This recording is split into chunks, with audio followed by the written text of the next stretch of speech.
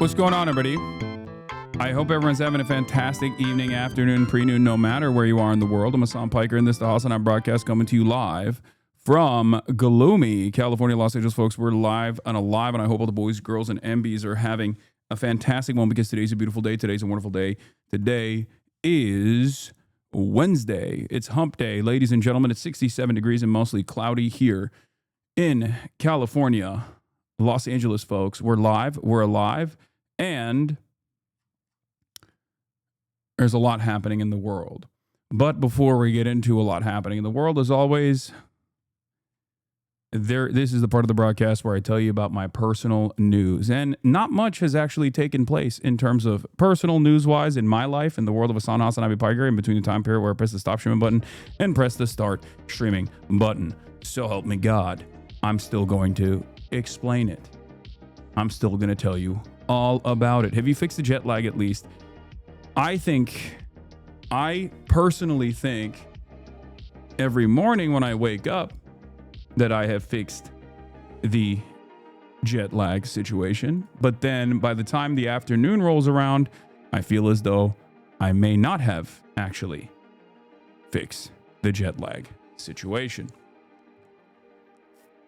Okay. There's going to be a free DLC for Expedition 33. I did not know that. Okay, so did you watch Fandy give birth? It was amazing commentary from Will and Wake. I did not. I did not see that. I heard that Fandy was giving a live birth on Twitch, which is crazy. I didn't know that that was a thing that people did, but congratulations to her. And congratulations to the platform, I think. In any case, what was I going to say? Oh, oldest HasanAbi viewer being born live. True. So, personal news-wise, I ended the broadcast last night. I was incredibly fucking tired, and I didn't really do much. I didn't even get to watch Code Gay-Ass at all. I just basically passed the fuck out around. I went to bed at like 9 and went to sleep by 10. Woke up at 6 a.m. sharp on the dot. Immediately went and worked out, as I always do. And then here's nephew and uncle and dad watching a birth. That's crazy that like this was a live broadcasted, live televised situation. Did they show? Did they actually show? Because like that's crazy. I didn't even know that that's like a thing you can do. I can't believe there was a live birth that took place on stream. Doing it live is I guess it's exactly where we're at. There was no nudity. It was on camera but not visible. Okay, because I'm worried about seeing it. Anyway, but other than that, personal news wise, scheduling some events and things of that nature. Dan Clancy was in Fandy's chat. That's not surprising. That's like that makes sense for Dan to be there. I mean, it's a big event for Twitch, as crazy as that sounds. To be fair, the only thing that stopped people from doing it before is the platform rules of service. Bitch your ass, someone would have done it ages ago if they could have. Yeah. There were 4 OnlyFans girls in the room. They had a professional operation hiding the nudity. From the CONT to the PC, Kaya will be free. Yes, I will be addressing that as well. Don't worry. Imminently, as a matter of fact. There is a lot of, why are people mad about you, Kaya, / what were you doing? There's a clip out there that in the aftermath of me getting my internet getting pooped, I come back live and I'm very frustrated. And while I'm fucking tweaking around, I give Kaya the place command as I usually do. And there's literally a fucking emote for it in the chat for place, which is one of the things that she knows, because she's like professionally trained. And I think while she was like getting up and down from the bed, I don't know exactly what happened, but I suspect that she tweaked her do nail, like the upper nail that's like on the side of the bed. People speculated that I was actually shocking her dew claw. People were like, "Oh, you're fucking shocking her." Then I suspect that a bunch of people who have never trained a dog, never had a dog that required training, being completely idiotic. Yeah. I mean, it is basically a perfect shitstorm, because obviously I have a lot of haters. Obviously a lot of people love dogs, myself included. The clip looks fucking horrible. And people were like speculating because I was like moving around, and they're like, "Oh, he was like hitting a button on his desk." It is what it is. They say you never take her outside too. I know. The worst part about it is that a lot of people, the most insane part about it is that a lot of people were just like automatically under the assumption that I've been like abusing my dog, that I love more than most human beings. You know?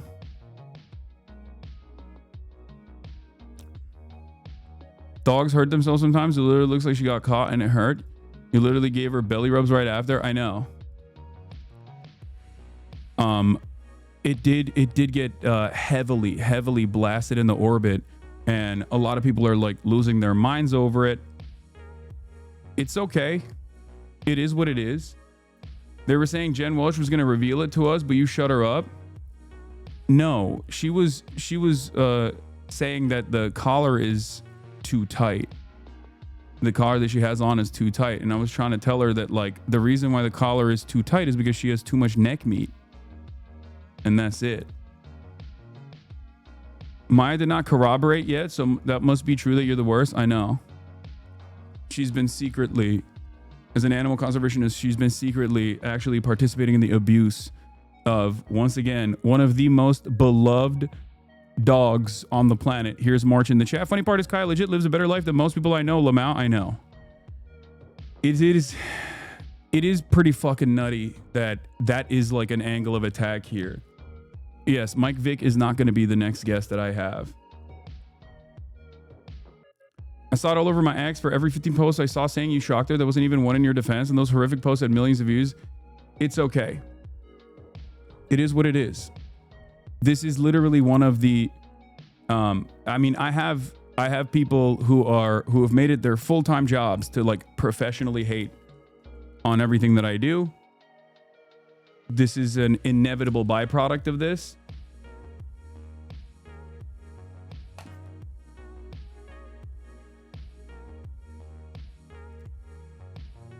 It'll blow by in like a couple days. But as far as Hasan getting upset for targeted hate when that's his job is hilarious. See, this is the meta. Like, people think that I'm like directing targeted hate at others, and now I'm getting my comeuppance. In any case, it is what it is. I do think that there are people out there who saw the clip and were like, this looks so bad.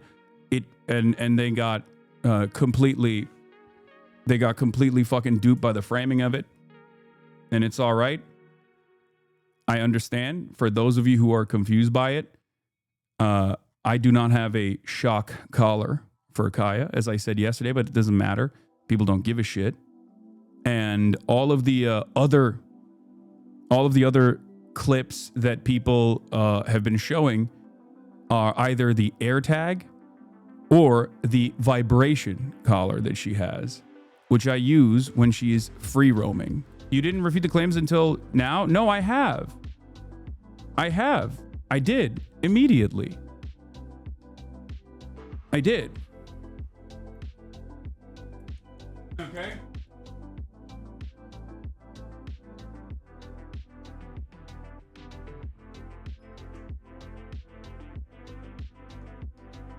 My dog is a vibration collar like that because the shock collar wouldn't stop the barking. Yeah. And the vibration collar for off-leash training doesn't work in the way that you guys think it does. Asman was making it worse.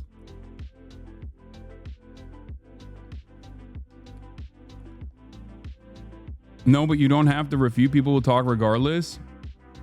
Yeah. In any case, her hair is far too thick, as this chatter also correctly pointed out, for there to work in it, for there to be any sort of collar that actually works in that way. Asman said police should use lethal force. Why is Twitch letting him say that kind of stuff? I don't know, because he's Asmongold and he gets to say whatever he wants. But once again, this is like...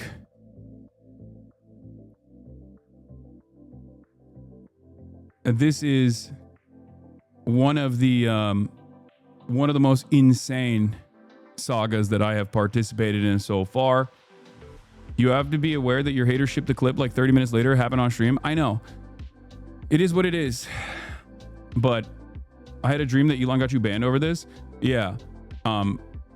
It is laughable because, once again, I have been around so many other content creators, people that do like literally animal welfare advocacy and things of that nature. This dog is a famous dog.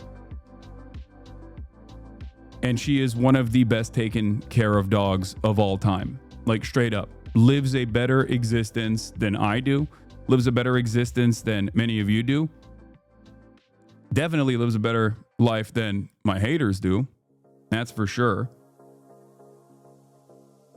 As someone who almost always agrees with you on stuff, the clip where you mentioned buying a shock collar before and the other clip where you talk about Frenchies and your response to the collar being too tight were all disappointing. But yeah, I'm sorry. Everyone is just accusing you of something so awful. Yeah, the clips that they're using are from like 10 years ago when I was talking about not using a shock collar. That's what I mean. That's what's so crazy about it, because like in the clip that they're using from like literally 10 years ago when I had a different dog, my former dog that passed away, I'm straight up in the OG clip being like, someone suggested I get a bark collar because Fish actually barks quite a bit. Fish is my previous dog. Okay. This is the clip that was not manipulated. And I think they like clipped it in a way where here, wanted to use a shock collar. Here, this is what wanted to use. There's a bunch of clips that are going around right now, and people are trying to build this like people are trying to build this narrative, and here it is. Here's the 19-second clip. I'm going to show you what they're using currently. My old roommate wanted to use a shock collar for Fish and his dogs. I have it still. I bought it. That's weird. What is that flash cut in between? Dogs. I have it still. I bought it. They are incredibly effective. Jordan. My old roommate wanted to use a... Here is the original clip. They wanted to use a shock collar for Fish and his dogs. For Fish and his dogs barking. I couldn't do it. I have it still. I bought it. They are incredibly effective. That's literally from like 2018 or some shit. But I couldn't do it.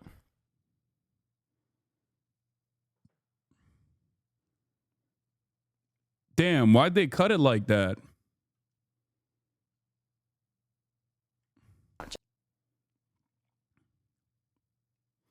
Why don't you let her roam around the house? I'm not a hate watcher, just curious. Okay, so let me address a couple things really quickly. First and foremost, I have done this. I have addressed this a million times over. And not only have I addressed this, but I've also shown like,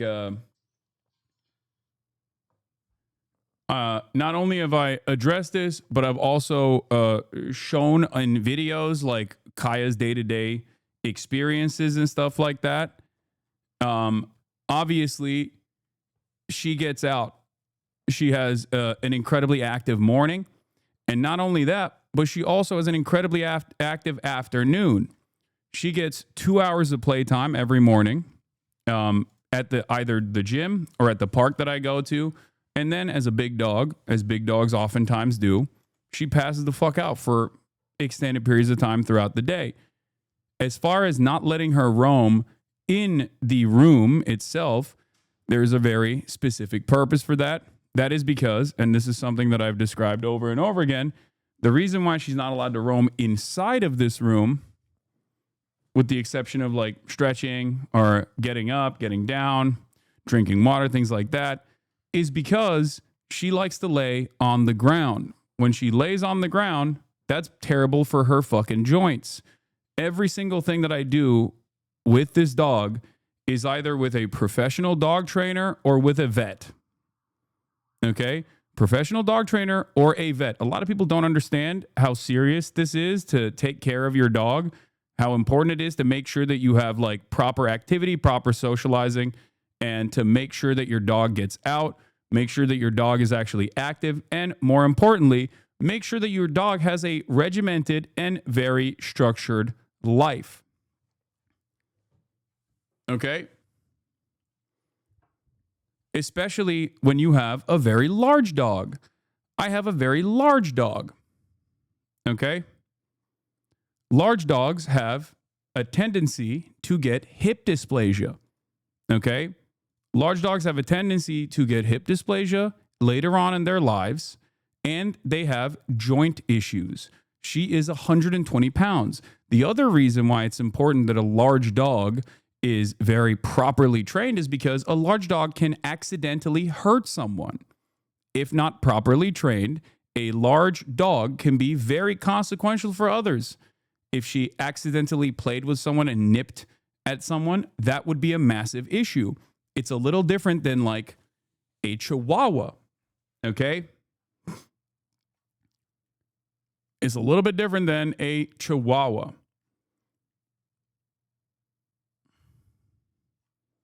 They can also hurt themselves as well. So, that is part of the reason why I take this very, very seriously and have taken this very, very seriously from the start.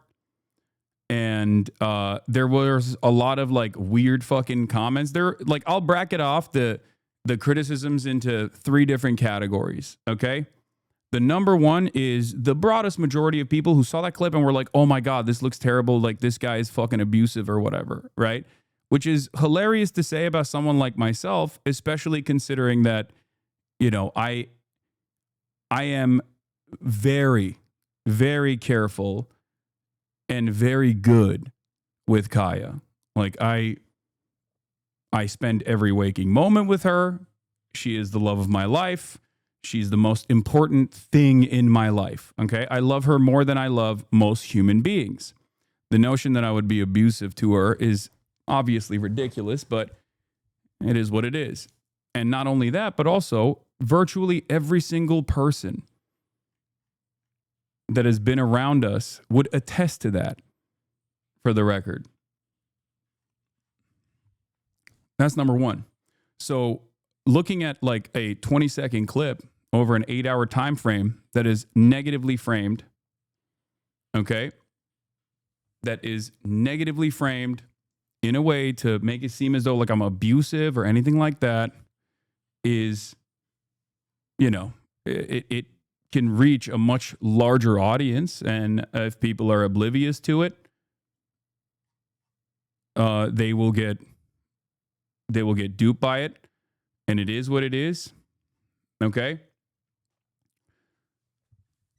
Number 2, the second type of people that took advantage of this was the regular guys, like the rape tones and the pedo underscroll trolls of the world. From what I understand, Ethan himself was in some hot water for using a prong collar, which, by the way, ironically enough, I had used the prong collar in the past for Fish, my previous dog. So I think he was like using that as well to be like, oh, look, see, Hasan used a prong collar. And it's like, yeah, I don't anymore. And also, you know, it's just, I don't know how that has anything to do with me. Like, your audience is yelling at you over that sort of thing. And then on top of that, there was like the third category of people who are totally in the periphery. Why not, instead of attacking your enemies, why don't you actually try clearing up genuine concerns? People instead, I am doing that. I'm going bit by bit, piece by piece, through all of the fucking common things that I heard. The idea that, like, Hasan, you don't actually fucking let Kaya roam in the house. This is untrue. I do. I don't let her lay on the ground, and instead I make her lay on her bed. The reason why I do that is because I don't want her joints to be fucked up. Okay? She's a big dog. Big dogs have issues with their joints. Okay? Big dogs have issues with their joints.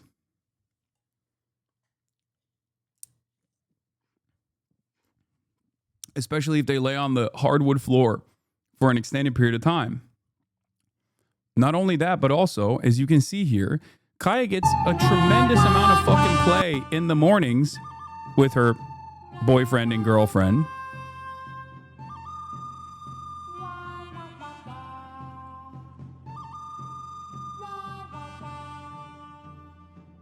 She gets 2 hours of unstructured playtime. And that is the reason why she just fucking passes out. You only go one VOD back and Kaya roams the entire VOD amount. I know, but it doesn't matter, right? Because if you are in here for an extended period of time, you already know this. You already know that Kaya gets to run the show, do whatever the fuck she wants. Okay?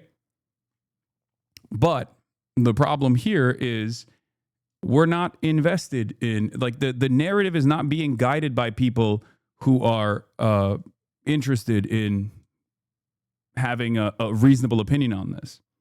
Okay? I've never seen a Malinois with a docked tail before. Did something happen? Yes. Unfortunately, he bit into his tail so much that they had to literally do a medical intervention when he was wearing a Halloween costume. He had a lion's tail and a lion's mane. And when he was a little puppy, he basically chomped on it so much that they literally had to clip it. It's so sad.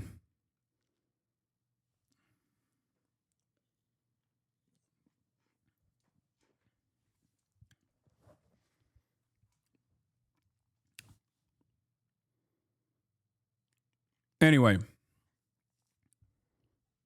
so that's number one. Number two, she gets a tremendous amount of fucking activity in the morning. And that's the reason why she's mostly passed out for the entire duration of the stream. And then, on top of that, at night, in the afternoon, she gets another hour-long walk. The reason why she gets another hour-long walk is because sometimes she gets bored, and that's understandable. Other times she runs up to the door when my mom comes in. But of course, if you know, if you are in here, if you're in here for an extended duration, you've already seen that. Okay? Crazy to me that you have given, you have to give attention to this matter. All your viewers should know better. No, it's okay. It's understandable. Especially because this is like a big deal. I jokingly said dogfighting ? The clips don't show her trying to lay on the hardwood floor. She just stepped off her pad. Please explain. No, that's what I'm saying. That's she steps off the pad to go lay on the hardwood floor. That's why I give her the place command. The place command is done for multiple different reasons, but for the most part, the reason why, if you've ever trained a dog professionally or anything like that, you know that the place command is given oftentimes if your dog is like getting excited or barking or things of that nature. It's supposed to like ground them and calm them down because you're giving them a command. Dogs respond to order and a rigid, structured regimen. In any case, I don't know the exact reason as to why she yelped. She has done so in the past as well. I suspected it was because she like either tripped or she got her dew claw, like the higher thumb looking claw, clipped on the side. but I suspect that is the reason. I don't know, but I know that there's a lot of people that immediately were like, oh, this is what's going on. I see exactly what happened. He fucking is like secretly fucking like pressing a button that he has on his desk or something like that. I have multiple collars. I'm going to address the collar thing in a second as well. But I have multiple collars for Kaya, and I put an air tag on them. I put an air tag on all of her collars to make sure that, you know, I know where she's at. And one of the collars that people are pointing to in the from previous days or from like months ago is the collar that is a vibration collar, a collar that I use specifically to communicate with Kaya when she's free roaming at the park or when she is, you know, off leash running around. Okay? Because when you leave your dog to free roam, to go out on the trail or whatever, there are going to be instances where you can yell for her to come back to do recall, but because she's so far away that she can't hear you. Okay? That's where the vibration collar comes in. It vibrates. It doesn't actually have any sort of like shocking component. Okay? And there are multiple different versions of this. There are the no bark collars that I believe both vibrate and also emit like a large sound, like a loud sound. There are shock collars as well. They all look very similar to one another. Okay? But the vibration collar is what they were pointing to. Okay? To be like, oh my God, he has a collar that he's using to abuse her and shocking her. There are a lot of dogs who use this. Okay? There are also a lot of dogs, working dogs, that use a shock collar as well.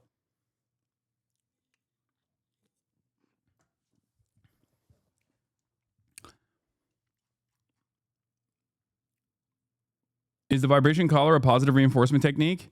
No. But positive reinforcement techniques are necessary for any kind of training. Like, it's neutral.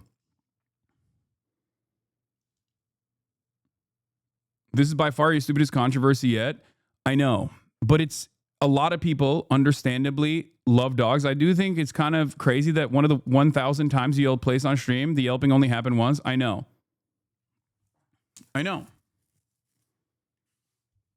It's such a common thing. It's such a common thing that I do that there's an emote for it. Can you explain docking to the new viewers, please? What do you mean?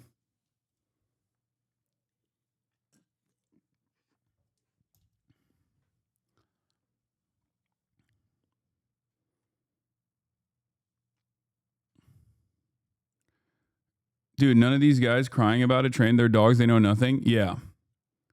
Shock collars are not bad for dogs if used correctly. Any dog trainer will have you put the shock collar on your arm and feel it. Yes, I have. I have done that. It's not even, a shock collar is not even like actual electrocution. It's like a Thames machine. Okay? That's the other thing that people are fucking completely oblivious to. Yes, a shock collar is like, if you've ever used a Thames machine, it feels like ants. It's a Thames machine. That's what the sensation feels like. Okay?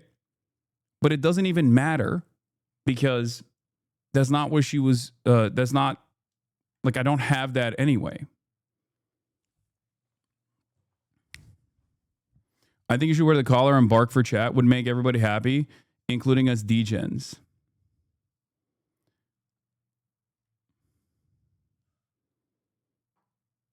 E-collars are used for training, especially for dominant breeds.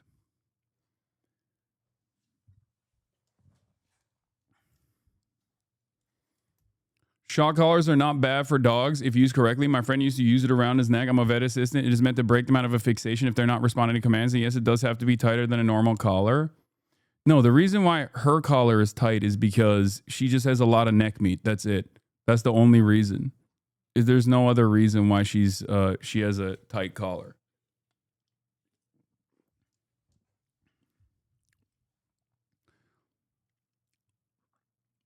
From a psychological standpoint, a shock collar that vibrates is that still considered a form of positive punishment, but is extremely minimal in terms of actual damage. Yeah, there's no real damage there at all. I think the worst aspect of it was the worst aspect of it was that I was frustrated because the internet had cut out, and I didn't immediately like rush to her. I went to her afterwards to see if she was all right, but she was, of course. And that's it. And I do take accountability for that. Like, it's fucked up. I should have immediately went over when I saw her yelping. And that's it. Like, but the idea that I'm like a abusive dog parent is completely fucking ridiculous. But now that I've already addressed this, I'm sure we will. I'm sure that the rest of the stream will be normal as we get to the regular broadcast. You looked hella guilty afterwards? Yeah, brother. I'm currently immensely jet lagged. Okay.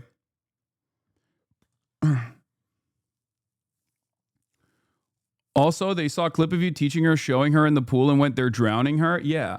But that's why I'm like, I mean, it's the same as this. Like, you see, if you watched Kaya play fight with her friends, this Belgian Malinois gets very aggressive, but they're just fucking playing. They're not like for the uninitiated, especially if you don't have a dog and everyone's dog is different. You can look at it from afar and think, oh my God, this person is, this person is like engaging in a dogfight or anything like that.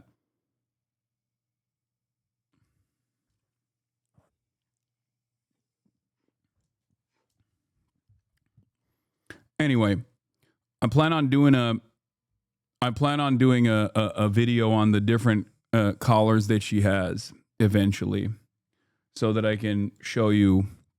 Maybe do like a dog trainer style video, or like a day in the life of Kaya video where I show you what she does every single day. Service dog and behavioral dog trainer here. Vibration collars are used as a cue to get the dog's attention back to the command. Also, the place command and laying in one spot for long periods of time are used to ground the dog, maintain structure, and is even used with service dogs and other working dogs for them to have a spot where they can be a dog. I agree with Hasan for protecting her joints. I know, but like, it doesn't matter. There are people who like professionally train dogs who will look at that and be like, no, this is like, I don't know exactly what happened here, but the place command is perfectly fucking normal.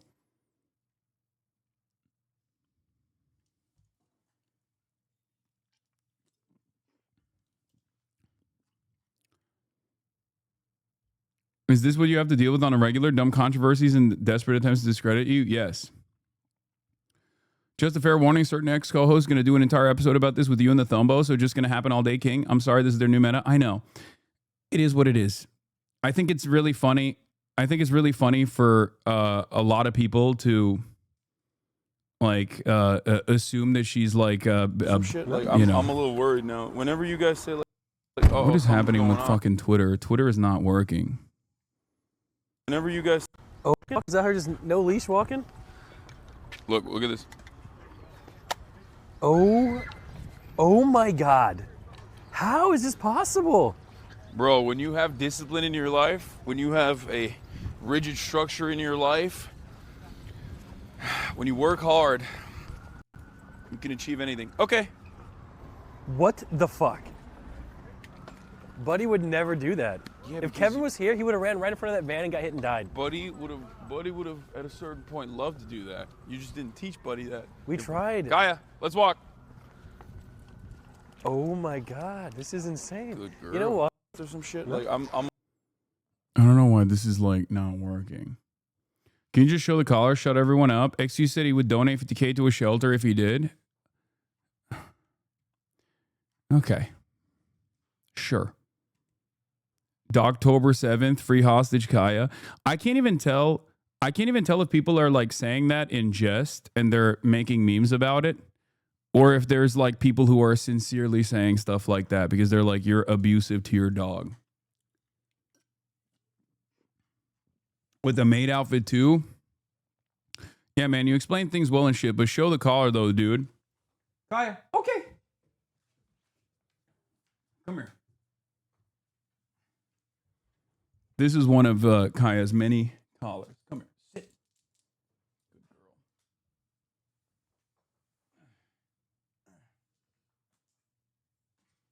girl. This is the one that people are talking about. Okay, this is the one. This is the one that they saw. It has the capacity to vibrate.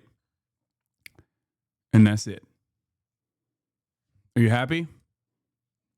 That's it. Good. There's the air tag.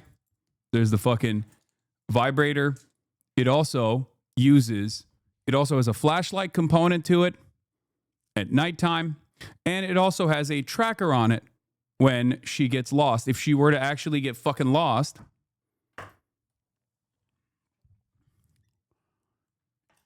you are able to, it emits a sound. Okay?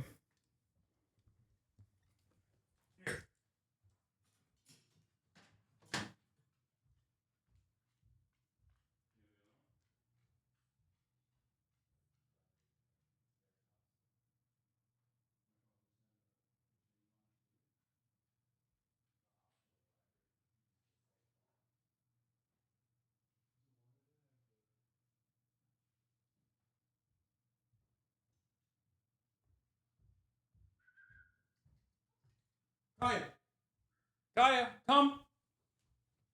Kaya. Come here, baby. Good girl. Place.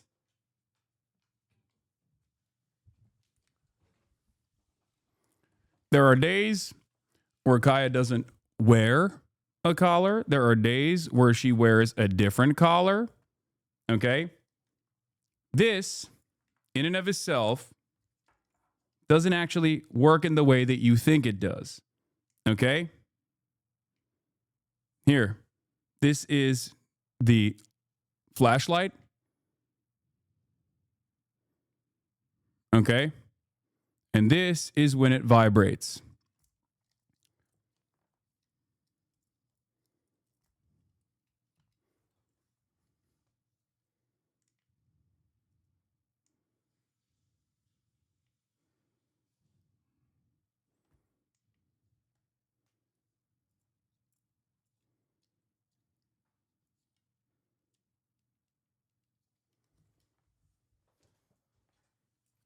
All right, come here.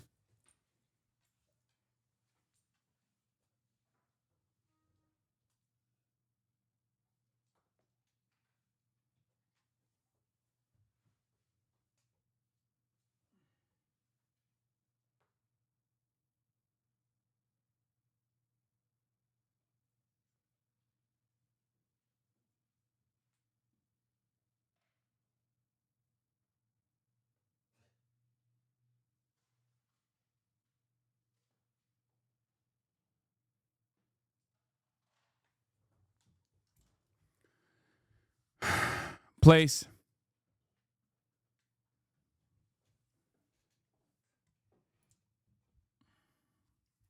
Anyway, it doesn't matter. Okay? I understand. I understand why people are concerned about it. It's okay. It makes sense why people will be like, "Oh my God, this person is being abusive." If they only saw that clip, it doesn't matter. And this will not go away, for the record. I'm sure that the people that are saying that this is not like the real deal will continuously and expertly scrutinize every minutia to say, "Oh no, you don't understand. This is you know, this is a situation where he's trying to get out of it or anything like that. Even an e-collar that uses a low current as in a shock collar is no worse than a cell phone vibration if used correctly. Yes.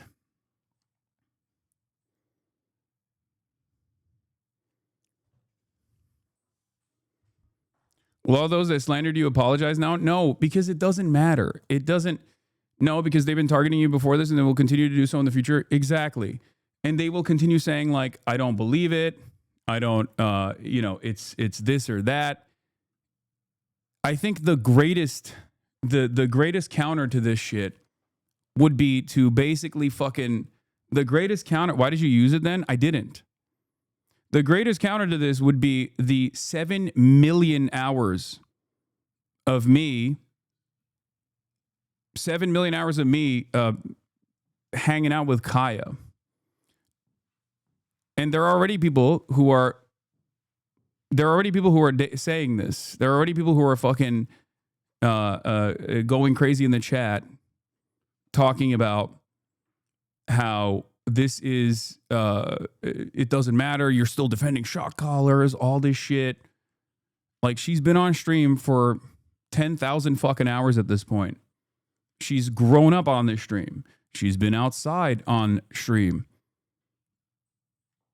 Why can't you just grab the collar and show us? I just did. It doesn't matter.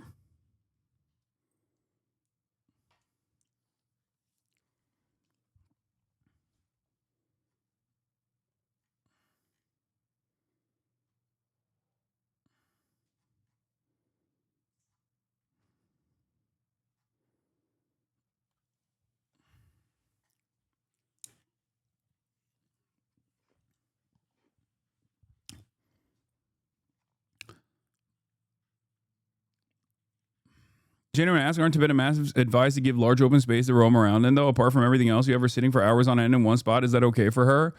Yes. Everything that I do with Kaya, is from professional trainers and from vets, okay? I am perhaps a little bit too type A of a dog parent. If anything, I'm a little too I'm a little too hyper critical. But that's it. But the reason why I do that is because I don't want to fuck up.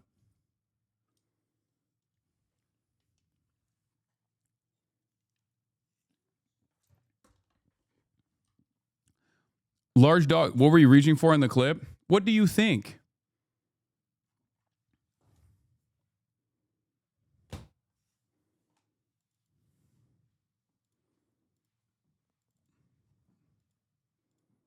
That's where all my fucking Zintins are.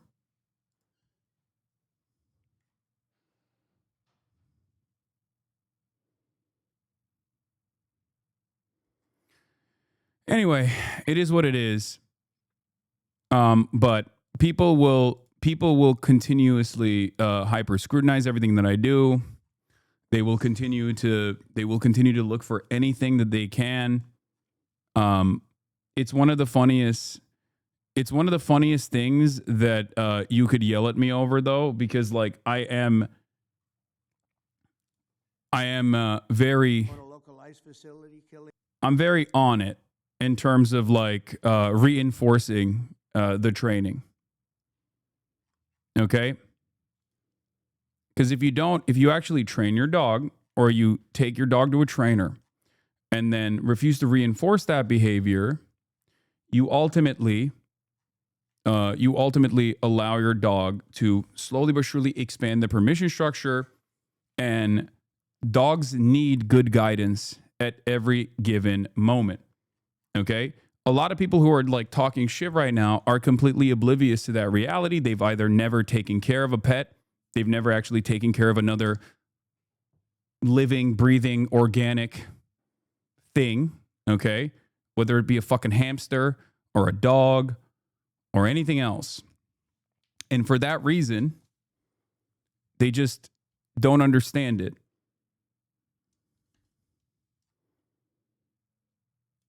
Overprotective? Maybe. Abusive? Laughable? Yes. I am very overprotective.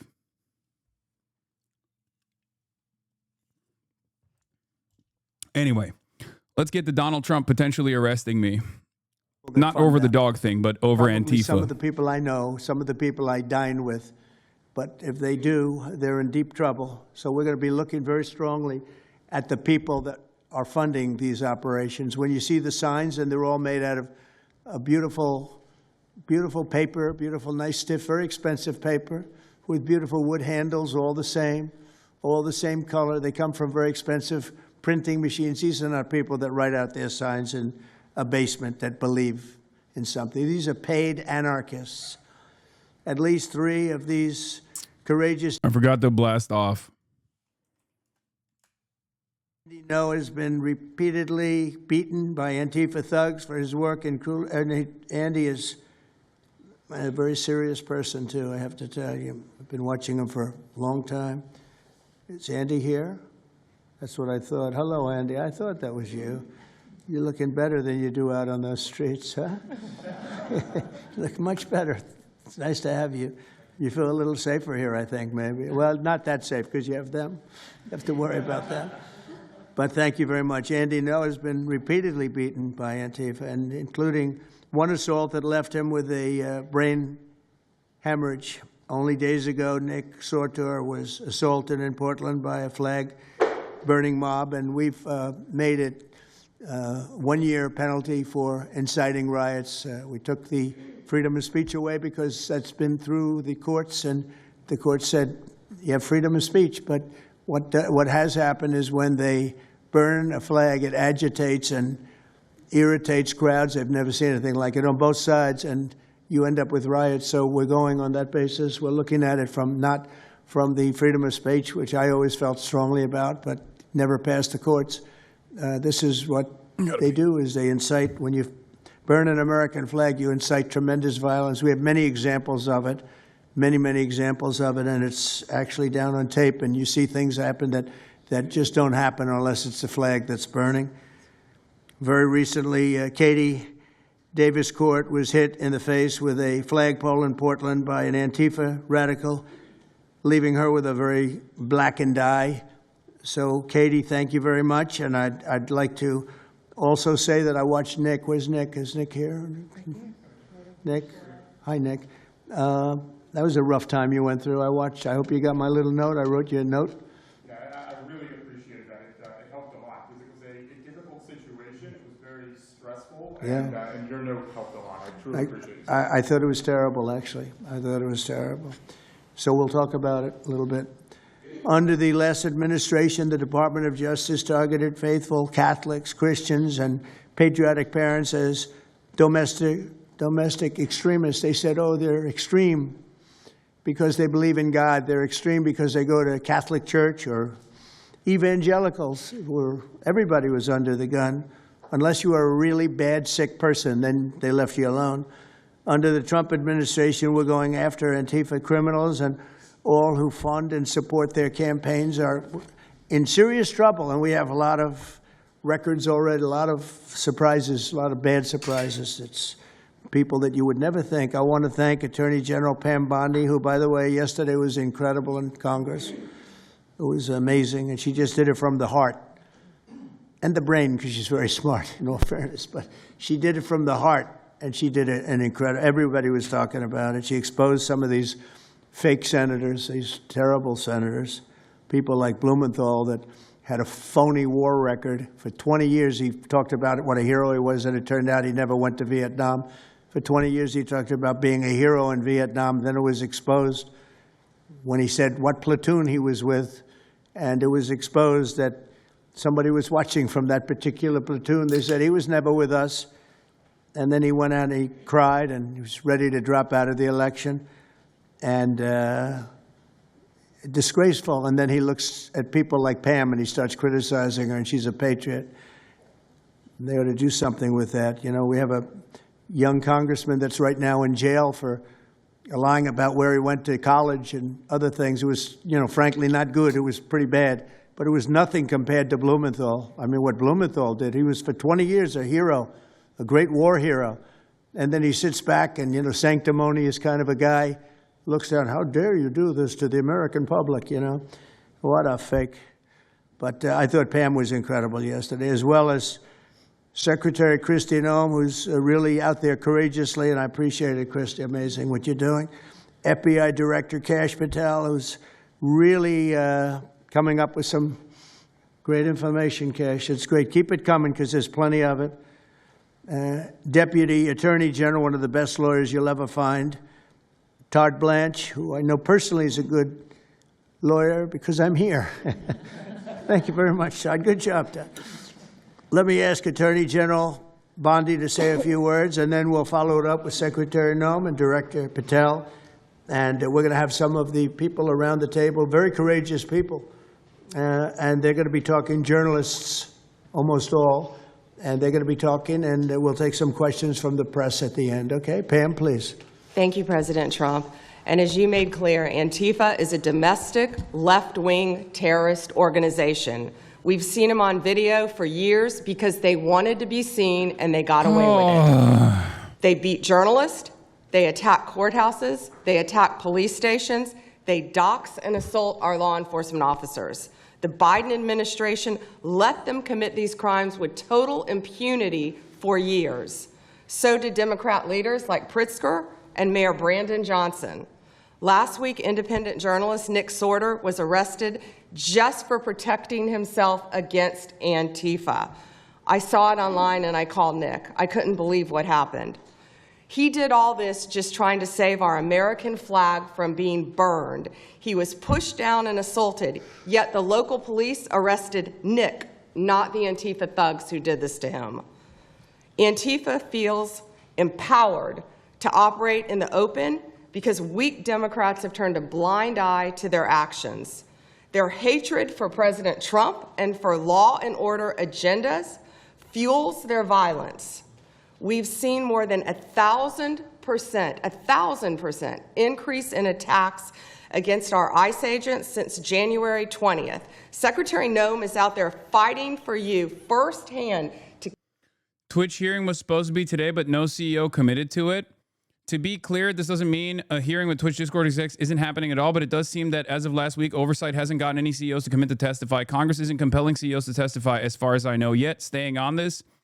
Update here, which I neglected to mention, this hearing is not happening today. I'm told that oversight is still communicating with Reddit, Steam, Discord, and Twitch on testimony, but also House has canceled this hearing scheduled for this week anyway because of shutdown. Yeah, the shutdown today was supposed to be the congressional hearing. Not like it's just an informational congressional hearing, but because Congress is shut down, they couldn't do that. And from what I understand, they haven't actually gotten any like CEOs to be on board with it anyway. And I don't think they were ever going to get Gabin, for example. It's just not going to happen. But, it is what it is. Deputy Attorney General Blanche were in Chicago yesterday. While Secretary Noem was in Portland, we are around this country fighting against this domestic terrorism. We had Apple and Google take down the ICE block apps. Hope they continue to comply. I'm going to blast off. Hold on. Do we have a blast off meme? Of our federal law enforcement officers. We're not going to stop at just arresting the violent criminals we can see in the streets. Fighting crime is more than just getting the bad guy off the streets. It's breaking down the organization brick by brick. Just like we did with cartels, we're going to take the same approach, President Trump, with Antifa. Destroy the entire organization from top to bottom. We're going to take them apart. Thanks to your bold leadership and the designation of Antifa as a terrorist organization, which is exactly what they are, Americans will no longer tolerate their unhinged violence. Thank you. Thank you very much, Pam. Kristi. Well, thank you, Mr. President, and thank you for hosting today and focusing on Antifa and the terrorists that they are. Let's not make any mistake. These individuals do not just want to threaten our law enforcement officers, threaten our journalists, and the citizens of this country. They want to kill them. Their agenda is to destroy the American people and our way of life, and this president is standing in their way. He is stopping them from bringing their death and their destruction to the individual citizens in this country that just want to raise their kids and their grandkids in peace and in safety. I want to also thank everyone around this table for being so bold and so brave, for standing up and recognizing the threat that Antifa is to our way of life. By recognizing how advanced they are, how sophisticated their networks are, how they've infiltrated our entire country, and we're seeing them play out with their tactics from city to city, and how they have built out their funding mechanisms. And, sir, I also want to thank our Treasury Secretary for his work in getting to the bottom of these funding mechanisms and individuals who are perpetuating this violence on our American cities. I was in Portland yesterday and had the chance to visit with the governor of Oregon and also the mayor. They're in town, and they are absolutely covering up the terrorism that is hitting their streets. While you talked about some of the stories of our ICE agents, our Border Patrol agents, how they have been attacked, how they have been shot at, injured, the damage that they've done, these leaders in these local cities, along with Pritzker and Johnson, ignore what's going on, or, sir, they're helping Antifa cover it up. We have arrested dozens of individuals that are Antifa members or affiliated with them, and I want to thank our Attorney General for prosecuting them and making sure they never see the light of day again. They have been so bold in making sure we're bringing those individuals to justice. One of the individuals we arrested recently in Portland was the girlfriend of one of the founders of Antifa, and that we are hoping that as we go after her, what are we talking about, man? The girlfriend of the founder of Antifa. About the network and how we can root them out and eliminate them from the existence. What is the founder of society. Antifa? I want to thank the new journalists here today for telling their stories. You're a loser. If you just shot your dog, you could be the Secretary of the Department of Homeland Security. It's true. Here in America. Many times the legacy media has looked the other way, refused to tell the stories. The networks have not really focused on what this is and what damage it is doing to our country, and how this network of Antifa is just as sophisticated as MS-13, as TDA, as ISIS, as Hezbollah, as Hamas, as all of them. They are just as dangerous. They have an agenda to destroy us, just like the other terrorists we've dealt with for many, many years. And today is the day that we have a president that won't tolerate it and will stand up and fight for the American people. So thank you for being here, for being so bold, and for standing in the gap at such a time as this. It will matter. It will make a difference, and your life will be one of significance because of what you've done today. So with that, God bless you, and thank you, Mr. President. Thank you very much. Thank you. Cash, please. Thank you, Mr. President. Mr. President, the American people gave you a sweeping mandate in your victory in this election cycle, and they demanded safety and security for our citizens. And your administration, with your leadership, has provided us with the resources that we need, which is a whole-of-government approach to go after criminals absolutely everywhere, not just outside of this country, but within this country. And that takes a whole-of-government approach. The interagency seated up here with the Department of Homeland Security, our Attorney General, our Deputy Attorney General, and your White House staffers, including Stephen Miller's leadership, has allowed us to go out there and map out these networks. What we are doing at the FBI is simple. It does not require rocket science. We are following the money. Money never lies. And that's what it's going to take to bring down this network of organized criminal thugs, gangbangers, and yes, domestic terrorists, because that's what they are. They are harming everyday citizens in every single one of our communities. And the folks you see here on the right and left, they're some of the bravest men and women we have today. They're reporting the stories live time because the mainstream media won't cover it. They're putting their lives on the line. They're standing up for the flag. The least we can do is stand up for them. So you have my thanks. I read more of your stories than I do theirs because you guys are putting out the truth. And we deserve a country where you are protected as equally as they are. We, in this FBI, will go after with the criminals with a vengeance. We will not rest until we find every single seed, money, donor, organization, and funding mechanism that we have. And I want to echo the Secretary's comments on Scott Bessent, who's allowing us to map out these networks through their financial criminal activities, which has been going on for decades. And I would like to remind the American public, they built this disease temple. Bro, their criminal activities that they're talking about is directly constitutionally protected expressions, like political expressions. Okay? I just want you to understand that there is no circumstance where they are allowed to do this. Okay? Technically, if we're abiding by the constitutional protections set forth, The First Amendment is supposed to protect. The First Amendment is supposed to protect people from this kind of government overreach.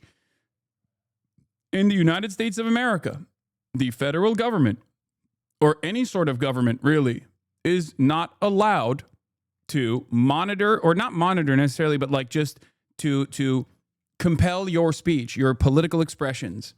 And I mean, like, we have a maximalist position on this, okay? With the exception of like harm, immediate harm, whether it be threats or whether it be, I guess, like inciting a riot or something along those lines. Even then, it's like, given the First Amendment's protection is so high, like you have to clear a very, very, very high bar. You know, yelling fire in a crowded theater is the exemption that people use. The First Amendment itself, for the record, for those who don't understand it, is not a law.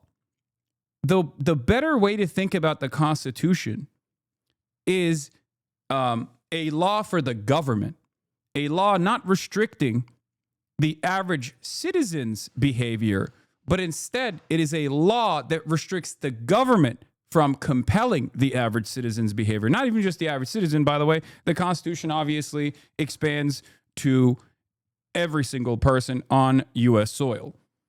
Persons is the specific terminology that the founders, the framers used, okay?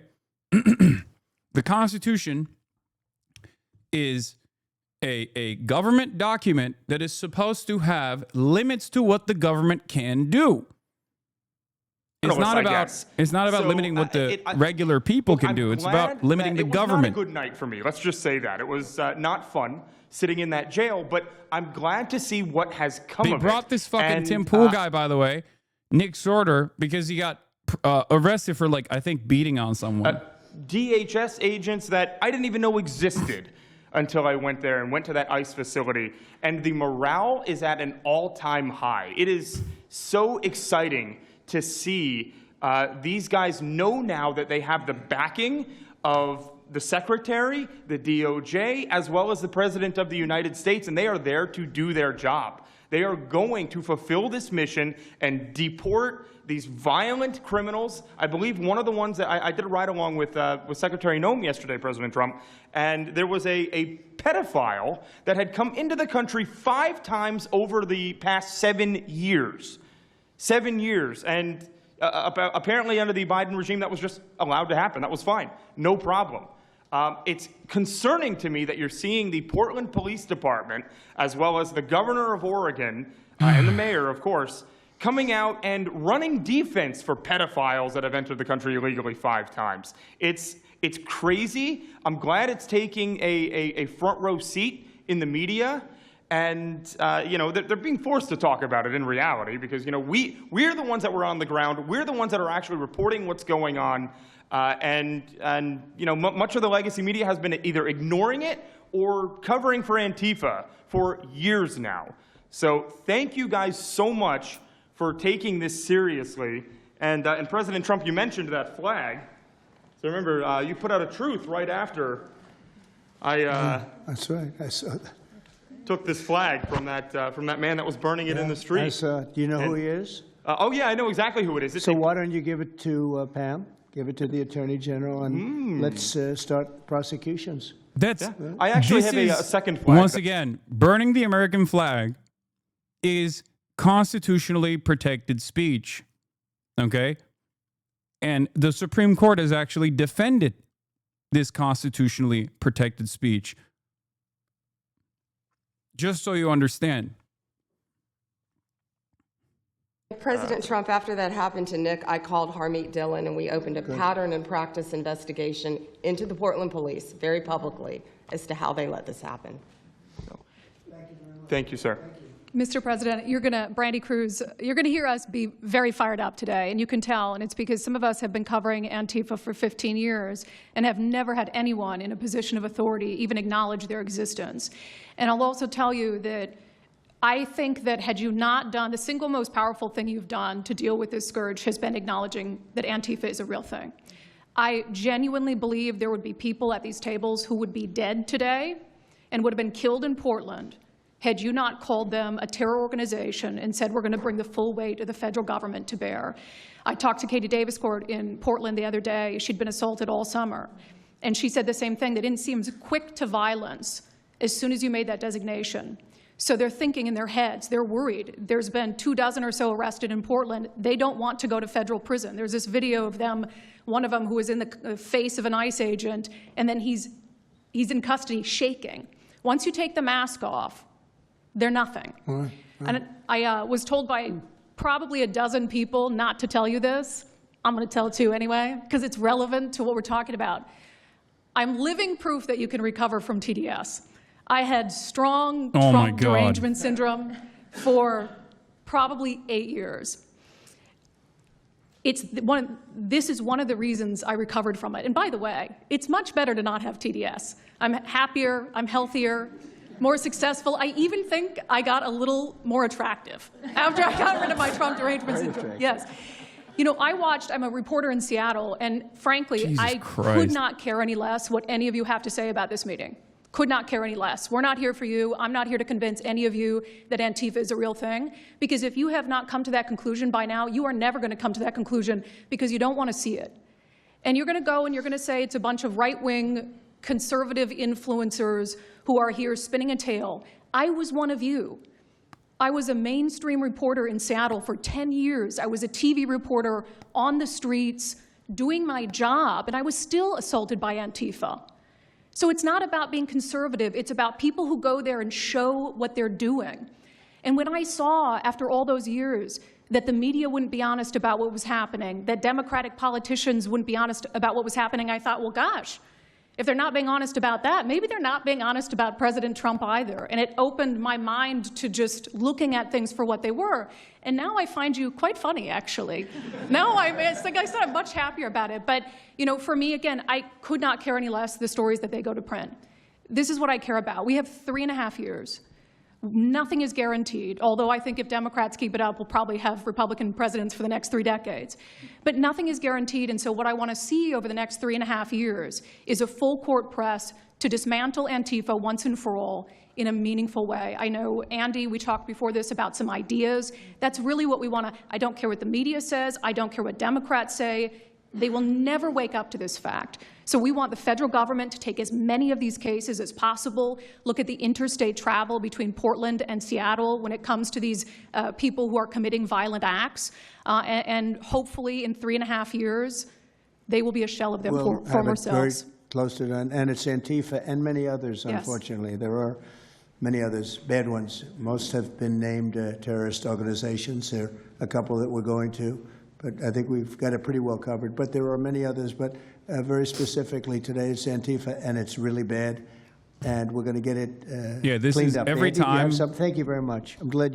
Every time people are talking about like fucking Portland is a war zone, it's just really funny to think. It's really funny to just like tune into Portland and show exactly what's going on in Portland when they're like, Portland is a war zone. Army of Antifa. And then this is the Army of Antifa. And this is the Army of Antifa. This is what they're doing in Portland, the war zone, right? It's just, it kind of reminds me of that fucking, it kind of reminds me of that, that Amon animations where, like in real time, as Ethan was like talking about how I'm like this dangerous neo-Nazi terrorist or whatever, and then you tune in and it's like me and Maya and I'm explaining to her like what docking is. That happened in real time, apparently. Okay, you are no different from Israel. Stop hurting your dog, idiot. It's insane. Like, it's basically like that. But it doesn't really matter because, once again, if you just stay on the other side, you can be perfectly comfortable knowing that, like, Portland is on fire, knowing in your heart of hearts, knowing in your mind that Portland is, as a matter of fact, on fucking fire. Okay?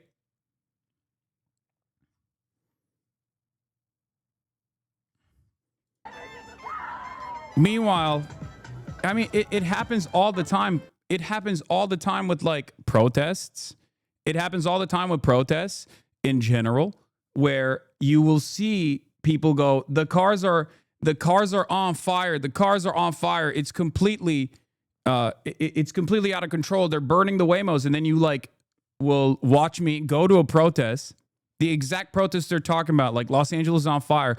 And I walk 3 blocks away and I go get a fucking ice cream at like a Japanese ice cream restaurant.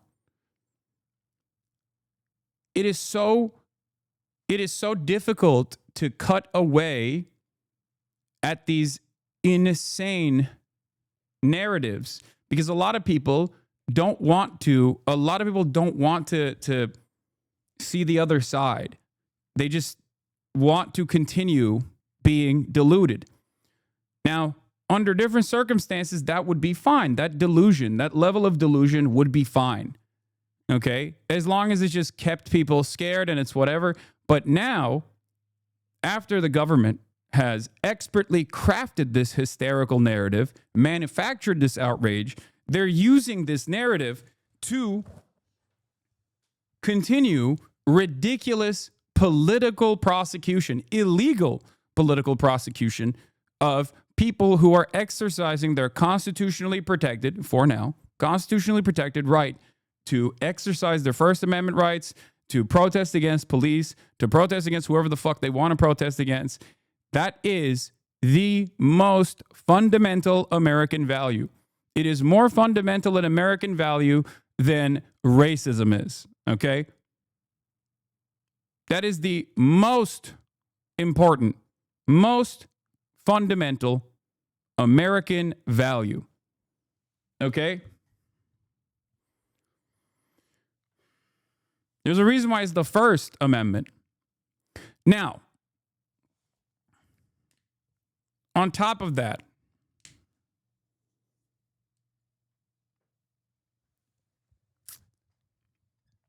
this administration is obviously actively trying to create an alternative. This administration is actively trying to erode that constitutional protection. And this is going to hurt everybody. Okay? A lot of people don't understand. They think, oh, those guys are simply radicals.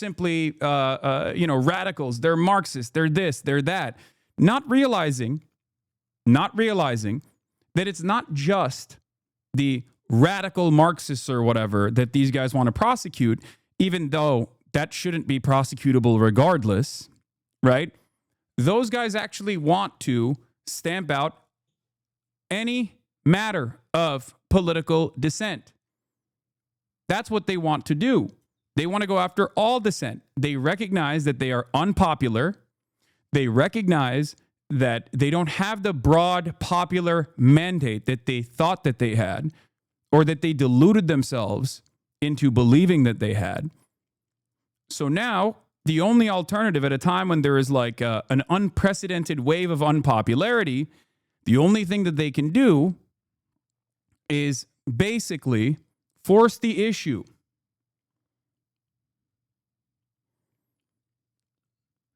If you can't become popular with your policies, then you just make it so that it's illegal to demonstrate how unpopular you are, to demonstrate against the administration. That's precisely what's going on. The governor, and she acts like everything is totally normal. There's nothing wrong. It's almost like, are you waking up from a dream or something? You see it on your network. You see it all over the place. And it's so bad. It's so crazy. It's like the movies you see for the kids, I guess not only the kids, adults also, where you have these bombed out cities and these bombed out people. It's like worse than that. I don't think they could make a movie as bad. And then the governor will get up and say, I don't know why they're coming here. It's such a wonderful place. And the amazing thing is the people want us to be there. The people, when they get the real people that live there, many of them have left, but the real people want us to be there. The same thing in Chicago. So they've had 60, 70 murders over a short period of time. Murders, people that got shot. They've had hundreds of people shot, and then a guy like Pritzker or this low IQ mayor gets up I mean, he got up. He's got a 5% approval rating. How does he still have And support for the people are all enforcing against Trump's him. They want ridiculous people to orders? come. I mean, a lot of people in that beautiful position, black women a lot of are people women. in the role of the police or even in the military are obviously used to just following orders no matter how fucking silly it is, right? Because the organizational unit revolves around breaking your autonomy down and making you a part of like a larger structure. It's so you become more compliant when people give you orders. That's at the heart of how the military operates. And it can be quite rewarding as well for a lot of people. It can be rewarding for a lot of people who, don't have that kind of structure in their lives, right? And need that kind of structure in their lives. But ultimately, that is the goal of the military, and that's why the military will at times do things that every single individual within the military structure will follow through on. It's organizational obedience. I believe they're scared. They're actually frightened for their lives. Jack, please say a few words. Mr. President, thank you so much for having us here today and holding this roundtable. Antifa is real. Antifa has been around in various iterations for almost 100 years in some instances, going back to the Weimar Republic in Germany. And it's now been just under 1 month since we saw a far leftist murder Charlie Kirk, and we saw thousands upon thousands of people, other far leftists and people in positions of authority, people like nurses and pilots and doctors and HR departments celebrating the death and the murder of Charlie Kirk. This sickness that's out there is absolutely real. And Mr. President, thank you for mentioning the fact that one of the bullet casings read, "Hey fascist, catch" on it. One of the other bullet casings right next to that had Bella Ciao written on it. Now, Bella Ciao is a song that is known in Antifa circles as the international anthem of Antifa. And all of us around this room that have studied Antifa, we're very familiar with these symbols. And Mr. President, I think the situation is getting worse. When you look at people like Luigi Maggioni in his 20s, Thomas Matthew Crooks, of course, who took a shot at you, sir, the ICE shooter in Dallas, and now this Tyler Robinson, we're starting to see a pattern of more and more murderous violence. And this same violence is not just random. It is targeted assassinations, which are getting worse. And every single one of us in this room that goes out there, and obviously you as well, sir, and all the staff, we are now under that threat every single day. And working there at Turning Point USA, and I've spent just about the last month out there in Phoenix with Erica, with the family, with the team. And I will tell you this, Mr. President, even though going through something like that, which is an absolute nightmare, and people say, how can you watch this for so long is nauseating? I have to. This is the future of the country. It was horrible. But we're not going to quit. And it's like specifically impacting the tour that Charlie was people, on. not just like myself, but just like people like yourselves as well. 5,000 people last night in Montana, if you can believe that. We are continuing to organize on campus. None of these are journalists, by the way, and they're not asking questions. They're here to just like chirp. This threat, knowing what happened to Charlie. But Mr. President, we need to do something about this, because I fear that the next one who could be killed could be sitting at this table right now. And we're not going to stop, but they need to stop, and they will not stop until they are stopped. Thank you. Thank you, Jack. I appreciate it very much. One thing I have to say is that Washington, D.C. was almost as bad. I don't know what could be worse than Portland. You don't even have stores anymore. They don't even put glass up. They put plywood on their windows, but most of the retailers have left. But Washington, D.C. was so bad. And Pam, I'd say it took 12 days to really make it pretty good and a month to make it great. And now people are going out to dinner. The restaurants are booming. They don't have enough seats. They're opening up new restaurants because many of them closed. And people are walking down the street totally safe. A reporter, I'm not sure if she's there. I can't see somebody reported it. She is. She was violently assaulted. And I don't know, she tends to be somewhat liberal, but she wasn't liberal on this one. I appreciated your honesty, but that won't happen again. It won't happen again. You're lucky you're alive, frankly, with what happened. I know exactly what took place. So Washington, D.C., our capital, we thought we'd start there appropriately, and it's safe, and people are so happy. They're so happy. And now it's a couple of months. I went to dinner there. I felt totally safe. I gave a press conference right in the middle of the street, which I don't think Secret Service was thrilled about. But, I'll tell you what, I wouldn't have wanted to do it 6 months ago. It's incredible what happened. Now we're in Memphis. As you know, we're having a great impact in Memphis. It's been only a week, but it's, Cash, I hear it's been amazing what's happening there just very early. But you take a look at D.C. and you take a look at some of the other. We've had a big impact there. What we haven't said, because Pritzker said, well, crime is going down in Chicago. Well, 5 months ago, Cash went to Chicago with a lot of FBI agents just to prepare it so that we went in with, I guess you could call it a surge, call it whatever you want, but would be even more effective. And we're going to be doing that and very, very strongly doing that because Chicago is a very unsafe city. It's a great city. The head of the Union Pacific Railroad said, sir, please save Chicago. It's a great city. It can be saved. Other cities are gone. I mean, they're lost. They can get better, but they're just totally. They've been so decimated. Lost.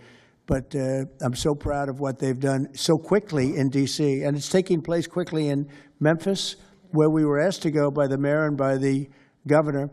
And it's really incredible what we can do and how fast we can do it. Let's go for two more. Would you like to go? And then, Katie, you'll go. Okay, please. Yeah, thank you, Mr. President, for having us here. And not to sound like a broken record, but it needs to be said that Antifa is real. Yeah. It's real. It's a threat. I just saw them last weekend over in Portland while they're causing mayhem over there. And the reason why there's such a big problem is because we have Democrats and a lot of people in the mainstream media refusing to acknowledge that they even exist, right? So how can we as a country begin to address it when you have large swaths of these people who are supposedly decision makers and people who are supposed to inform, they don't want to say that it exists. Because the common argument is like, well, they're not a real organization because there's no national leadership, they don't have a national headquarters, so how can law enforcement go after a group that doesn't exist like that? Well, law enforcement goes after criminal groups that organize to rob banks or do smash and grabs. They don't have a registered LLC, they don't have official membership cards, they don't have a business address, but law enforcement still goes after them because they're working as a group. These people don't just show up, randomly at the same time. It's because anti-fascism is not an organization. It is an action. Okay? You missed when Jack Posobiec said Antifa has been doing terrorism since the Weimar Republic when they were fighting actual Nazis. These people think opposing Hitler was terrorism. I know, because they're fucking Nazis. And that's the only reason why you would criminalize anti-fascist protests. The only reason why you would ever turn around and criminalize anti-fascist protests is if you are a fascist. Antifa is not an organized unit, okay? Anti-fascism is an action. Anti-fascism is a principled action, okay? If you call out someone being racist, you can consider that anti-fascist action in that moment. If you go out and you counter-protest against fascist protesting, that's anti-fascist action, okay? There is no, Antifa headquarters. There is no getting together and rounding up the troops and then deciding that we are going to operate in an organized capacity to go and do anti-fascist mobilization. It doesn't work that way. And not only does it not work that way, but even if it did, even if there was an Antifa organization, okay, even if there was a centralized anti-fascist organization, it would still be constitutionally protected, okay? The American Constitution as it stands currently does not have any domestic terrorism tools that they can use to prosecute individuals who are getting together and gathering together and doing acts of political expression. Okay. Yet the Trump administration is trying to change that. Now, this is such a maximalist position that you can literally have the Patriot Prayer and the 3%ers and the Oath Keepers and things of that nature. actually participate in mass demonstrations around the country. Okay? That is the reason, because the First Amendment makes it so that as long as you are not directly engaging in some kind of like violent or some kind of criminal action, then you can't prosecute them. He said the government goes after orgs that rob banks. I guess that means all banks are safe now. There's a difference, right? There's a difference there. That is a criminal element getting together to do a crime. It is, as of now, not a crime to protest. Thank you. That's the point, right? It is a crime to try and rob a bank. It is a crime to successfully rob a bank. It's even a crime to attempt to rob a bank. It is not a crime to organize a protest. It is not a crime to mobilize to organize a protest. Is it not only not a crime, it's a right. It is a constitutionally protected right. There is no constitutionally protected right to robbing a bank. There is, however, a constitutionally protected right to organize a fucking protest. Okay? It is ridiculous. Do it because it's an important topic, it's an important issue. The American people deserve to know what's happening in these chaotic situations, and we're more than happy to do it. So thank you, sir. Great job. Thank you very much. Katie, please. Hi, Mr. President. It is an honor being here today, and I first wanted to start by thanking you guys for designating Antifa a terrorist group. It's exactly what this group is. It's a long time coming. I'm an investigative journalist from Seattle. I work for the Post Millennial alongside Andy No and Jack Posobiec.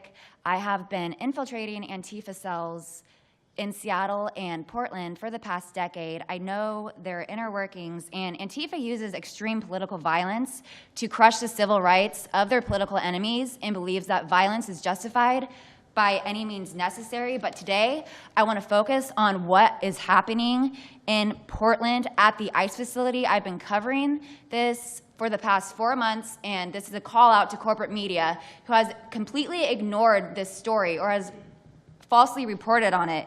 This is nothing short other than a sustained attack on the United States, which is being supported by Democratic elected officials. The Portland Police Bureau has completely abandoned several blocks outside the ICE facility, giving away their jurisdiction to a terrorist group who has spent the past 4 months harassing, assaulting, and intimidating anyone they perceive to be against their cause. Not only have federal agents been relentlessly assaulted for more than 100 consecutive days, black-clad anarchist militants concealing their identities behind black facial coverings have been assaulting reporters just for trying to cover their crimes. Today, I am sitting here with a black eye and a concussion after being violently hit in the face with a metal pole while reporting outside the ICE facility just this past week. After the attack, I immediately went to three Portland police officers who refused to detain the suspect. I took the time to chase down the suspect in the streets, had her held for 35 minutes. I was waiting for Portland police to come, and they never came. Then that's what opened my eyes to what this group is actually doing. I watched 20 Antifa militants help my assault suspect escape into an Antifa safe house that is 1 block away from the ICE facility. And this safe house is where Antifa-affiliated protesters are conducting paramilitary operations. It's where they're arresting, they're showering, they're eating to continue this occupation. I have staked out this safe house and have observed shift changes. This group is highly organized. It is being funded through mutual aid groups, and they have no plans of stopping. Residents living across the ICE facility have been held hostage by Antifa. They're begging for federal intervention. The city, and they want you, President Trump, to come in and restore law and order. I want to stress the importance of taking this situation seriously, because when I first started reporting on this occupation, I went undercover in Black Bloc. I talked to these Antifa militants. I lasted for about a month. They believe that ICE agents are the Nazi Gestapo who need to be killed. They told me that directly, and I think that if this situation is not taken as seriously as it is, it's just a matter of time before someone gets killed. And thank you for having me. Thank you, Katie. That's pretty incredible. The only question nobody can answer is why. Why are they doing this? They're like insurrectionists. They're terrible people. But you really wonder why. Why are they doing it? What are they gaining other than they're obviously paid? They're paid a lot of money. Go ahead, please. Mr. President, if I can answer that question, the reason why they're doing it is because the same media that's sitting in this room with us has declared all of us at this table Nazis and fascists, and they've been doing this for years. This is why Antifa feels emboldened to attack us. Now, almost every single person at this table has been threatened with a steel bat.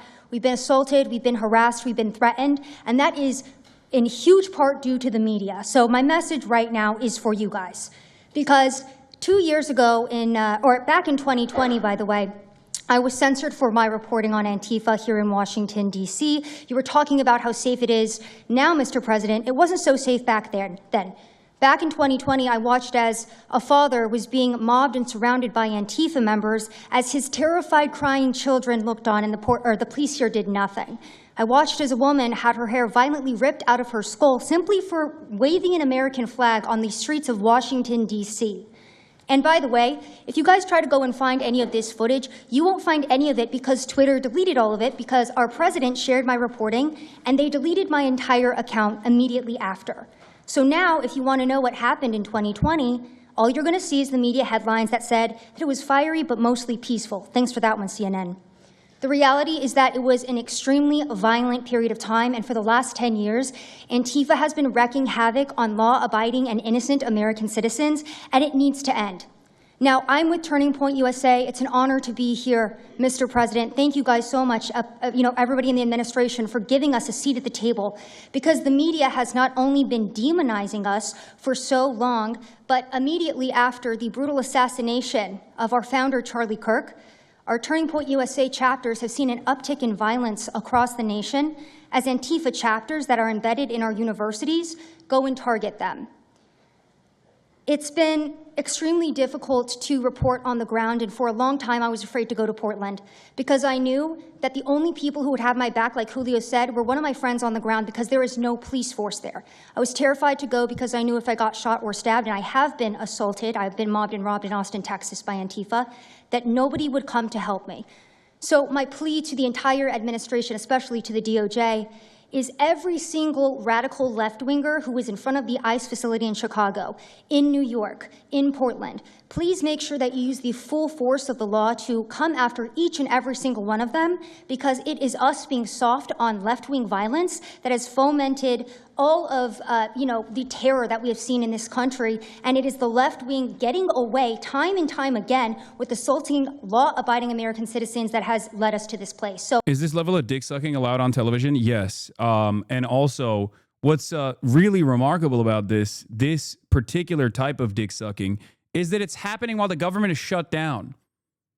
This is what they're predisposed with. The government's fucking shut down, and what these guys are doing, instead of like trying to address that, instead of, I don't know, offering people additional funds, offering people additional subsidies so they can continue fucking paying their unimaginably expensive healthcare premiums, but at least like manage it to a certain degree, because that's what the government is shut down over, for the record. Instead of coming to terms with that and then taking a fat dub, you know what I mean? Because Donald Trump could just easily be like, that's right, I love healthcare. Democrats hate healthcare. That's why we're doing healthcare. And then said, we're doing Trump care. I'm calling it Trump care, right? If he actually wasn't such a empty suit that is a servant of capital, that's what he would do. If he was truly the populist leader, that's what he would do. If he truly cared about even like advancing a nationalist project, like doing a nationalist project, he would offer at least like his base some treats. And I don't mean just treats necessarily, but I mean he would offer his base something like some kind of financial leg up at a time when people are experiencing unprecedented levels of this affordability crisis. That's where we're at. He's not doing that. And instead, he's just offering the base red meat like Soros this. Network, the Open Society Network, its other funding networks, the Arabella Funding Network, the Tides Funding Network, Neville Roy Singham and his network, Foreign Cash.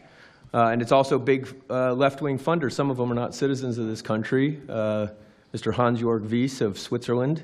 They're pouring money into this entire ecosystem. And so I want to share 3 money facts with you about what we call Riot Inc. Number 1, like any corporation, Riot Inc. has many divisions. It doesn't just have the Antifa boots on the ground division. It has PR divisions. It has marketing divisions. It has a very well-funded legal division to get these boots on the ground back on the streets as quickly as possible. But it does have those investors that I mentioned. Number 2, we have identified dozens of radical organizations, not just the decentralized Antifa organizations, but dozens of radical organizations that have received more than $100 million from the Riot Inc. investors. These would be the lawyer groups. These would be the groups that advocate what they're for talking calling, about here is like bail funds, right? Like people who set up bail funds specifically so that people who are arrested for not breaking any fucking laws or anything, people who are simply arrested and detained can be quickly released. Okay? That's what this is for. But they call it the fucking Riot Inc. or whatever. Charged with domestic terrorism. These groups received money for that from both the billionaire class as well as taxpayer money. So one other thing, this like money helps fund the decentralized crowdfunding. These are ways the Antifa legal observers that are participating in the protests and are there specifically to the Lawyers Guild that specifically is there to look at violations. The National Lawyers Guild is there to write down violations of constitutional protections. Like they even consider Act Blue, which is like the funding vehicle for the Democratic Party, to be a part of this as well. It's just a payment processor. It's just so ridiculous. Cash or Pam. Absolutely. Or Christie. Yeah, we'll do that. As soon as you can. That's all of you. This well-funded legal org works to protect Antifa terrorists from prosecution, according to the Federalist newspaper. But these are people that there's a reason why they're covering this shit right now, by the way, because they want to go after every single. They want to go after every single organization that specifically works to ensure that people's constitutional rights are not fucking violated. Okay? I'm sorry. If it walks like a duck, it quacks like a duck, it's probably not a cow. Okay? If you are prosecuting people who are anti-fascist for simply engaging in anti-fascist demonstrations, if you are saying that anti-fascism is a terrorism designation, if you are actively trying to go after all of these other groups, all of these other like 501c3s, for example, that work to ensure that the administration doesn't violate, every administration, by the way, like this is not, these organizations are not, Democrat run or Democrat funded, by the way. These organizations also operate when the Democrats are in charge. The National Lawyers Guild and the ACLU and all these other like civil liberties, like civil rights organizations, human rights organizations, work under every administration. They're agnostic. They're not specifically working when Republicans are in charge or anything like that. They were literally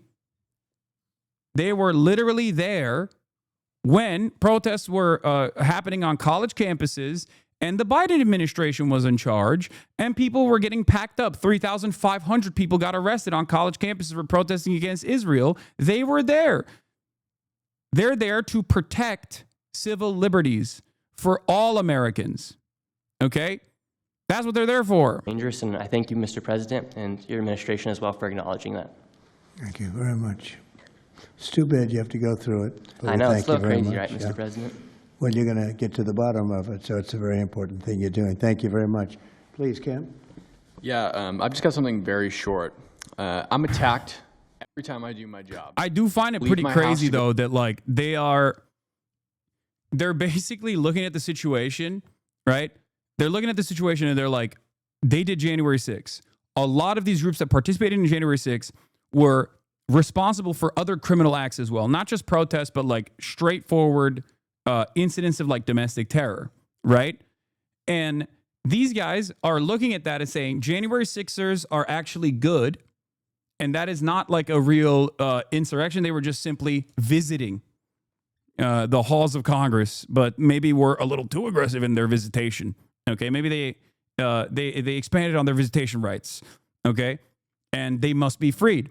And Donald Trump actually got them free. He pardoned every single person, and some of those guys literally had to go back to jail because they were pedophiles. Okay, but what's crazy is, on the one hand, those guys are good as long as you are doing an insurrection, like a legitimate insurrection at the behest of the president, the current president, then that's fine. If you're a brown shirt, that's fine. That's really good. On the other hand, however, if you are protesting against the administration, then you're bad. Then you're bad, and you should be prosecuted to the full extent of the law. You should be treated like a terrorist. You should be black-bagged, and you should be arrested. It's ridiculous. Also, just the stories that they publish about what's the ICE enforcement operations that are so heavily slanted that it's no longer, as I was saying, no longer just Antifa, but Americans that are becoming radicalized. So they've been very irresponsible with how they've been reporting. Who is on that? MSNBC, for example. Would you rate them the worst? Probably. Who would you rate second? Well, they ran a story about an operation in Southern California about how a father of 3 Marines was arrested, and they made it seem like they just did it because he's brown. But there's video of that same man charging at the agents with a weed whacker. Now, I've worked with weed whackers back in the day, and you don't want to be in the receiving end of one of those. So that's why he was arrested, but the story was presented as if it's a brown guy just simply being arrested. And I've been around ICE agents, and I'm a citizen, so I feel fine.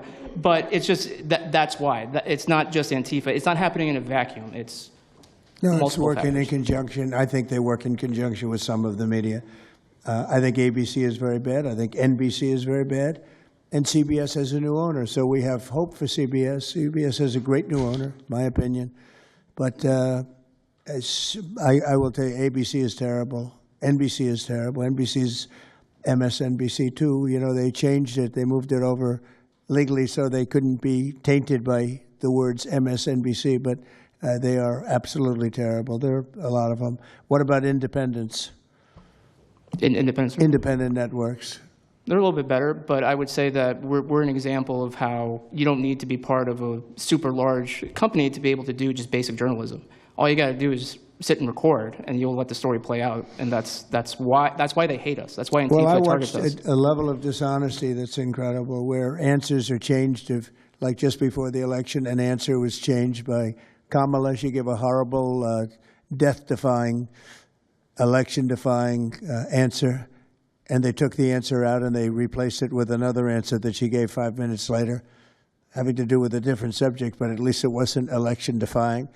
No, the level of dishonesty with the media is incredible, whether it's on Antifa or many of the other groups. You're talking about Antifa, and I know that's close to your heart because that's the one that's most affecting you, but there are others that are as bad or almost as bad as Antifa, having to do with different people, different sections of the world, but it's terrible. We're not going to let it go on in this country. We're not going to let it go on.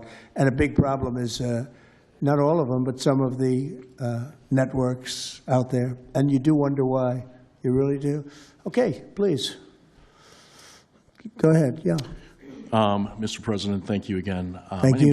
My name is Jonathan Cho. I am an investigative reporter for Frontlines Turning Point USA. I'm also a senior fellow at Discovery Institute in Seattle. And I cover far-left extremism as well as the homeless drug crisis in America. And I find it oftentimes those worlds intersect. And hot off the presses, what I wanted to bring to your attention today is a report from a Capital Research Center here in DC in conjunction with Discovery Institute. They just put out this study right now. And what it shows is that Antifa is heavily embedded in the homeless and housing nonprofit sector. In many cases, the homeless industrial complex is running cover for Bro, this is a Antifa. real who's who for literally all of the worst scumbags. It's like, this is, if you've ever been on a, what's the guy's name? What's that fucking guy that like, Asmongold watches all the time? The guy who goes to like, what was his name? I'm forgetting now. Tyler? Was it Tyler or something? To make the police look bad. The fuck was that guy's name? Jesus Christ. Tyler Oliveira, huh? Yes. It's basically a real who's who.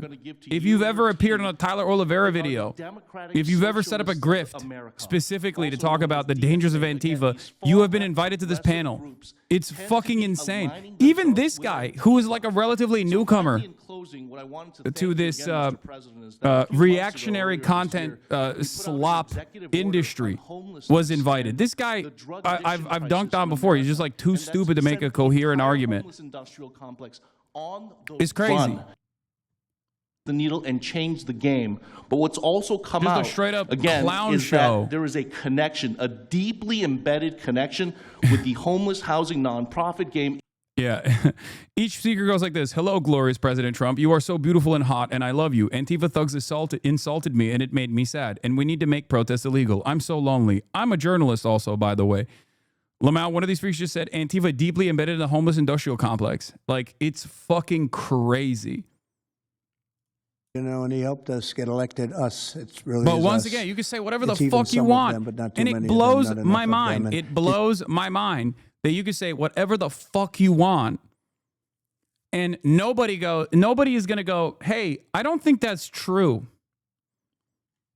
I don't think what you're saying is correct. I don't think there's like a big homeless industry that specifically benefits from there being more homeless people. Like, there is no homelessness industrial complex.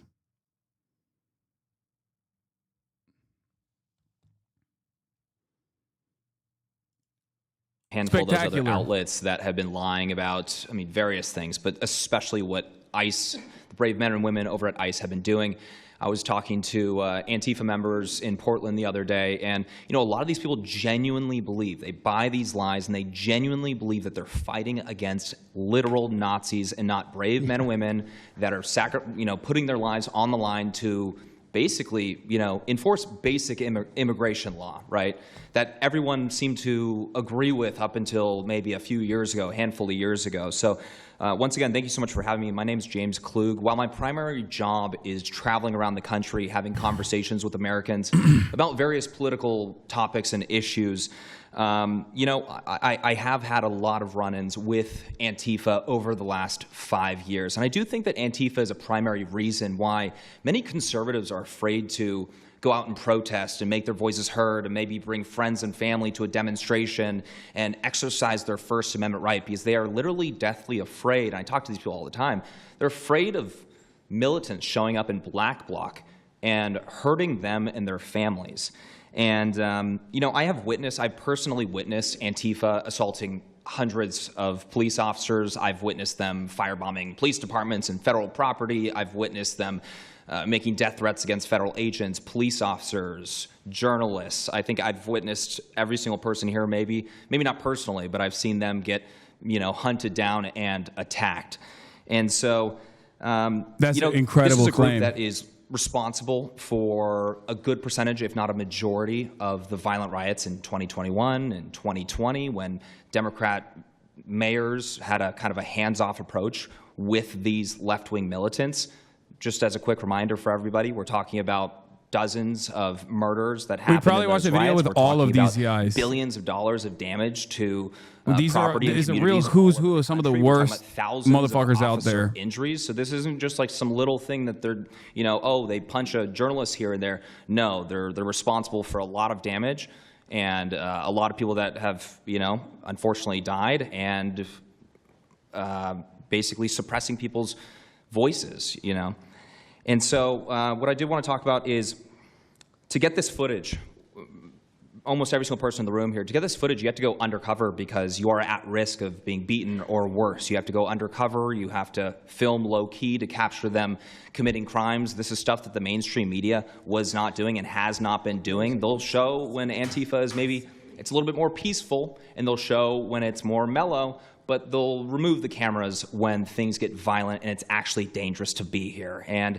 I have personally witnessed legacy media vans showing up at a riot 300 yards away, getting out of the vehicle, filming for 30 seconds, saying something like, you know, fiery but mostly peaceful, packing up, and to add insult to injury, you have Democrat politicians that are saying it's just an idea, right? That's all this is, so it's just an idea. After all of this chaos, it's just an idea. Well, that idea has threatened to kill me and many of my friends that are here today. So, Mr. President, thank you so much for bringing this to the forefront, and it's definitely making a big change. The guy talking about, right, the guy talking right now, James Klug, is a YouTuber whose most popular video is Not All Black Lives Matter. They have Asmold and the Twitch's hentai guy in the White House before long. Oh, for sure. The White House is bringing on straight up Nazi slop tubers. That is where we're at already. Like, it's one step removed from like having literal VTubers beaming in.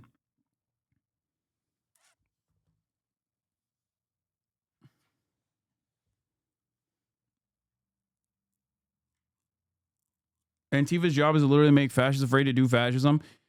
Antifa is not a organization, as we already talked about, but it's like anyone and everyone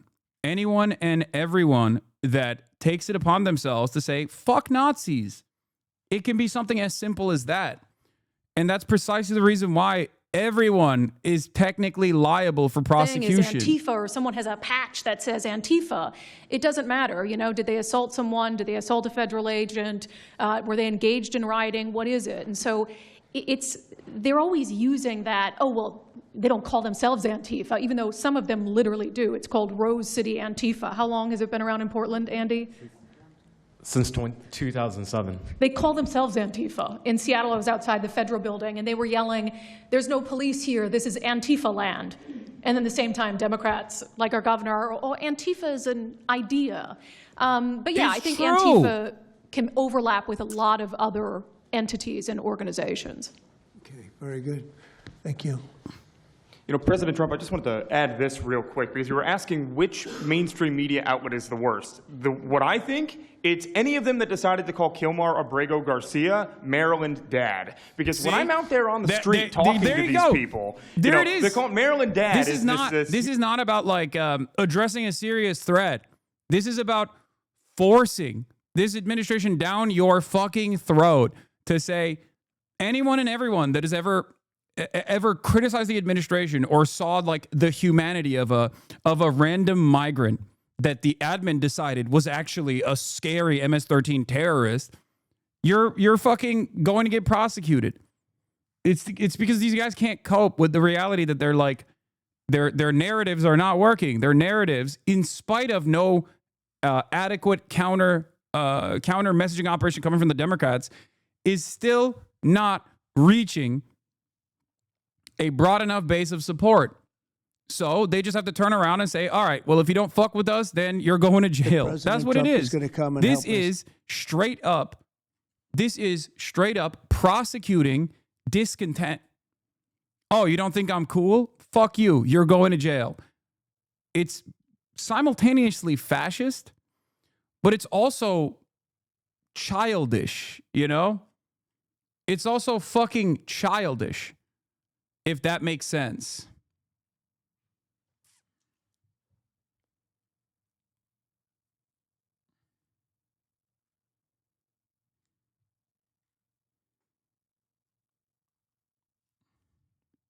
Off by these rioters, children crying because they, can't sleep at night and they're scared of all the noise outside, and they can't leave. They can't. I mean, they got a lease. You can't just leave. These people aren't wealthy individuals, and that's one of the major problems here. And these people are afraid to come out and speak out.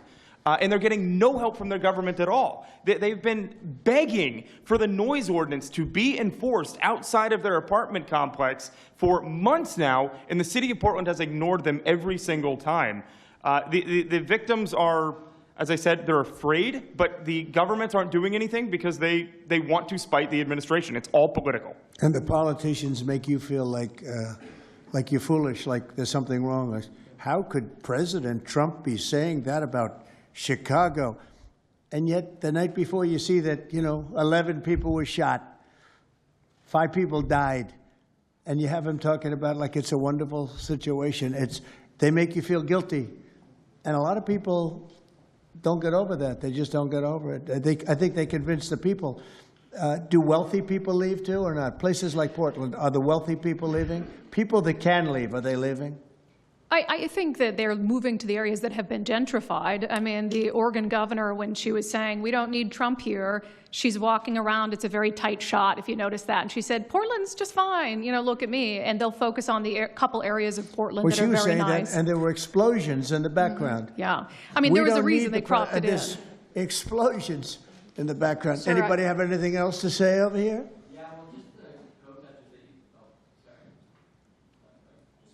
And then we'll get, should we be taking questions, or is it just a waste of time? Because they're going to ask questions, but, well, there's Brian, he's good. But you know what? In a way, it's a waste of time, because if you give a great answer, they don't put it on. If you give a horrendous answer, or even if you give a great answer, they make it sound like it's not a great answer. They're very dishonest. Go ahead, Nick. Yeah, and I think part of that dishonesty comes from what they see. For instance, I've never been asked to go on any other show besides Fox News. My clips go viral everywhere, but they've never even asked, like CNN's never asked, MSNBC's never asked. And a lot of times when I go to hotels, I'll stay and I'll watch like MSNBC. Fortunately, their ratings are terrible. Dude. You see? No, this is literally, I'm not popular. Why am I not popular? Please arrest these people. They've made me feel bad, and they don't use my clips. Job. Yeah, and it's not hard to show what's going on these days. You literally have an iPhone and you can post it on X. They don't believe in the star system, It's just one of those things, right? Okay, Nick, you finished, Nick? Yeah, Are you thank you very finished, much. Nick? Oh my Good God. job. Thank you very much. Even We've he been said, through hell. even I he's tell like, you all that, right, but enough, you're Nick. Really incredible patriots, incredible people. Go ahead, please, Brian. Brian, go ahead. I'm so thankful for each and every one of you here right now, and I'm very grateful that my network, Real American Voice, has partnered up with many of you. Jack and Sylvan, you have a show on a network. Many of you, Savannah, have appeared on a network as well, so thank you for being here. My question is this: in terms of following the money, I would just notify that the city of Austin is cleared to vote tomorrow to basically waive a $120,000 fee so that a No Kings, basically an anti-Trump rally, can occur in their city. They're bypassing the fees, rolling it to the taxpayers. So my question is to you: what can the people of Austin, Texas do right now to make sure that their tax dollars don't fund a No Kings anti-Trump rally coming up? Well, you just tell me. I would love to do something about that. Bring a lawsuit, do something. The best thing you can do is have honest elections, because the elections are totally rigged in so many of these places. You take a look. The people, they're all loving you. They can't breathe. They love so much, every one of them. You don't see one negative. Then all of a sudden you lose the election by 20 points. The elections are so rigged, and we proved that in 2020 more than any other time. But even the last election, there were areas that I won by much more. We won in a landslide, but I actually won in more of a landslide than we thought. I said, you got to get out, make it too big to rig. And fortunately, the people made it too big to rig. They tried. But the biggest thing you can do is have honest elections. If you don't have, and you need great media. You need borders. Wait. You need borders. You need honest media. You need honest elections, and you have a great country, and you need all three of them. Yeah, go ahead. Lieutenant had ties to all these radical groups that you talked about inside here. So thank you for removing. I would like you to make a big deal, though, if they're waiving a fee, but I guarantee they wouldn't waive it if it was. It's not Trump. If it were a conservative rally, they wouldn't be waiving it. So maybe you can look into that, Pam. Todd. Mr. President. That sounds like one for Todd, Pam. Go ahead, Todd. Good luck. There's proof that Antifa actually infiltrated on. I am with what network? Oh my God. It's an Arabic network based in Riyadh in Saudi Arabia. but I am the foreign ruler today. Mr. President, you said that you might go to the Middle East on Sunday. Do you mean Egypt and Israel? And would you consider going to Gaza to see what things are on the ground? I would. I might do that. I may do that. We haven't decided exactly. I'll be going to Egypt most likely. That's where everybody is gathered right now, and we appreciate that very much. But I'll be making the rounds, as the expression goes. I probably will. Mr. President. Go ahead. Just to clarify, you said you might go to Gaza. You're saying that's the first topic. I'm representing the TV pool, but I'm with NBC, sir. That's too bad. Okay. Well, just to clarify, you said you might go to Gaza, and then the second question I had earlier today, you said the mayor of Chicago and the governor of Illinois should be jailed. Have you asked the Justice Department to look at possible charges? No, I've seen what the law, fuck? And when you have a group of people where the police call off the safety for ICE officials, I've understood that, and I've read it today in numerous journals, that that's illegal. What they did is I guess it was ICE, Christie, right? They were under threat, and the police were helping beautifully, and it was fine, and then all of a sudden, a woman was on the line saying, everybody, move back, get out, and they were given an order by the second person in the police department, and the governor knew about it, the mayor knew about it. I understand that's a criminal offense. Do you want to comment? MAGA manufactures AI slop videos. Sir, oh seeing my that God, kind of happen with local we're law not going to make enforcement and it. state We're law not going to make it. We're not going to make it. We're not going to make it. We're not going to make it. These are the fucking things that your parents, who have no capacity to understand AI from like real videos, are watching all over fucking Facebook. This was one of the major problems. This was one of the major problems that I brought up with AI and having more and more bots pollute more and more chatbots pollute every single social media outlet. Every single social media platform is now polluted with these bots, and they just like deploy them in a unidirectional manner. Whenever there's an issue, they can just do this now. It's so fucked. I don't know how we're going to. I do not know how we are going to regulate this. I think if I was in charge, obviously this administration would never do that, but if I was in charge, one of the things that I would do is make it so that it's illegal to not make it illegal to post an AI video without actually declaring it AI. There needs to be a fucking watermark that says like, this is an AI video, like a disclosure or something. There has to be a mandatory watermark, dude. It is so fucking bad. I mean, look at what Chris Cuomo did the other day. And Chris Cuomo is a media guy. He should know better. Remember when he posted the AOC thing? When it was like so obviously, it had a fucking watermark. Actually, now that I remember, that video had a watermark, and that dumb fuck still posted it. That video literally said, this is AI. This is an AI video. And he still posted it. Oh my God, we are so cooked. I don't see this going anywhere good, man. I don't see this going anywhere good. They've emphasized that Antifa, it's not necessarily this big organized thing. It's a bit ambiguous. It's deorganized. I think that's one of the words that Andy used.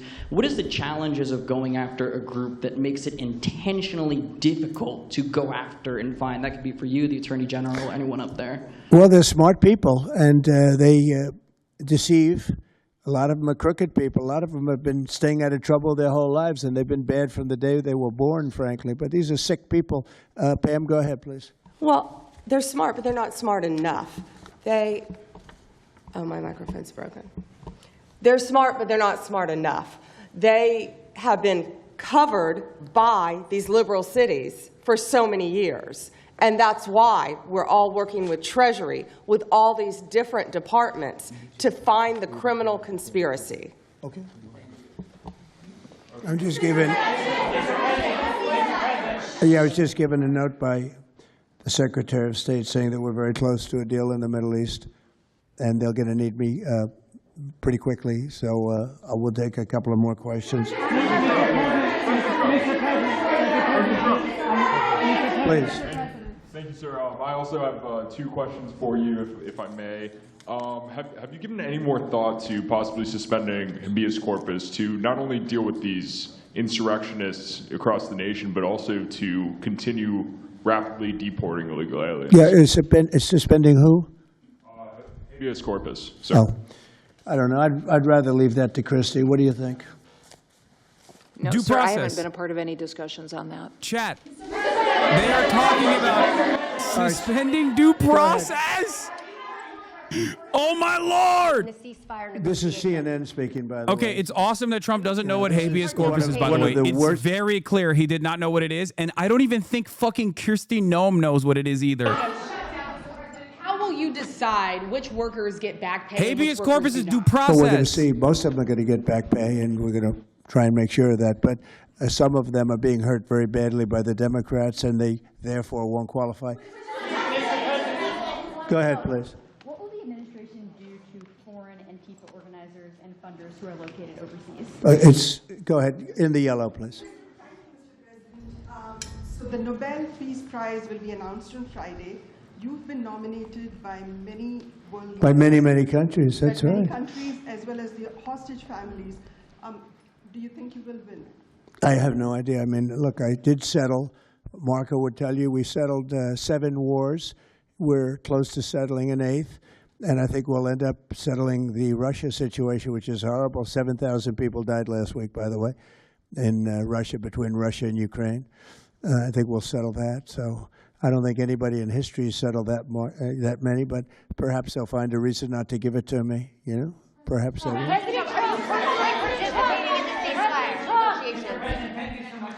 Thank you. Going to the shutdown quickly, what is your position on the extension of health care subsidies, which is what Democrats are asking for? Well, all I want to do is very simple. I want to get the country open, and then we're going to discuss that. And we'd like to, Obamacare is a horrible mess, and it has been from the beginning. We want to make it better, stronger, even if it costs more money, we want to make it better. The Democrats want to make it worse. The Democrats want to approve health care for illegals coming into our country, many of them coming in from prisons and mental institutions and drug dealers. They want to give them health care. We don't want that for our people because that's going to destroy the health care that we already have. We'd like to make Obamacare better for people, less expensive and better health care. Yes, ma'am. Mr. President. I'm wondering if you've been briefed on the organization and funding of Antifa, and if so, what have you learned? I have been, and they have pretty good knowledge, but they're going to have a very good knowledge. And I really ask these very brave patriots that we're surrounded with today to let us know, because I think you probably have some pretty good ideas. And even if you're not sure, let us know and we'll figure it out, okay? If you could do that.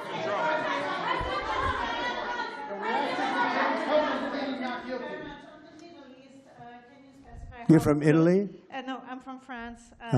Can you specify how close we are to the deal? Would that be announced today, tomorrow? And do you want to see the hostages released before you travel to the region?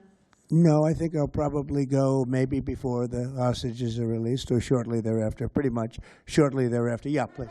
Participating in these negotiations. Go ahead. Who are you with? Who are you with? The Center Square. I had the honor of asking you originally if you would designate Antifa a terror organization. And I stand here before you today, and I'm echoing what Andy said over here. Are you going to work with your administration, as the Secretary of State's here, are you going to work with your administration to designate it a foreign terror organization? You mean a terror? Antifa? A foreign terror organization. Well, has that been done? Pretty close, right? Would you like to see it done? Yes, Mr. President. You think it would help? They have foreign I'd be links glad all to across do it. I Western think it's Europe. the kind of thing I'd like to do. If you'd like, does Middle everybody East. agree?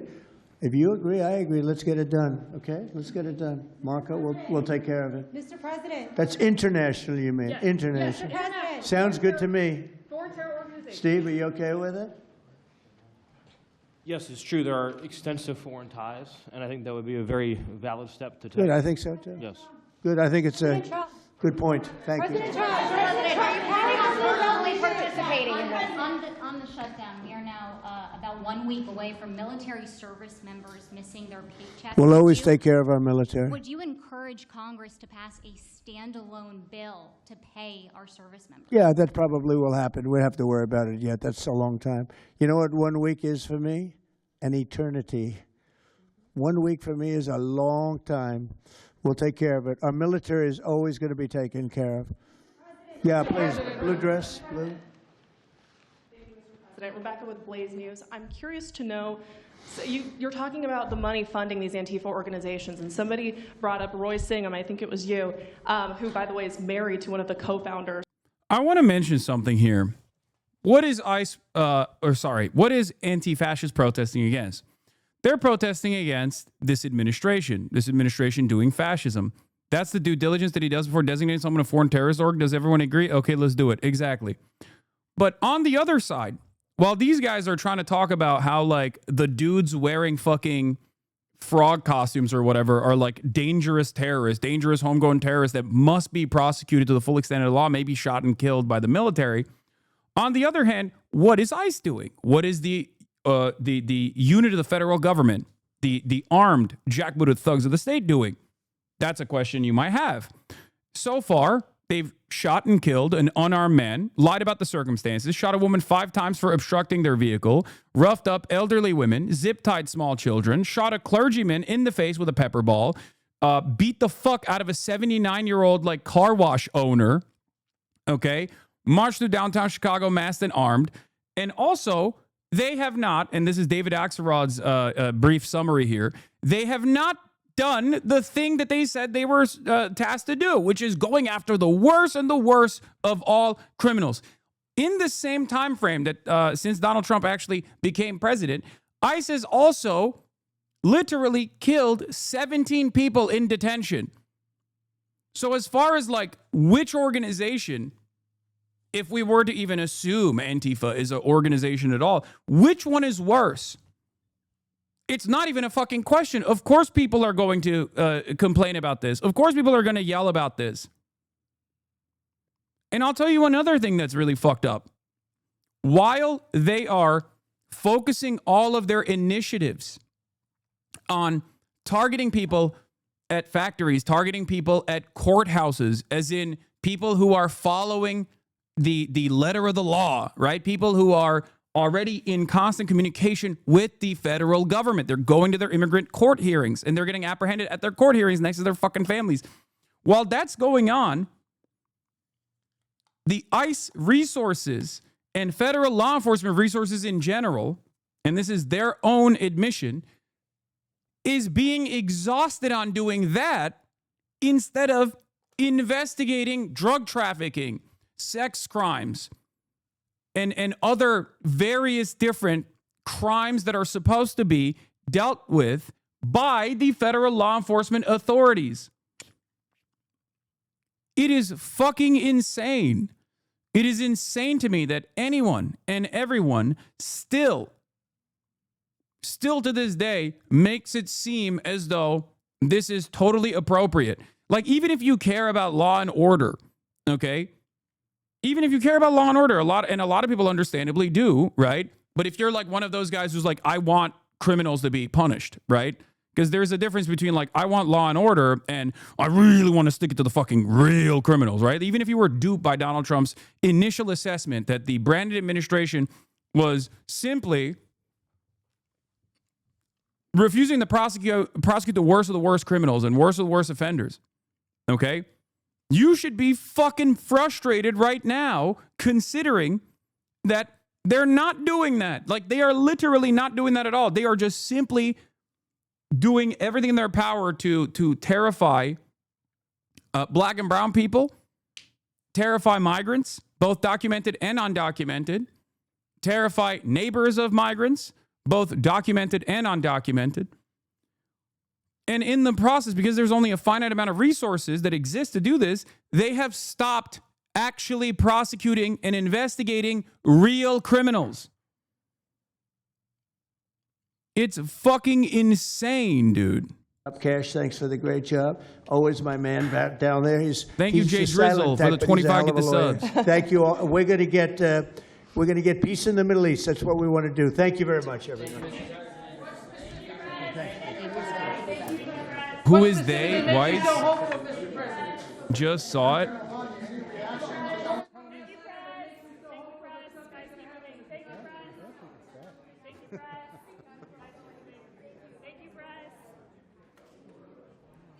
Anyway, I honestly feel like the moral majority is just jealous of a stronger family values of immigrant families, and no one can change my mind. No, it's just like it's fear. It's pure. It's not even fear. It's just pure hysteria, right? It's hysteria that they themselves designed as a galvanizing force. The notion that like undocumented migrants are responsible for heinous crimes and whatnot. And they did that because they wanted to get votes. They wanted people to vote for them, right? They wanted people to go out and vote for the administration. So in the absence of like any sort of real problem that they could commit to solving, like the cost of living crisis, right? Which is a major driving force behind why Republicans voted against the pre-existing administration, against the Democratic administration, because they had experienced real negative wage growth, negative real wage growth for a year and a half under the Biden administration. So they were very frustrated, and they felt like Kamala Harris was not adequately addressing these issues, right?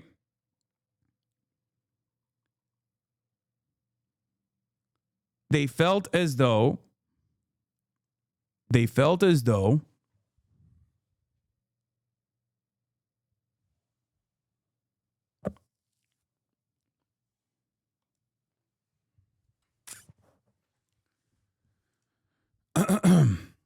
lot of people felt as though Kamala Harris was not going to represent the change that they wanted to see. And they foolishly thought perhaps the Republicans would represent said change. Now, of course, for some people, they do care about this like racist shit, right?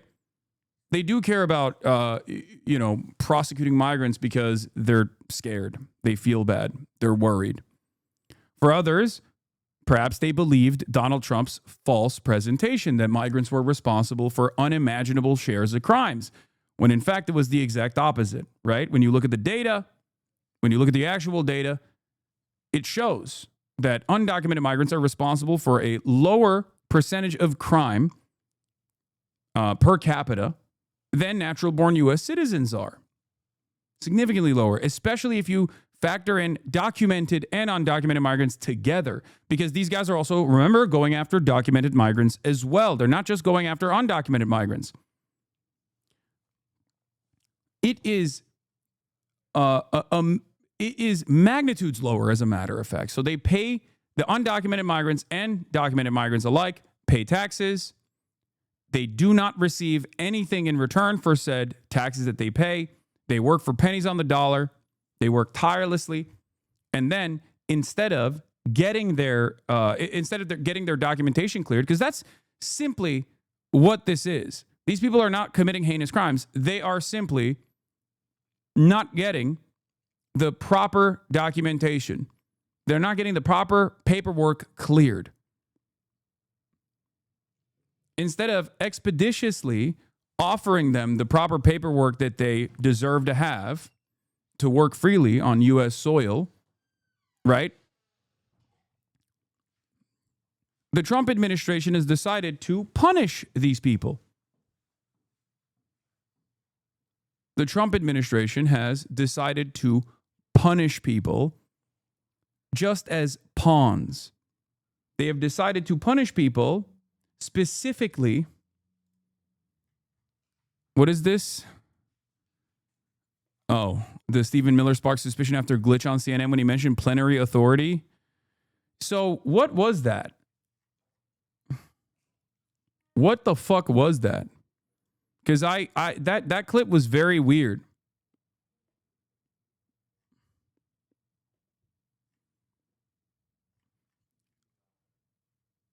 He just like glitched. He glitched like a robot. But yeah, here's what I had talked about already. This is an example of what you're referencing. Exclusive. Federal drug prosecutions fall to the lowest level in decades as Trump shifts focus to deportations. While you were muted, he said prosecute Code Pink. Oh my God. I'm curious Medea, get behind me. to know, So you're talking about the money funding these Antifa organizations, and somebody brought up Roy Singham, I think it was you, who, by the way, is married to one of the co-founders of Code Pink, this infamous left-wing organization. I'm curious to know the administration's... Who is that? Who is that? Roy Singham. He's married to... No, did you say they're here? No, he's not. A journalist brought him up, but Oh, I see. Okay. Yeah. Okay. Seamus, thank you. Good bring up. Excellent. Go ahead. He's somebody who's been reported on extensively, and I'd love to know what the administration is going to do to actually bring consequences to some of these names. You mentioned... Well, I don't know the name, but I would like to ask Pam to take a look at it. You know, a lot of the best information we find are through you and other people like you, so I'd like you to look at it, Pam. I do appreciate that he does not know anything. Like, he doesn't know who he wants to prosecute. He doesn't know any of these people. Here's a TikTok explaining it. Oh, he just came out and said it. Of the California National Guard. Under Title 10 of the U.S. Code, the president has plenary authority. Stephen? He knows he Stephen? He knows what he just said. Hey, Stephen, can you hear me? It seemed, Stephen, I apologize. It seems like we're having a technical issue. So wait, that wasn't a glitch? I thought he was just trying to say the president has plenty of authority. Like, that was actually plenary authority, as in the president has assumed total power over the decision to deploy the National Guard in some states. It is unclear whether Miller paused due to the technical difficulties or stopped himself after realizing the implications of what he's saying. What is plenary authority? The plenary authority, check your ears. Wait, no, he did say plenary authority. They also cut it out of the CNN. Okay.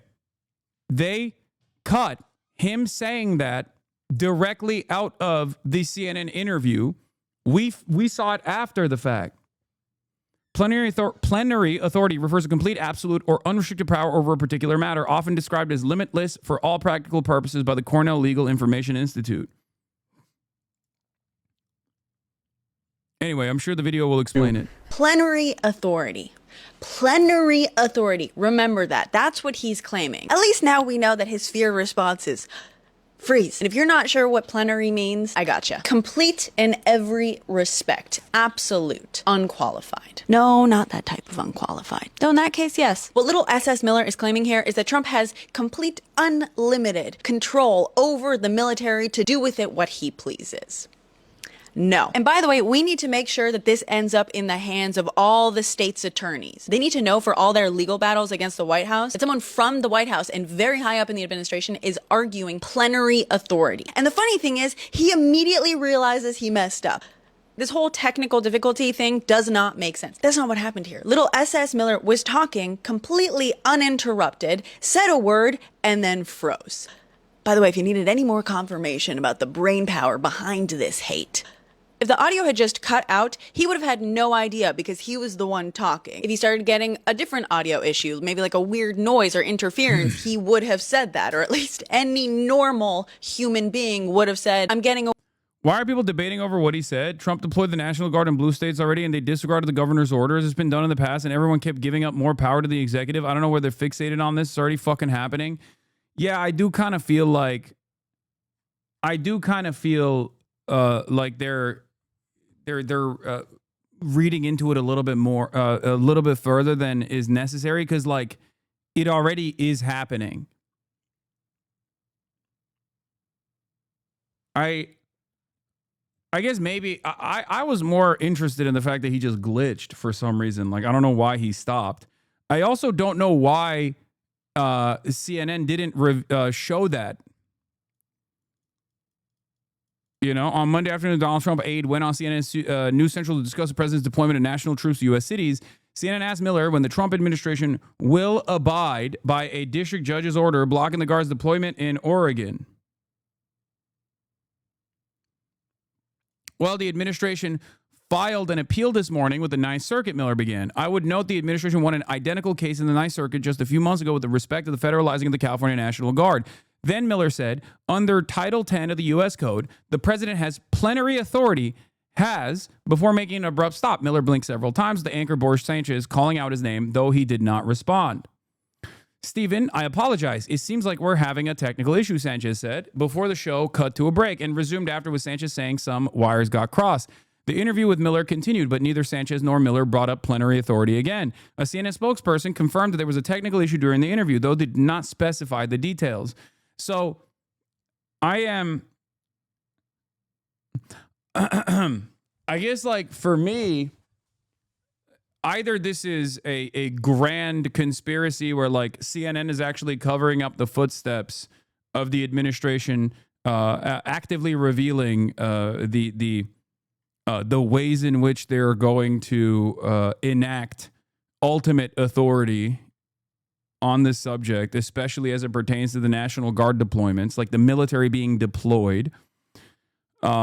Or there was actually a technical difficulty, and Stephen Miller was going to say that anyway, and the technical difficulty stopped it from, yeah, here. Because we watched the edited video upload, and I didn't see it.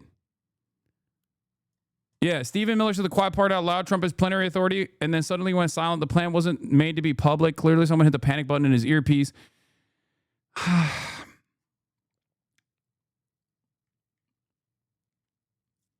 I can see it. You missed it, Hasan? No, we... Did that even... we watched the CNN video. We initially watched the re-upload of the interview. I didn't see it, but then again, I was pissing. Did that actually happen? Did they show that? I said, if you remember, when we watched it on stream yesterday, I said, oh, was this on the video and I missed it because I was peeing? Because we watched it after the fact. It aired live and they edited it out. No, but like when they uploaded it,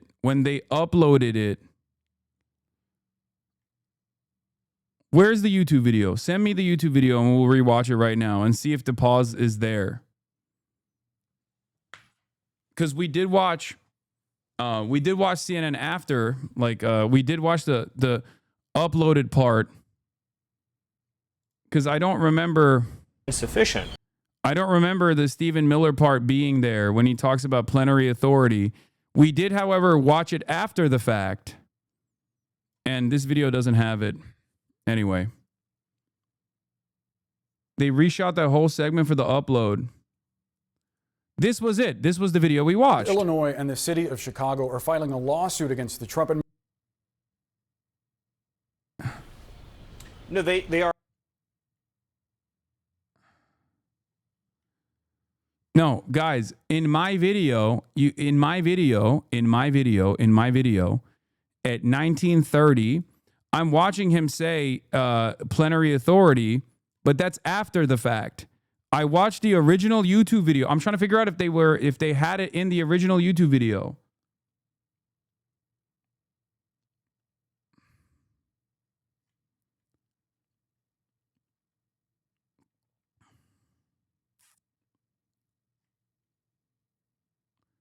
I don't want to be a Debbie Downer, but I worked in TV for 2 decades. If whoever was editing it saw that it was going to be called an error, I'd have cut it out without paying attention.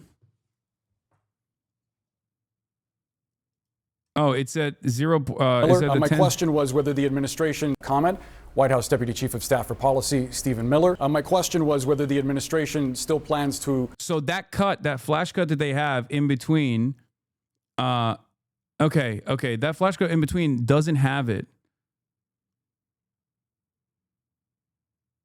We saw it together. You were pissing in the chat. Had you rewind? No, I watched the glitch after the fact on a separate video on Twitter.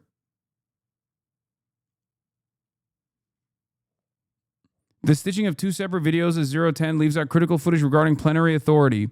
Why did you so blatantly remove part of the interview clip at 010 of Stephen Miller saying that the president has plenary authority? Where's the part you cut out, CNN? The part where he says Trump has plenary authority. It seems like I saw this clip in a Hasan reaction channel, the video this morning. Pretty sure you were pissing.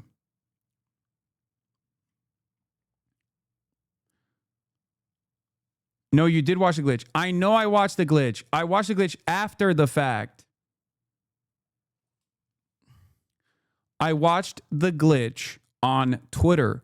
I did not watch the glitch on the OG YouTube video. Okay? I watched the glitch after someone said, hey, did you notice? Did you notice that this happened in the interview? And I looked at it and I was like, did this happen in the interview while I was pissing? What the fuck? It was not in the uploaded CNN video. And it's clear that it's no longer, even if it was in the uploaded CNN video when it was immediately uploaded, it's no longer in the uploaded videos. So they edited it after the fact, potentially. Because you can see in my look, did you see? I think he might have had a stroke. So here. Deployment of National Guard in Oregon, illegal insurrection. Does the administration still plan to abide by that ruling? Well, notice how it was a clip that someone sent. Notice how it was a clip that someone sent. And it wasn't actually in the original YouTube video.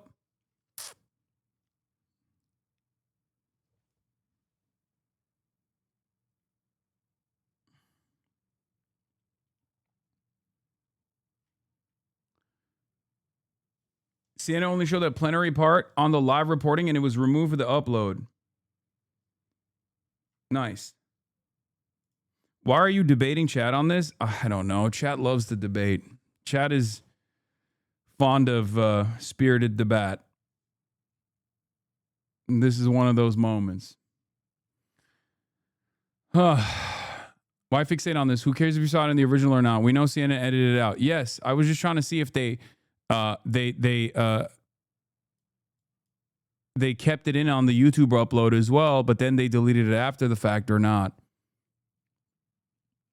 But it seems like they didn't have it in the OG YouTube re-upload of the stream, and people only got it from clipping it from the live broadcast. So they redacted it from the initial upload. Weird noise. This was little SS Miller realizing immediately that he really, really stuck his foot in it. He said the quiet part out loud. One commenter even suggested that perhaps he had been rehearsing this argument to roll out at a later date. And I think that that might not be far off. Maybe it wasn't so much rehearsal, but it's clear that this is language that slipped out because that is how he's viewing it and how he's talking about it. They are prepared to claim complete, unlimited authority to do whatever he wants with the military. Wake up. By the way, if you wanted any confirmation of why AI overviews or tech companies are not your friends, when I went to pull up US Code Title 10, which by the way, everyone should download before they try anything sneaky. I think the irony is that Stephen Miller basically communicates that the administration has plenary authority all the time without using those exact words. That entire interview is him summarizing that position over and over again, but never actually using those words. So I do kind of feel as though maybe CNN is, or not CNN, but like liberals are looking at this and reading too much into it, because that is what they're doing. That is precisely what they're doing. When they, like, what do we think they're doing when they say, like, oh, I don't give a fuck about the governor, and ultimately the Supreme Court will abide by our wishes as they have done so in the past. I guess the interesting part about this is like whether CNN actually cut it because it was just like dead air and a glitch, and they thought, oh, it's due to our, it's due to our broadcasting issues or whatever, or whether it's because they are like in on it and they are complicit in the administration actively behaving in a fascist way. And I don't think the dude who was like grilling Stephen Miller quite aggressively would be involved in that. I don't think it's like a, I don't know. I think the liberal argument is that it will be used in states' legal battles against the admin. Okay, that makes a little bit more It sense. was clear people had been looking this up because the top suggested search was U.S. Code Title 10 Plenary Authority. I clicked to see what people were being served up. And sure enough, in the AI overview, it says that while the U.S. Code does not explicitly use the term plenary authority, instead it defines the authority of the president to call members and units of the National Guard into federal service to suppress rebellion, repel invasion, or execute federal laws, which is a form of broad or plenary power over military forces. And I think it's important that we understand what's happening here because too many people are relying on these AI overviews and ChatGPT, which, by the way, you should never go to for factual answers. Plenary does not mean broad. Some people may use it that way, but it means unqualified. Absolute. And by definition, even according to this AI overview, the fact that the powers are defined and limited to specific circumstances makes them not plenary. That qualifies them. Now, can you debate exactly how broad those powers are under those specific circumstances? Sure, and they are. But this is also not the only place in our legal code where these powers are defined or limited. Lastly, by the way, even if we were to just look at this statute, even if he calls the National Guard into federal service to quote unquote quell rebellion, quote, orders for these purposes shall be issued through the governors of these states. And guess what? Governors, while they have to follow federal law, cannot be compelled to follow a presidential order because we have something called the anti-commandeering doctrine. It's part of that little states' rights thing. Basically, the principle is that the federal government cannot take over or commandeer a state government to use it as part of the federal government. Ojo, or oye, as it were. It's called a doctrine because this is Supreme Court interpretation of our Constitution. The idea that commandeering would violate the structure of federalism, which means, and yes, you already see where this is going, that the Supreme Court could in fact decide to walk that back. However, that still doesn't give the president plenary powers over the military. The good news, if you can call it that, is that number one, Lawyer here, like the other chatter said, it could be important for legal cases. Usually executive overreach gets hand-waved because no officials are saying the quiet part out loud and they just blame exigent circumstances or other temporary language. Hard claiming something like plenary authority obviates those excuses. That's interesting.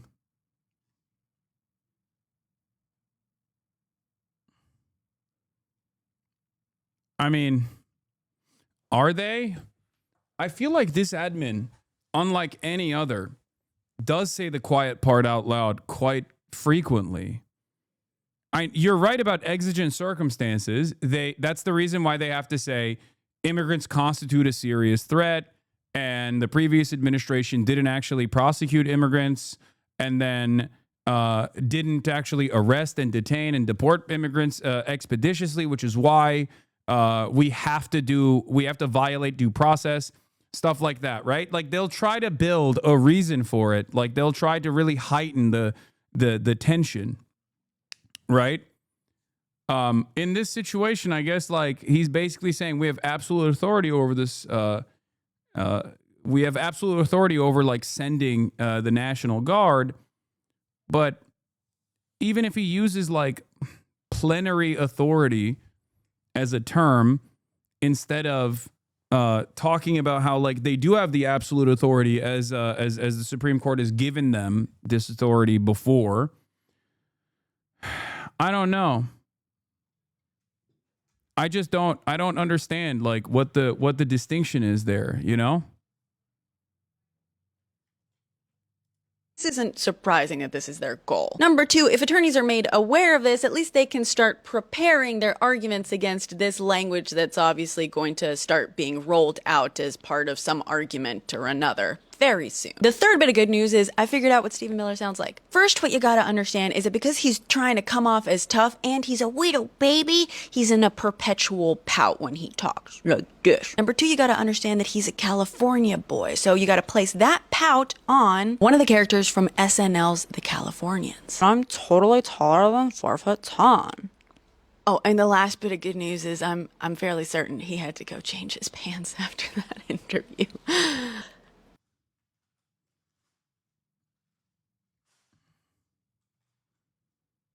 They were just cutting dead air. Maybe I can see that. I can see that happening, to be honest.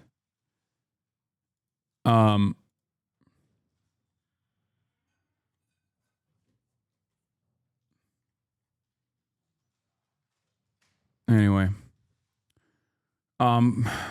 President Donald John Trump says Johnson and Pritzker should be in jail. Breaking right now, within the past hour, President Donald Trump took to his social media platform, Truth Social. Trump wants to investigate if Antifa dressed up like Trump supporters on January 6th. Oh my God, I love this argument. Saying the mayor of Chicago, Brandon Johnson, and Illinois Governor J.B. Pritzker should be in jail for, quote, failing to protect ICE officers. We reached out to both offices for... Chicago mayor should be in jail for failing to protect ICE officers. Governor Pritzker also. Incredible stuff. Incredible insanity. Comment and are waiting to hear back. Look, he's a coward. He says a lot of things to the camera. He likes to pretend to be a tough guy. Come and get me. Come and get me. What kind of a country are we living in where the president... Yeah. MAGA man brandishes spoils of petty theft in the White House. President promises to prosecute victim of said theft. That's a funny way to approach this, but that is kind of what happened here. Sorter, I took this flag from the man who was burning it in the street. Do you know who he is? Oh, yeah. You should prosecute him. That is literally what happened. It is quite literally legal to burn a flag. It is constitutionally protected speech.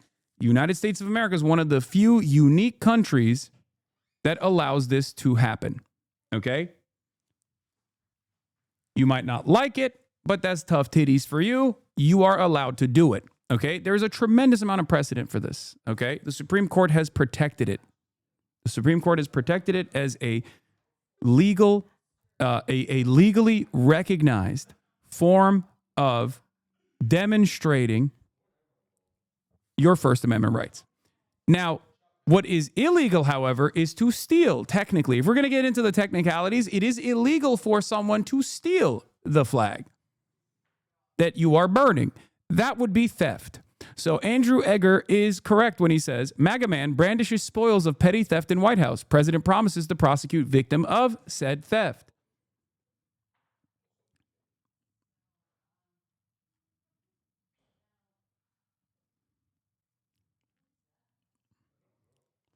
Just to be clear, SCOTUS has decided law enforcement officers have no obligation to protect the people, but the governor must protect the special little Gestapo under threat of law. I know. That makes things a little bit more complicated, doesn't it? Trump, Truth Social, is this new? My goal is very simple. Stop crime in America. 7 times presidents have activated U.S. troops on American soil. I do like this because while he's posting about this, I know his ass didn't read it, because every single other instance, with the exception of some, was quite literally to... It was being used to make sure that the violent racists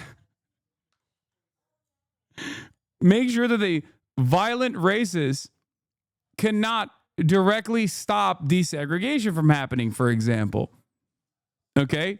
Here it is. Desegregation of Southern... obviously, number one is the Civil War. There was no National Guard, such as during the Civil War, but when war broke out in 1861, President Abraham Lincoln activated the state militias of the Union to fight the secessionist states of the Confederacy, actively stamping out a secessionist terrorist movement, right? And then number 2, desegregation of Southern schools. A landmark 1954 decision in Brown v. Board of Education declared that racial segregation in public schools was unconstitutional, but it took years for Southern states to enforce integration. In 1957, the integration of all-white Central High School in Little Rock, Arkansas, became the first true test of desegregation. MLK's march from Selma to Montgomery. In 1965, President Lyndon B. Johnson clashed with Governor Wallace and federalized Alabama's National Guard troops to protect the lives of civil rights activists, including Martin Luther King Jr. Okay? The Detroit uprisings in 1967, then it gets a little trickier. Across the U.S., frustrations over systematic racism and police brutality and unemployment boiled over in the long, hot summer in 1967. There were over 160 riots in American cities that summer, but none worse than the violence and chaos that erupted in black communities of Detroit. The trouble began when Detroit police raided an unlicensed after-hours bar called a Blind Pig in the city's predominantly black near West Side. As the police made arrests, somebody threw a brick through a patrol car window. That spark ignited a powder keg of anger in the streets of Detroit that resulted in 4 days of rioting, looting, fires, and armed clashes. President Johnson federalized 8,000 Michigan National Guard troops in Detroit and authorized an additional 5,000 federal troops to quell the riots. Pillage, looting, murder, and arson have nothing to do with civil rights, Johnson said. These are criminal conduct. Number 5, riots following the assassination of MLK. The murder of Martin Luther King Jr. on April 4th, 1968 was a tipping point for many black communities in America. The same anger and frustration that ignited the long, hot summer of 67 exploded again in 68 with the shocking news of MLK's death. Cuban refugee crisis in 1980. The National Guard is airborne wing of the Air National Guard is the airborne wing of the National Guard. But there isn't an equivalent for the sea. Instead, the state or federal governments need additional help with an ocean emergency. They call on the U.S. Coastal Guard Reserve. In 1980, President Jimmy Carter activated the USCGR in response to an unprecedented refugee crisis out of Cuba. By 1980, many Cubans had grown frustrated with life in communist Cuba. They suffered economically under American economic sanctions and culturally under the repressive rule of Fidel Castro. For decades, it was impossible to leave Cuba legally, but that changed on May 1st, 1980. When a fed-up Castro declared that the door was open, those who have no revolutionary genes, those who have no revolutionary blood, we do not want them, we do not need them, Castro said. Any Cuban who wanted to leave was directed to the port of Mariel, the closest port to the United States. For the next 6 months, they could leave legally. President Carter famously welcomed Cuban exiles with open arms, expecting maybe 5,000 arrivals over the next 5 months. However, more than 125,000 Cuban refugees fled to the U.S. as a part of the historic Mariel boat lift. And the U.S. Coast Guard, accustomed to policing boat traffic from Cuba, switched to a search and rescue role, assisting the more than 5,000 boats ferrying Cuban refugees to Florida. 1992 L.A. riots. Obviously, you had the Rodney King, the police officers in Los Angeles Police Department beating unarmed black motorist Rodney King on the side of the road. The real shock came a year later when all 4 LAPD officers were acquitted. As news spread of the not guilty verdict, black neighborhoods across South and Central Los Angeles exploded in anger. And this, like with the exception of the last couple here, like historically, the deployment of the National Guard has either happened when there is like unprecedented amounts of conflict. Okay, unprecedented amounts of conflict when there is like there's obviously tremendous discontent for valid reasons, and then people obviously protest, and those protests actually fucking get out of control. Meanwhile, or in the past when like the National Guard was ever like federalized or deployed, it has oftentimes been deployed to in civil proceedings, right? In proceedings that don't require like the heavy-handed government intervention. It's usually civil rights or civil liberties related. Okay. Now there are some other instances where they've like that they've not mentioned because it's not just 7 times that U.S. presidents activated U.S. troops on American soil. But what's unique about this particular instance is that the Trump administration, and you're talking about governors deploying the National Guard of their individual states. That's different. Governors have deployed National Guards. That's not the case here. This is not the governor deploying the National Guard. This is the president not abiding by the wishes of the governor in deploying the National Guard. Okay? So if you have the governor that says, we don't actually want the National Guard to be deployed right now, we're fine, we can actually deal with this with our local law enforcement, and the federal government says, nope, we're stepping in, and we are, as the federal government, we are federalizing the National Guard. That is an important distinction. Okay? But it has never happened. It has never happened in a moment where it's never happened in a moment where there's like no discontent whatsoever or marginal discontent, right? The notion that like Portland is on fire and this requires the administration to take this like unprecedented action is fucking ridiculous. I love that people are like, where is your dog? Free your dog. My mom is here. So Kaya is hanging out with my mom. It's like, do you want... Get your fucking narrative straight, chatters. What is it? Am I constantly arresting and refusing to allow my dog to fucking roam? Or am I letting her roam too much? Like, get your fucking narrative straight. It is ridiculous. It almost feels it almost feels as though if you get duped by a fucking 10-second clip by absolute psychopaths and you assume that, like, my dog is never allowed to roam in the house or anything like that, and you just come in and you're like, protect Maya, not even knowing the name of the fucking dog to begin with, yeah, you're not going to be able to figure it out. You're not going to be able to figure out what's going on at all.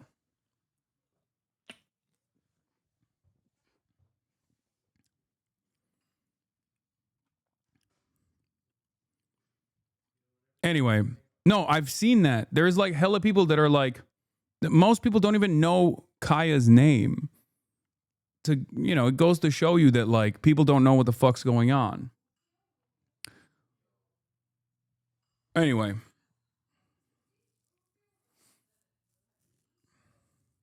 Just stop with the dog shit. They won't let it go if you keep talking about it. It's true.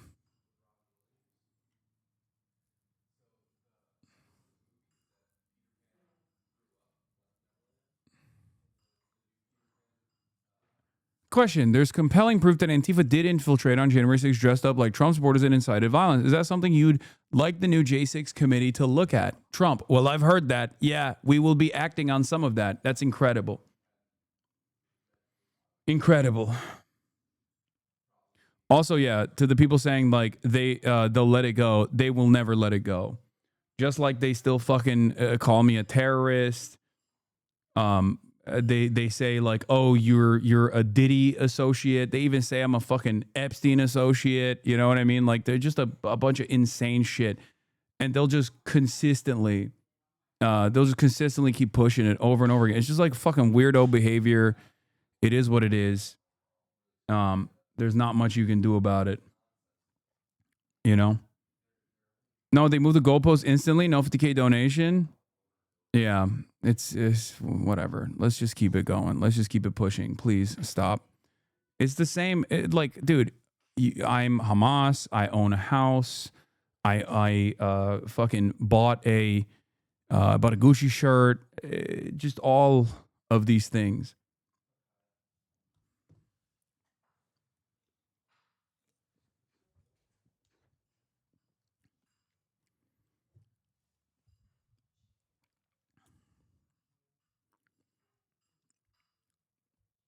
All right, let's continue.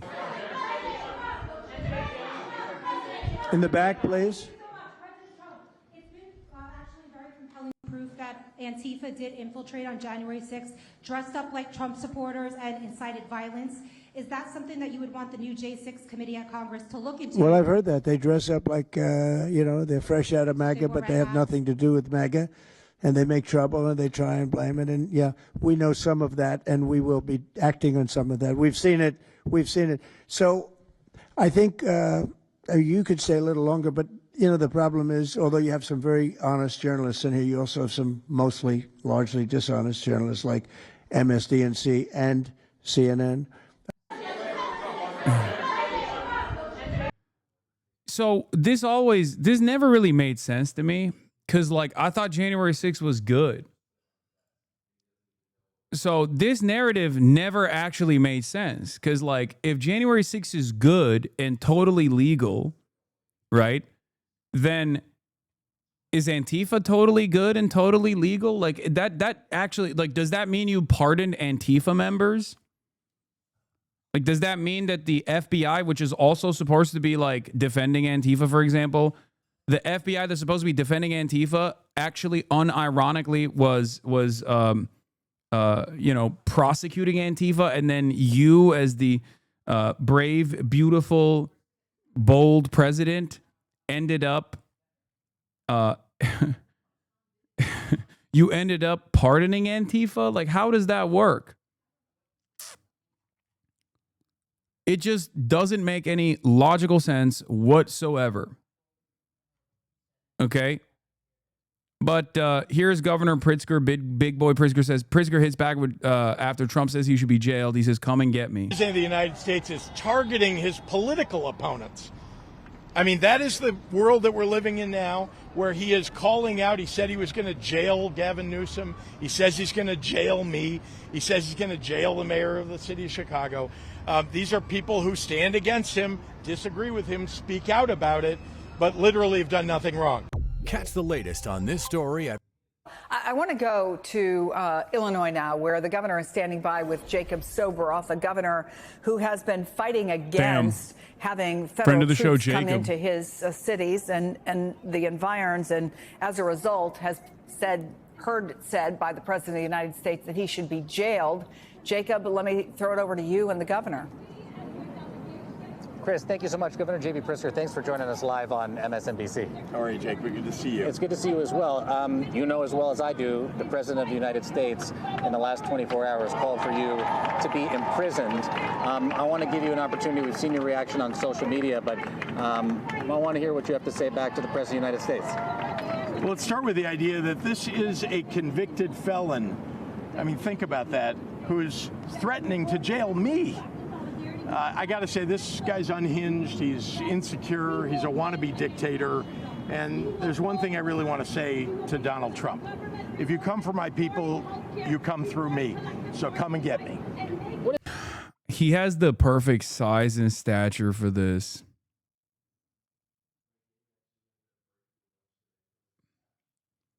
Like, as a big boy, I will say, he has the perfect size and perfect stature for putting up the tough guy approach. Real heavyweight bout. The great Khan of the Midwest. Yep. What does that mean exactly, Governor? Do you believe that he would follow through or that he'll chicken out? He basically said the same thing to Governor Gavin Newsom when I was with him at the height of the raids in the Los Angeles area.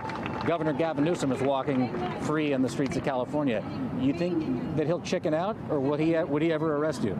Well, you know the expression, Trump always chickens out, taco. And I got to say, he can't arrest. We've done nothing wrong here. And very importantly, it's Donald Trump that is breaching the Constitution, breaking the law. We're taking him to court, and I believe we're going to win. Right now, in the Chicagoland area, the Texas National Guard is staging for a deployment that Governor Greg Abbott has ordered. What's the latest? Do you know where they are, what they're doing at this hour? Well, to be clear, Donald Trump ordered it and federalized those troops, and Greg Abbott's just going along. This is the same guy, by the way, Greg Abbott, who last year complained when Joe Biden tried to call up his National Guard and actually wrote a letter, signed a letter opposing that. Now he's okay with it because why? He's a lackey of Donald Trump. So we know that the Texas National Guard has been staging in Illinois. They're not yet, as far as I understand, on the streets, but I want you to know, the federal government is not communicating with our state. They're not talking to you about where these troops are going. It's unconscionable. This has never happened before. They're calling out troops onto the streets of a state that doesn't want them, and they're not even telling us where they're going to go, what they're going to do. This hasn't happened, I don't think, since the Civil War. Let me ask you about the lawsuit. You have sued to stop their deployment. You didn't sue to stop National Guard on a nationwide level. You sued to, correct me if I'm wrong, just the Texas National Guard. Actually, no. We sued to stop him from calling out the Illinois National Guard, the Texas National Guard. You once said you didn't care that felons are allowed to run for office because it's not like they're going to make crime legal. I'm wondering whether you would retract your statement or you think this is just a Trump issue. Yes. And also, it's not like I'm not retracting that statement. Okay. Trump is not making crime legal because he's a felon. Trump is making crime legal because he's a fascist.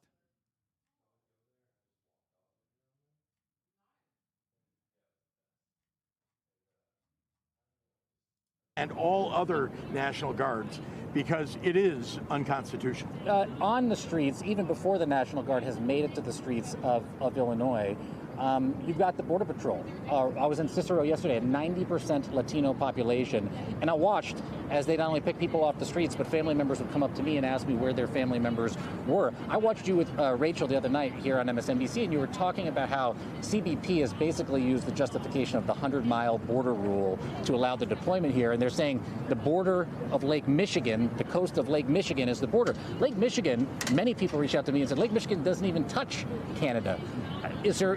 Are you thinking about suing to stop the deployment of the Border Patrol here as well? Look, I think it's important to recognize that the Trump administration doesn't seem to respect any laws in the United States. They just do what they want to do, and they'll keep doing it unless someone stops them. Here in Illinois, we're stopping it. We're doing everything that we can to push back. And yeah, they've got armed, we're talking about automatic weapons and camouflaged, and they're not soldiers, right? These are ICE and Customs and Border Patrol agents that are roaming the streets of Chicago, in downtown Chicago. Why? It's a show. It's a show of force. And why does Donald Trump want to do that? And I've said this before, and I think it's important for people to hear it. He wants to militarize major cities across the United States, especially blue cities in blue states, because he wants us to get used to the idea of military on the streets, military troops, because of their 2026 elections. I believe that he's going to post people outside of ballot boxes and polling places, and if he needs to, in order to control those elections, he'll assume control of the ballot boxes and count the votes himself. He promised to do that. He threatened to do that back in 2020. Didn't get the chance to do it. I believe he would do it in 2026. Do you believe we'll have free and fair elections in the United States of America during the 2026 midterms? If we all stand up and speak out, we sure as heck will. And you see there are literally hundreds of people here who are standing up to speak out, and we've seen in the No Kings protests and others, millions of people standing up. We need more. I asked you when I saw you the other day about if the president invokes the Insurrection Act. You said you use every tool at your disposal to stop the deployment of federal troops on the streets of Chicago and throughout your state. Are you willing to direct the state police to arrest any federal officials for what they're doing here? Look, we don't break the law here in Illinois. I'm not going to direct our state police to break the law the way that Donald Trump directs people to break the law. What we will do is fight like heck in the courts. We have to rely upon judges. And by the way, a Trump-appointed judge made the decision on Oregon and the calling out of the California National Guard. Judges will and can do the right thing. We have to rely upon our courts. I'm not looking beyond that. It's definitely interesting how you navigate this drama slob aimed at you, but can you keep ignoring this machine that keeps churning out all the shite all the time and hate? Yes. I can.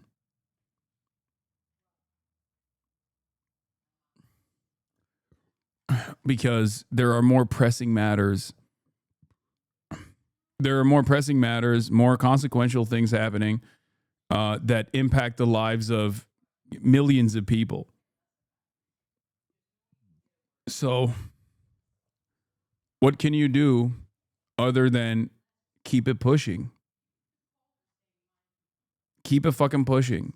People will get invested in silly things, and they will do everything they can to continue investing in silly fucking things. It is what it is. There's a lot of drama for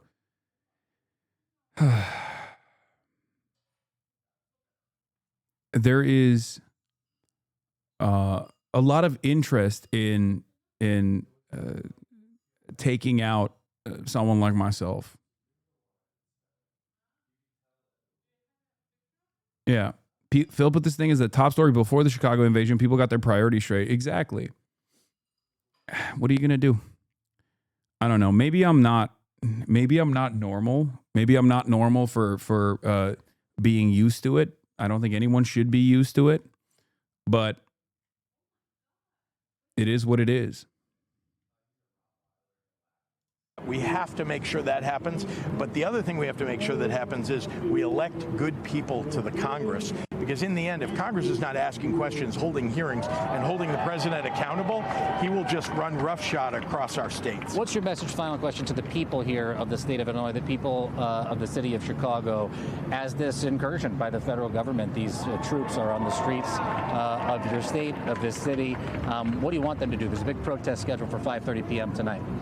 Well, first, we've made sure that people know their rights and they know how to find out what their rights are, because we don't want them picked up off the streets just because they're brown or black, just because they happen to be undocumented.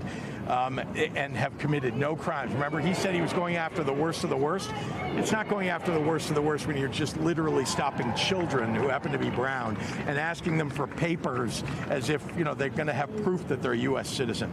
So first, no, you're right. Second, we want everybody to pull out their phones, an Android, an iPhone, whatever you've got, and film everything you see, because we take that to court. We also show it to the public. And it's one of the reasons that so many people are speaking up and acting up in order to fight Donald Trump, because they're seeing this is not the country that we grew up in. This is not the country that we want.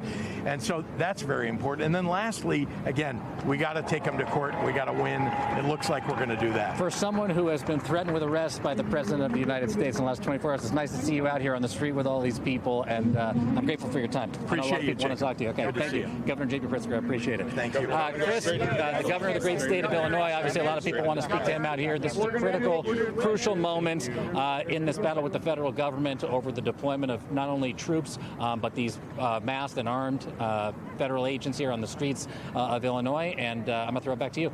Well, if I can, Jacob, I want to ask you about a couple things. In our last hour, we talked about a couple of examples of things that had happened in Chicago. Well, multiple ones, but I'm thinking particularly about the Chicago Tribune photo. Somebody's videoing, which the governor just said, take videos, right? And has a weapon aimed at them. The Chicago Tribune has that picture. And then the clergyman, who it was reported, was praying, hands raised, eyes closed, and was shot multiple times with pepper bullets. That was a crazy photo, dude.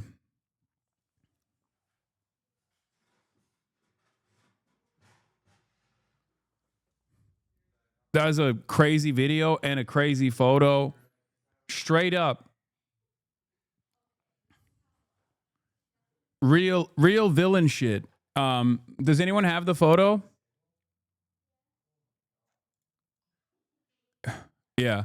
I feel like this photo of masked armed men pepper spraying a pastor protecting his community is going to be a defining picture of this moment in America for a long, long time.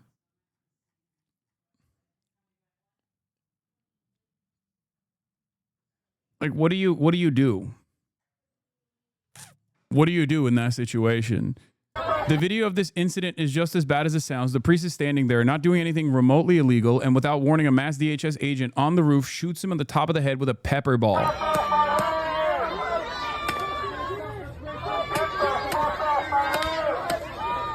Like, yeah, there's a Hamas pastor. Yeah, the pastor is Hamas. I mean, it's like, this shit ain't cute, man. This shit ain't cute. Look at that. He is like, I think people don't understand. I think people don't recognize that, like, that is, you could kill someone like that. You could take an eye out. You know what I mean? You could just, like, those things are not supposed to be direct impact. Like, all these munitions are supposed to be, like, shot in the vicinity. You're not supposed to be shooting it from an elevated position like this.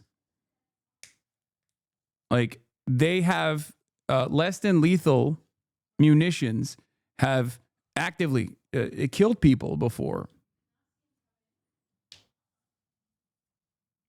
Yeah, every second of every day, we move closer and closer to the reality that Republicans would arrest Jesus Christ if he came back to life. Okay? Republicans will arrest Jesus Christ. Like, they'd be like, you're brown, you're a migrant, Jesus, get the hell out of here.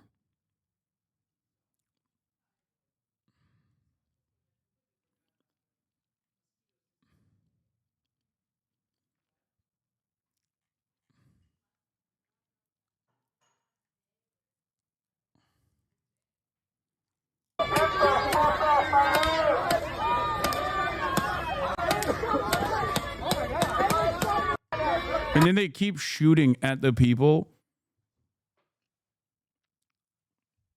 They keep shooting at the people that are trying to render aid to the priest that's on the ground.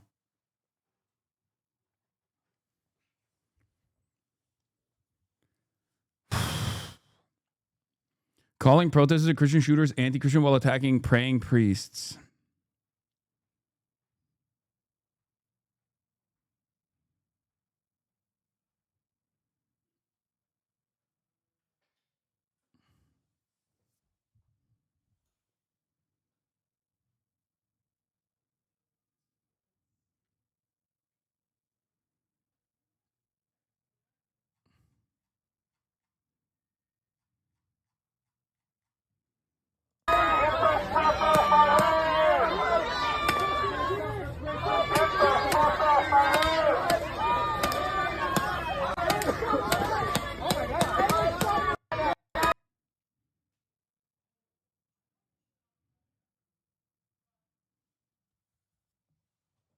Bass Pro Shop hat wearing child shares unfiltered thoughts on Trump. Tide is turning.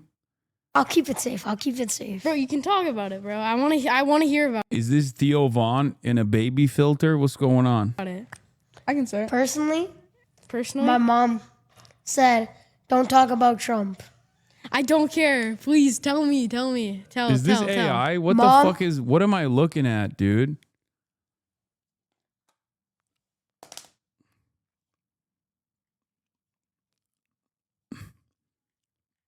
Like, this feels fake. Why are we? What?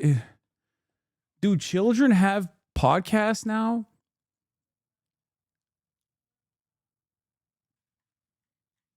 Is that what's going on?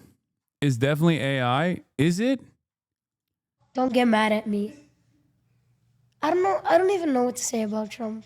I just think he's a low life Interesting scumbag person. No, I don't think this is AI, man. This doesn't look like AI. dick that is terrible and shouldn't be president. I Yeah. don't think he's. I think that he's somebody that only God is. Because if it was AI, the logos would be like ass, Smiley World, Bass Pro Shops. Like, the AI still is bad at doing logos like that, right? Feeling threatened. Yeah, this is the first time. This is the first time I felt the threat of someone taking over and taking my job.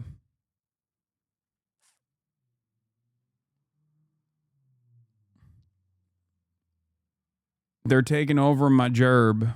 It's done. It's done. The kid at a OVO Drake shirt pin has to be AI. Wait, what? Why would that be fucking AI? Either this is real and Gen Alpha's coming for my job, or this is AI and AI is coming for my job in the form of fake Gen Alpha. Either way, I'm screwed. Either way, it's time. It's over.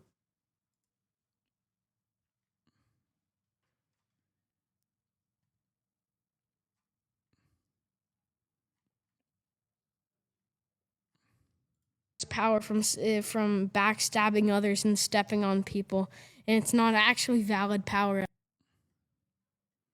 Gen Alpha is like 2 years ago, bruh. Wait, what? We moved on from Gen Alpha? There's a new gen? What's the new gen? We moved past Gen Alpha? What the fuck are we doing? Gen Beta now? What the hell? Secretary of State Marco Rubio whispers in the ear of President Donald Trump after handing him a note about the Middle East deal, saying, very close. We need you to approve a Truth Social post soon so you can announce the deal first. Oh my God, the fucking priorities that we have. The goddamn priorities that we have, bro. What the fuck?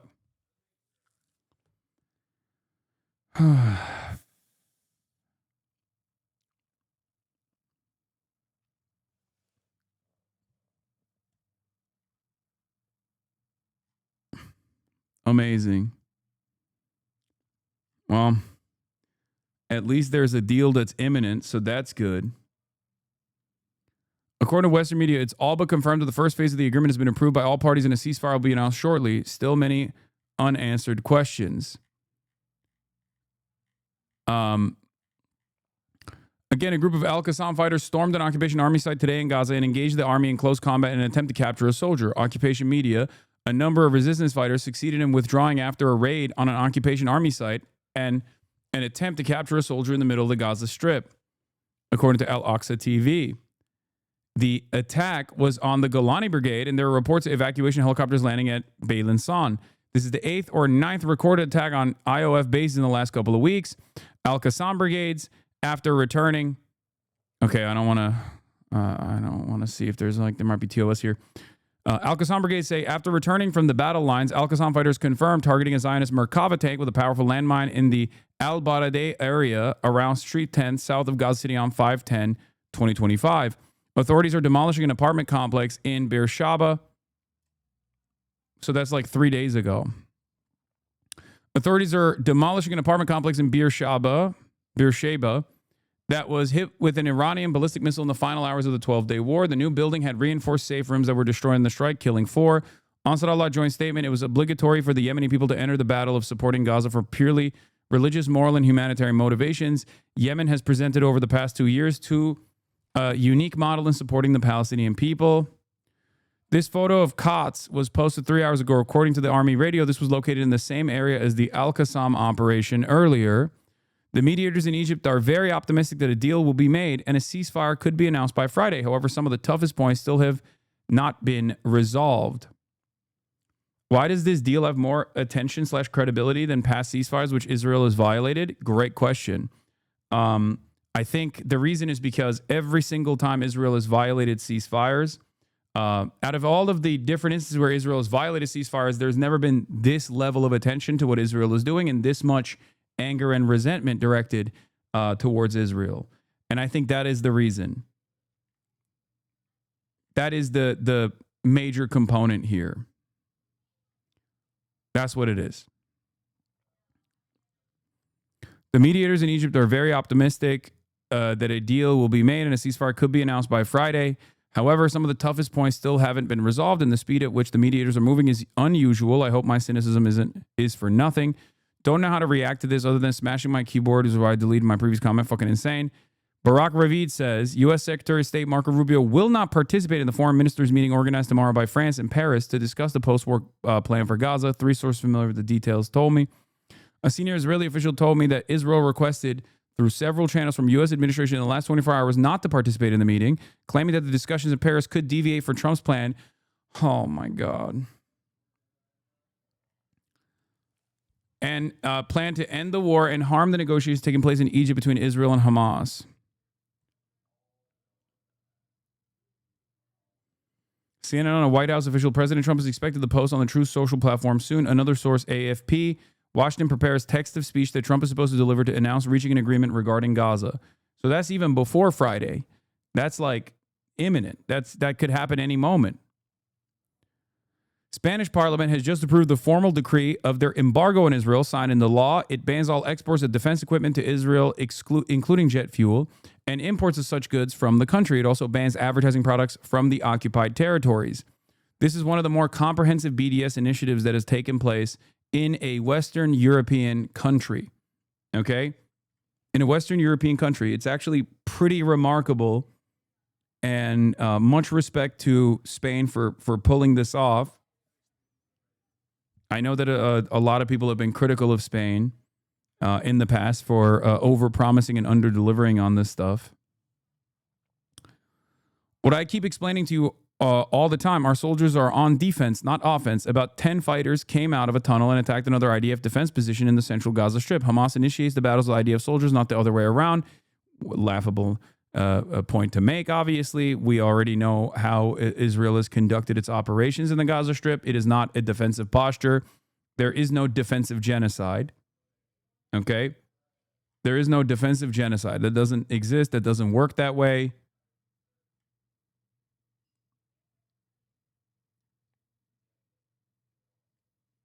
It's fucking ridiculous.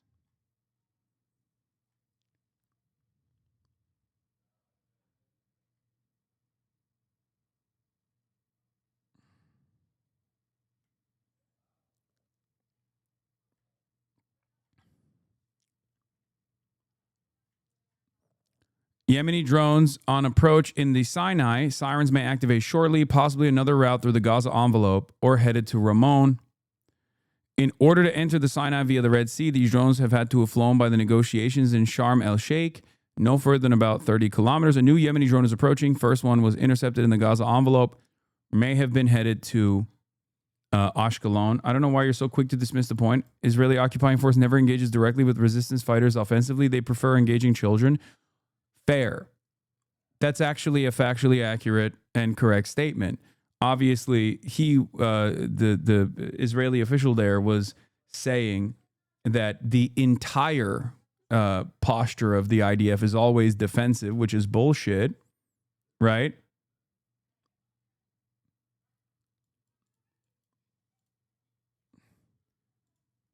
And but you're right. Overall, they do only engage children.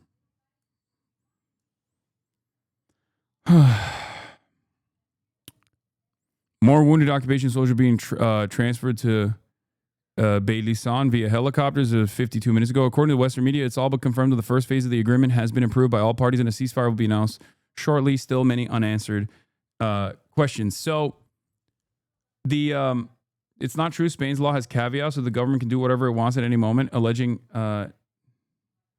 national interest. Israel has started using remote-controlled armored vehicles because the Al-Qassam brigades keep smoking their tanks.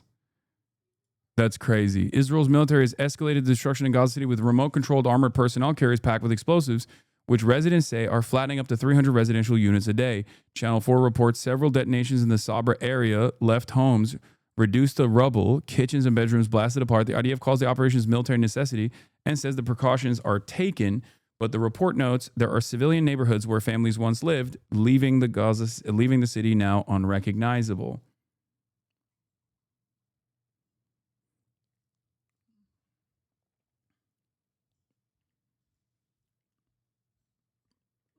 Do you see recent actions by Western European nations as mostly performative? It feels too little, too late, and mostly to appease the protesters? Yes. That is what it is. It is performative. It's not bad necessarily because, like I've said over and over again, this greatly expands the permission structure of what you are allowed to say. Okay? Every step matters. Having said that, if you think this solves the problem, you're wrong, right? The goal from Western leadership is to stop you from protesting, right? It's to offer some kind of a pressure valve to make it seem as though they are abiding by the majority's wishes when discontent gets completely out of control. And that's precisely what's going on here, right? The reason why they're doing this is because they think, oh, if we just like make it seem as though we're taking action against Israel, maybe they'll shut the fuck up.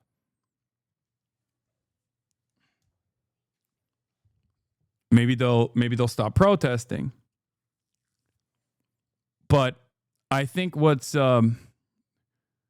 actually ends up happening is that when they do offer even a crumb in the appropriate direction, even when they offer like a little bit of a pressure valve, right?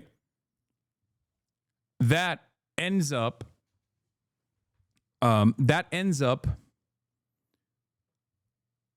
galvanizing the population into taking more action and making more demands, because there is no world where like until the genocide ends, these guys are going to stop, right? I think people are a lot smarter than we assume they are, if that makes sense.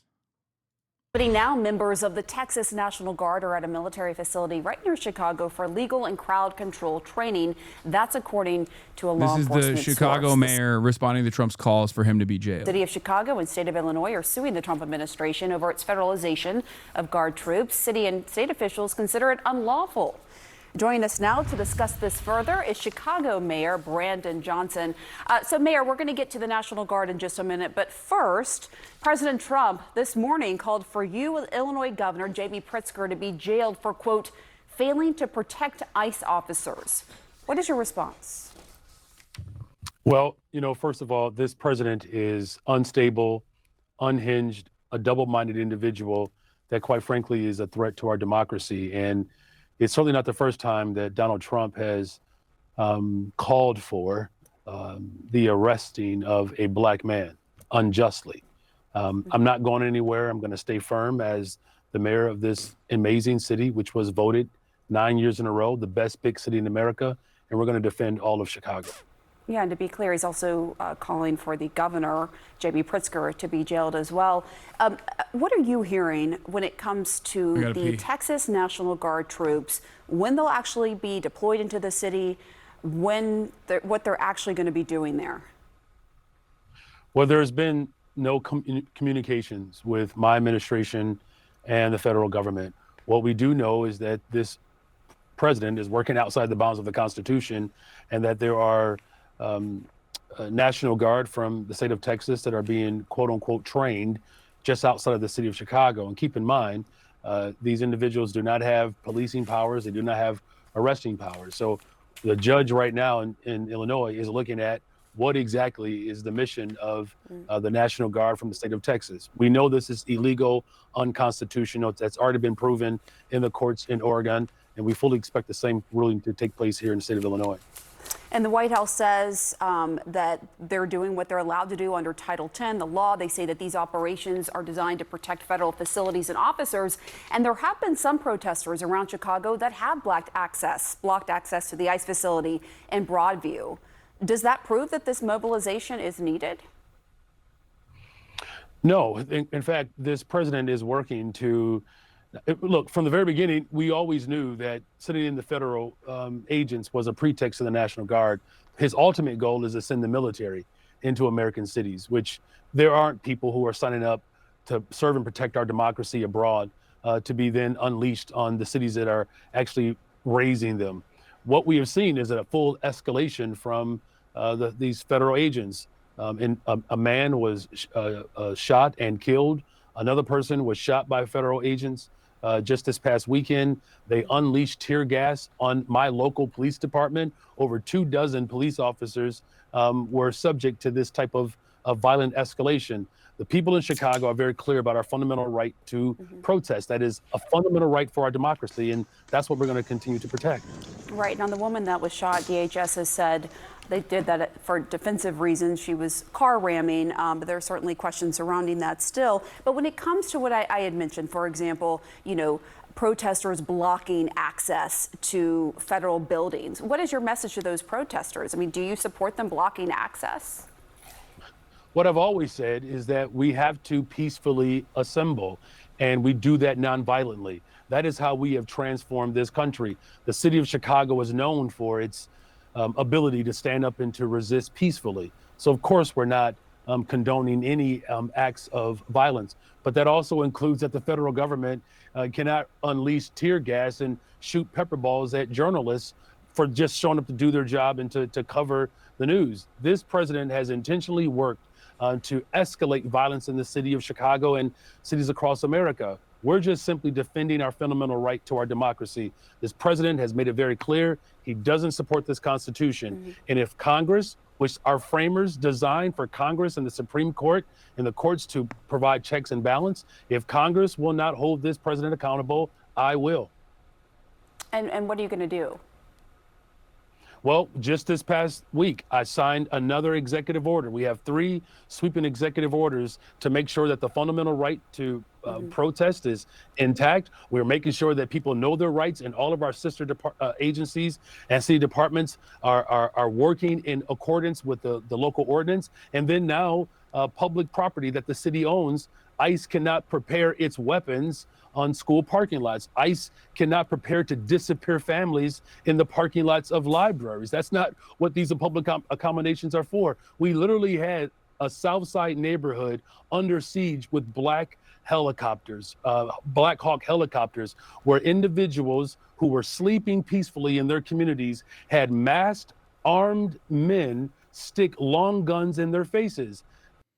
Ooh, good news. Interesting news. Breaking news, as a matter of fact. Hamas and Palestinian factions agree to the Gaza ceasefire framework. From our side, yes, a senior Hamas official told Drop Site News. Drop Site News is 100% the most reliable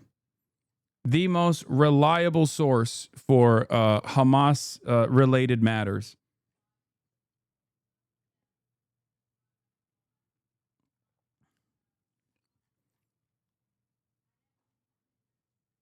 We'll see. We'll see what happens. We'll see what happens from the Trump side. We'll see what happens rather from the Israel side. Sorry, not the Trump side. I guess I said the Trump side twice. But so far, so good.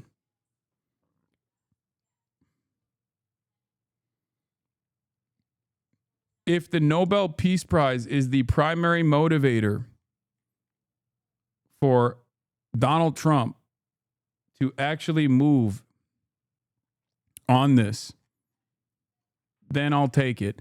An Israeli official said a Gaza deal could be reached as soon as tonight, local time. So the deal in the initial framework that they designed had a lot of components that Hamas and the Palestinian resistance movement had conceded to, right? There were a lot of things that they had said yes to, right? Technocratic National Committee being in charge of the Gaza Strip and things of that nature, a full withdrawal of Israeli troops from the Strip, things like that. However, my suspicion is that there were a lot of additional things that Israel had slapped onto it, and the Americans had slapped onto it because Israel had, redesigned the negotiation after Trump had a multilateral coalition of like Arab states and Middle Eastern states that, and even including like the French input alongside Saudi Arabia to put together this Gaza peace plan. But then Israel came in and added additional qualifiers to it. Trump actually also said, like, I'm going to be in charge of it. I don't know why he added his own name onto it somehow. And then they said, Tony Blair is obviously going to be a part of it as well. So there were parts about this deal that not just Hamas, but like no Palestinian resistance member would ever agree to, which is complete disarmament without, complete disarmament in general. So what Hamas said that I thought was really interesting and quite smart was that they would be willing to relinquish authority and dissolve as a political force. And on top of that, they would be willing to give their weapons, hand off their arms to whichever unit the Palestinian National Committee, this technocratic committee comprised of Palestinians that are democratically assigned, right? Eventually, that they would give the weapons to them, as in Palestinians would, of course, still have sovereignty because they would still have arms. They would still have a standing military of sorts, rather than completely disarm, because complete disarmament in the face of a genocide is a laughable position, right? It's utter lunacy. I mean, think about it. Like, complete disarmament in the face of the Russian invasion would also be ridiculous. And this is something that I brought up when Russia was pushing for this maximalist position, right? Russia was like, oh, Ukraine has to engage in complete disarmament. That's fucking ridiculous. That is fucking ridiculous.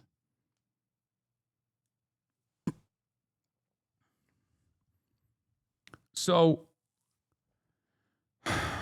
the only reason why I'm not like fully skeptical over this is because like I assume that, if I personally am not the first person to trust the United States of America or trust Israel, then I suspect that Hamas also is skeptical as well.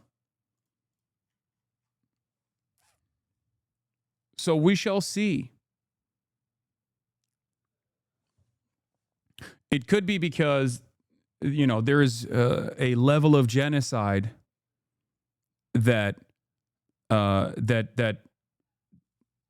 they just say enough is enough. Like, we can't take it anymore. We don't want more people to die. And they consider this to be the only way to end it. But as far as the genocide ending, without significant assurances that Israel will not immediately start bombing the Strip once again as soon as the prisoners of war have been released. Without significant assurances, this deal is dead in the fucking water.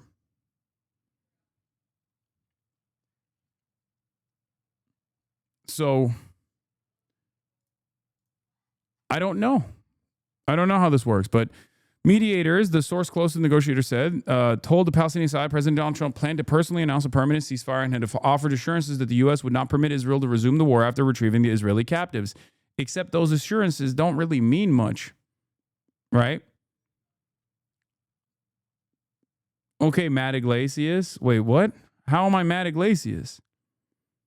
I'm saying I will believe it when I see it. Okay? I have no confidence that Israel will abide by a commitment to complete cessation of hostilities. I just don't I don't trust Israel, and I do not trust the United States of America.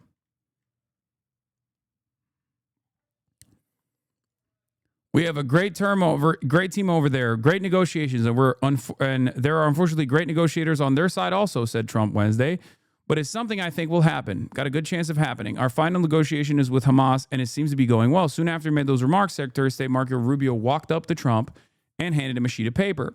I was just given a note by the Secretary of State saying that we are very close to a deal in the Middle East, and they're going to need me pretty quickly, he said.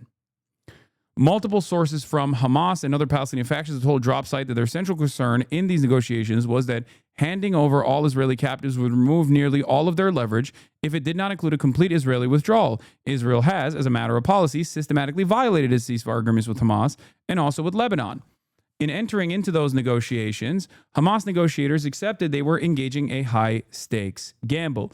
And yes, the note itself that Marco Rubio handed over to Donald Trump said, "You need to approve a Truth Social post soon so you can announce a deal first."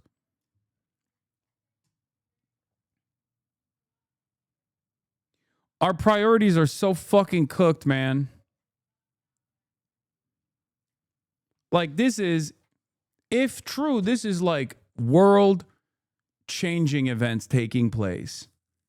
And the priorities of this administration are to make sure Trump is first to market with the announcement on his own personal social media platform that he had to create because he got banned off of Twitter after he did an insurrection.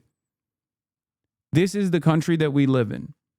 I need you all to understand these are the circumstances. This is the country that we live in. So next time you see somebody that comes across as like really fucking stupid, okay, remember that like a fuck ton of people voted for this guy.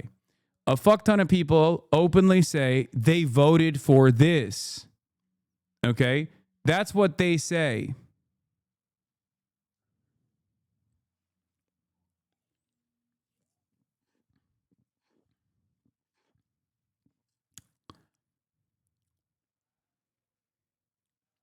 News Nation claims a deal has been reached and Trump might visit the region. It is remarkable that the breaking information is coming from fucking News Nation, dude. God damn, we are in such profoundly stupid times. Oh, fuck yeah, dude. News Nation. Okay. News Nation correspondent reports Israel and Hamas have reached An agreement on the first phase of Trump's Gaza deal. Okay. I'm glad that News Nation correspondent is reporting that Israel and Hamas have reached an agreement on the first phase of the Trump Gaza deal, citing a source with direct knowledge of the negotiations.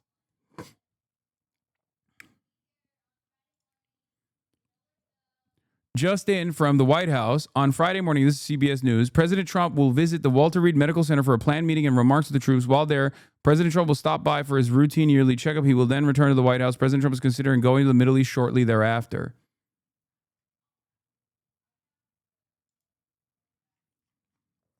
Yeah, we already covered the Israeli military escalating his death and destruction campaign and also utilizing like drones, like or automated armored personnel carriers equipped with bombs, so they can fucking turn around and because they're getting smoked in the APCs so hard that they're using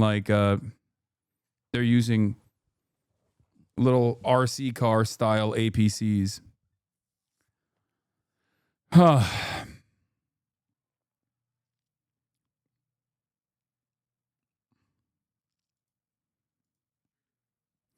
This is a risk, but we trusted President Trump to be the guarantor of commitments made, said Musa Abu Marzouk, a senior Hamas leader, in an interview with Dropside on Monday. Had there been no commitment from the American president, we would never have agreed to take the risk because we do not trust Netanyahu or his extremist right-wing team in the current Israeli government. Meanwhile, I'm pretty sure they know. I'm pretty sure they fucking know that America is also untrustworthy. But I guess for them, they just don't really have any other options, you know? I guess America is the top dog in this process, and therefore they have to abide by America's demands. The USA, Qatar, Turkey, and Egypt have provided guarantees that the genocide will end with this agreement as long as the terms are abided by. That means we can expect to see Israel desperately try to convince Trump that Hamas has violated the deal daily. Yeah. They are being smart by inflating Trump's role since they know he wants that peace prize. I mean, I think they're inflating Trump's... They're not even inflating Trump's role necessarily. Trump does have this power. Every American president has had this power. The only difference here is that they're inflating Trump's ego. They're not inflating Trump's role. They're inflating his ego. Because, I mean, they've run out of options, right? They don't have anything else. So if that's what it takes, then great. If that's what it actually takes to get to a permanent cessation of hostilities, to end this genocide, it is what it is.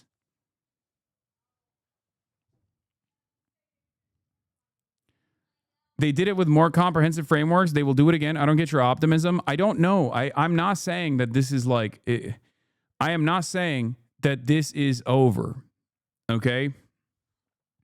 I'm not saying that this is over at all. As a matter of fact, I'm saying that Israel will most likely violate this agreement.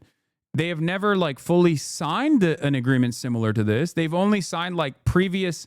I guess they have. They have signed like a previous cessation of hostilities. Israeli officials say the agreement to end the war with Hamas will be signed Thursday, and the first group of hostages will be released on either Saturday or Sunday, according to N12.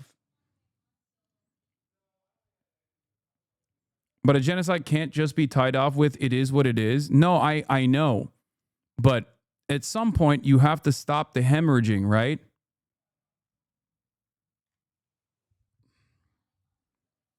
The problem is, in the first ceasefire that they followed through on, they wouldn't allow the first phase to move on to the second phase. And the second phase was a withdrawal of troops, right? And it does seem to me like while everyone is like hugging and you know, slapping asses around there, and Hamas has responded to the deal. Yes, Hamas has said that they accept the deal. I am not so certain that this will end, and that I still believe that there will be potentially a violation from Israel.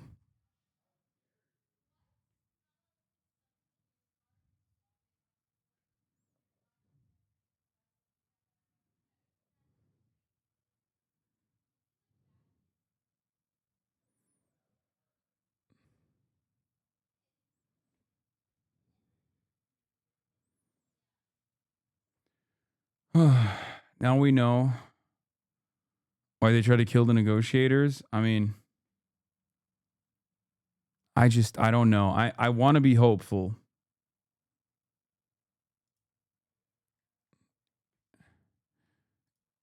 Five hours ago from CNN, Israel assesses Hamas may not be able to return all remaining dead hostages, sources say.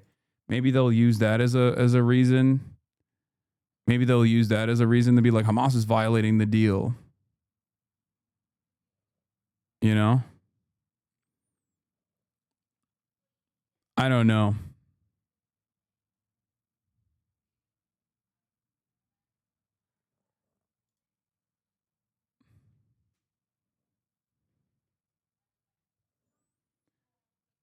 If they do violate it, they're pushing themselves into a corner of being the ultimate pariah. I mean, have they stopped? Has that stopped them in the past? The only way this stops is if America forces Israel to stop. Ball is in Netanyahu's court, says Trita Parsi from the Quincy Institute.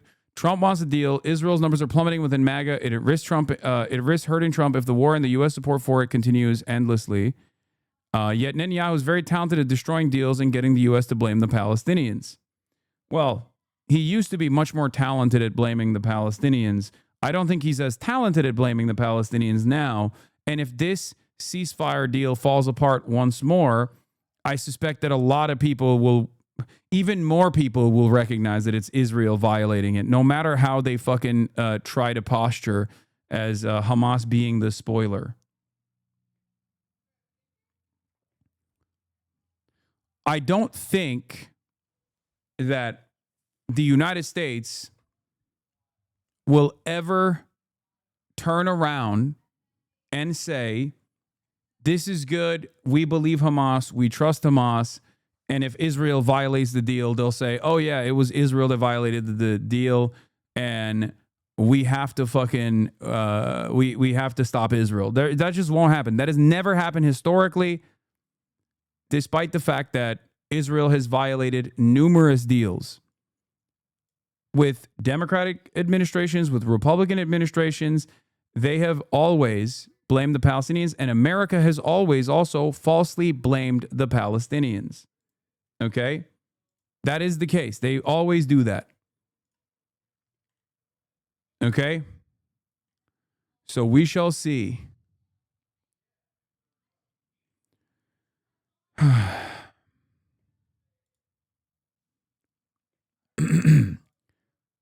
Palestinian negotiators, after consultations with a range of factions, agreed to a deal that will keep Israeli forces in Gaza even after all Israeli captives are handed over to Israel. Throughout the negotiations over the past several months, Hamas has insisted it would not enter into a deal that did not include the complete withdrawal of the Israeli occupation forces. This is something they were not able to move, the source said. While the exact lines that Israeli forces will redeploy to as a part of the exchange of captives are still being worked out, Israeli forces will remain entrenched in Gaza. What is this? Hamas is a men of beauty. I have a question. Say Hamas dissolves, releases the left prisoners of war, gives up their arms, all that publicly. Israel won't be able to use them as an excuse to conduct the genocide. No. Like in the case of Ukraine, Ukraine can actually mount a significant defense. In the case of Hamas, it is an effort, but mostly symbolic as Israel is much stronger. No. It doesn't matter. You can't stop people from wanting to be free. It's just not going to happen. People will fight with their hands if they need to. As the Palestinians did initially, they fought with rocks, they fought with stones. Like there will always be people that have an undying need, a totally understandable need for freedom, emancipation. The only thing that will stop this is either the complete ethnic cleansing of the Palestinians or the dissolution of the Israeli apartheid.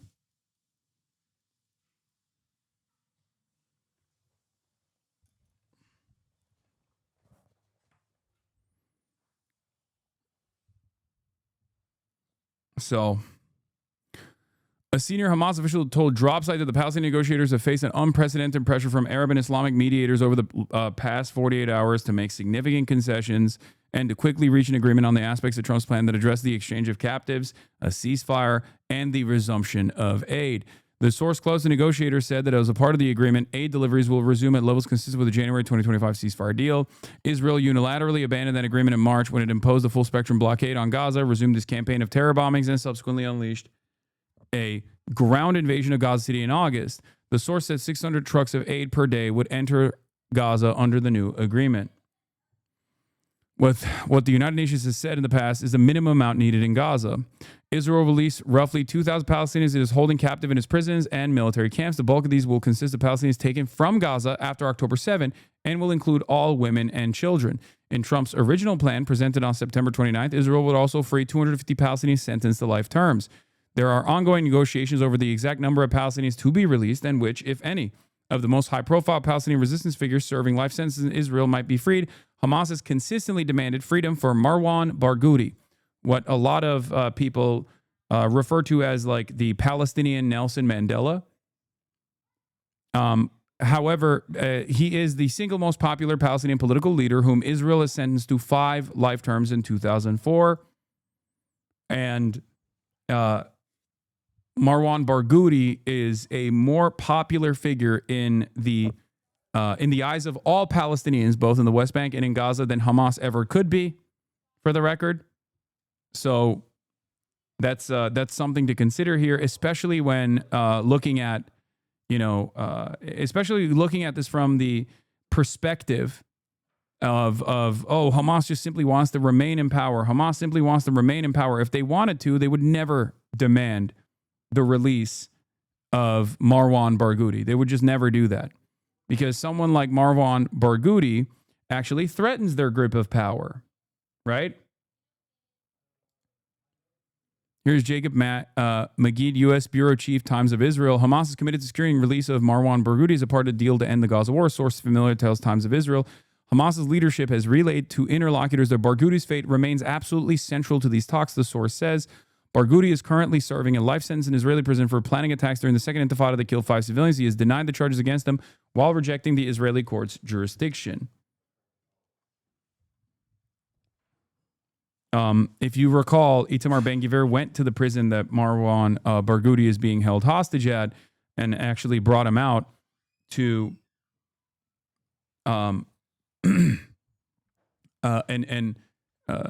humiliated him, or tried to humiliate him. The 66-year-old has been described as a potential successor to the Palestinian Authority President Mahmoud Abbas, as he has appealed among broad swaths of the Palestinian population while maintaining support for a two-state solution. Israelis, of course, say, no way. We saw what happened with Sinwar. Israeli Minister Ron Dermer, who recently co-ordered the assassination of Hamas leader Khalil al-Hayya with Netanyahu, now sits face-to-face at the negotiating table in Sharm el-Sheikh, Egypt. That is a crazy pig. The guys on this side of the fucking table, quite literally, not even a month ago, ordered the assassination of the guys on this side of the table. Straight up.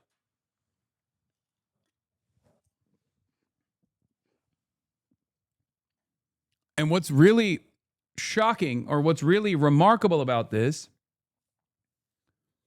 is that the guys on that side of the table used to be different guys.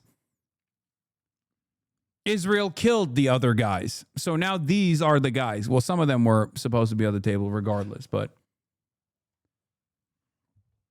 isn't that fucking nuts? Yeah, just remember that next time someone tries to fucking tell you, like, Israel wanted a ceasefire. It was always Hamas that's like fucking up the bag, fucking up the ceasefire. It's like, they have killed, they've killed the immediate relatives of the people on that side of the table too, by the way. Like, straight up, annihilated their entire families. Hamas has also advocated for the release of Ahmed Sadat, General Secretary of the Popular Front for the Liberation of Palestine, and Abdullah Barghouti, a senior commander of the Qassam Brigades, who was sentenced in 2003 to 67 life terms. the longest sentence ever imposed on a Palestinian by Israel. In addition to the 20 living Israeli captives, there are believed to be 28 deceased. Hamas officials have said that some of these bodies are buried under rubble of buildings or tunnels bombed by Israel or in areas currently under Israeli military control, and that it will take time to retrieve them. Hamas official told DropSite that an agreement will be made that would provide more time to recover the bodies of deceased Israeli captives. Now, this is one of the reasons why you logistically have to stop the bombing. This is something that I brought up in previous ceasefire arrangements where Israel was like, no, we don't want to stop the bombing, but you also have to give us the hostages. And everyone was like, you can't even do that. Like, how are we supposed to extract the fucking hostages when you are bombing everything, including the hostages? On Wednesday, Trump dispatched his son-in-law, oh, here we go, Jared Kushner, a special envoy Steve Witkoff, to the Egyptian resort town of Sharm el-Sheikh to try and secure a deal. The Israeli delegation is headed by Ron Dermer, Prime Minister Benjamin Netanyahu's Minister of Strategic Affairs. Trump said today, in anticipation of a deal, he would likely travel to the region, maybe Sunday. Trump had given Hamas and Israel a deadline of Friday to complete the negotiations. He is very eager for the Nobel Peace Prize, and therefore he wants the problem solved today or tomorrow so that the vote will be in his favor for receiving the Nobel Peace Prize, Abu Marzouk told DropSite. Hamas leader Khalil al-Hayya, who survived an Israeli assassination attempt in Doha, Qatar on September 9th, literally 1 month ago, is heading Hamas's negotiation team, sitting across from the guys who ordered his assassination. The top political negotiator for the Palestinian Islamic Jihad, Mohammed al-Hindi, is also directly participating in the talks, as is a representative of the left-wing Party for the Liberation of Palestine. PIJ's Saraya al-Quds force is the second largest armed resistance faction in Gaza, holds an undisclosed number of Israeli captives, along with those in the custody of Hamas's Qassam brigades. Earlier on Wednesday, Ziad al-Nakale, the Secretary General of PIJ, appeared in a rare video address.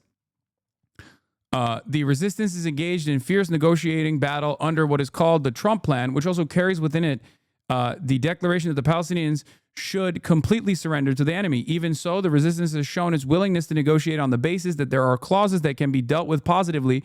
First among them, the prisoner exchange clause, which could be completed in the coming few days, al-Nakale said.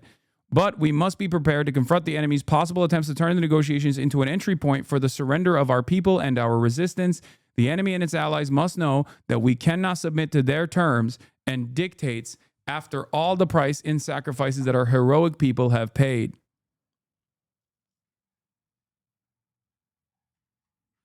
Hamas sources have made clear to DropSite that they believe the only path to a brokered agreement to end the genocide rests with Trump. The alternative is an indefinite continuation of the armed struggle against the U.S.-backed Israeli military. There is no other deal to be taken. Either this or return to fight with full American support coupled with Arab and Islamic passivity and letdown, said the source close to the negotiators. He said that while the deal is problematic, it contains some terms that Hamas and other Palestinian factions pushed for in their response to Trump, including deferring major issues that would alter the future of Gaza and Palestine itself. No surrender, no disarming, no mass exile, but most of all, a permanent end to the war to be announced by Trump. When Hamas offered its official response to Trump's 20-point plan last Friday, the movement's leadership took the position that it only had a mandate to enter into a deal on issues directly related to the Gaza war, but it asserted that negotiations on the bulk of Trump's proposal, which contains sweeping terms that will impact the future governance of Gaza, including demilitarizing and disarming Gaza and the deployment of foreign troops, would require the involvement of all Palestinian factions, not just Hamas. All of these issues, including Israel's demand that Hamas and other Palestinian resistance groups surrender their weapons in Gaza, will be fully demilitarized, will be deferred to future negotiations. So that is... it seems like Hamas is saying yes to the first phase, which is just the complete release of all of the prisoners of war and perhaps not just the prisoners of war, but also the killed Israelis as well. What makes you think that Trump is the actual person pushing Israel to the table? I don't trust Trump and I don't trust Israel. I do trust the resistance forces in terms of like knowing what's knowing what's best for them, right? And therefore I assume that they're seeing something different in the way that this has in the way that this has been conducted, and that is the reason why they're conceding to the first phase without getting assurances, or maybe they did get assurances for the second phase. If we are to use the terminology that was utilized in the previous negotiations, right?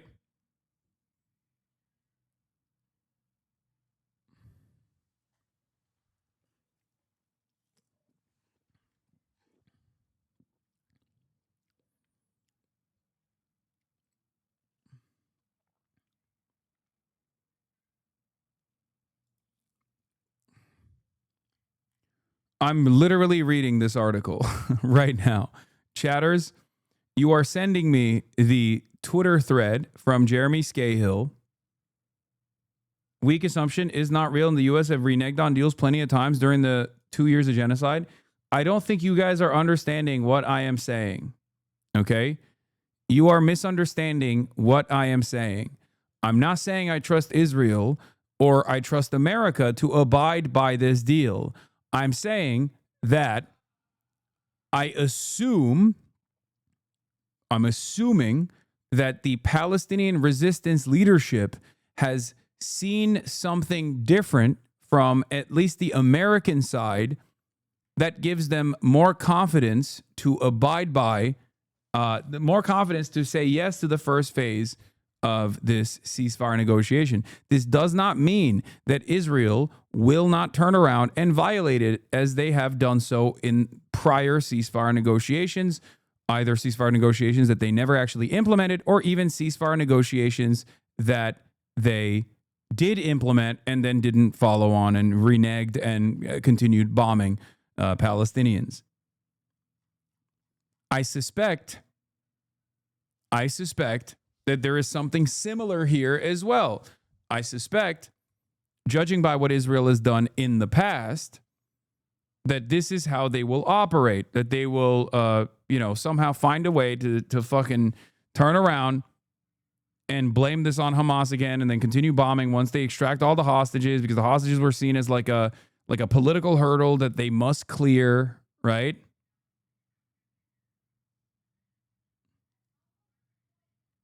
That's what I think.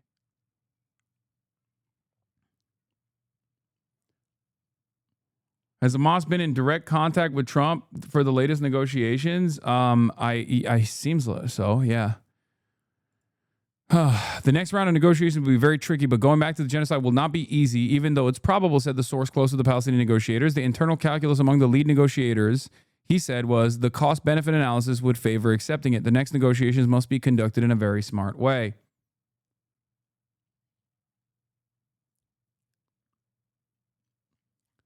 Perhaps the reason why they're doing it is because of what Israel states, which is that the idea that they have consistently pummeled Gaza and it killed far too many people, and therefore Hamas's calculation here is like they can't take it anymore. They can't. And that's the reason why they're conceding to everything. Maybe that's the reason. However, there's no assurances that Israel will stop bombing regardless, so...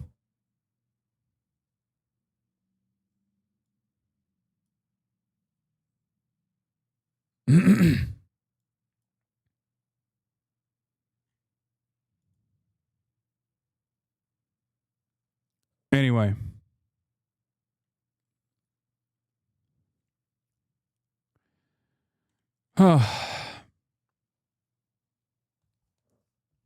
Scahill, Hamas knew the only path to a brokered agreement to end the genocide rested with Trump. There is no other deal to be taken, either this or return to the fight with full American support coupled with Arab and Islamic passivity and letdown, said the source. I mean, but that has been the case. That has been the fucking case. Why do you keep saying Google Jeremy Scahill?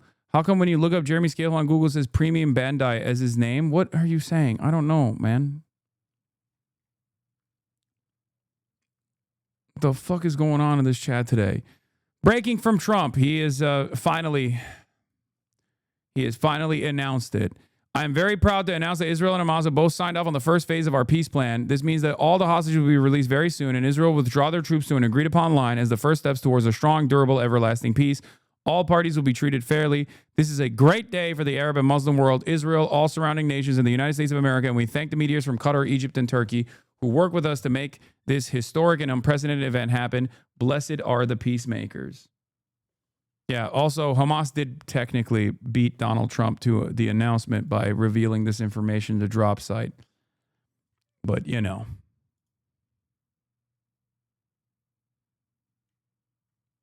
That's neither here nor there.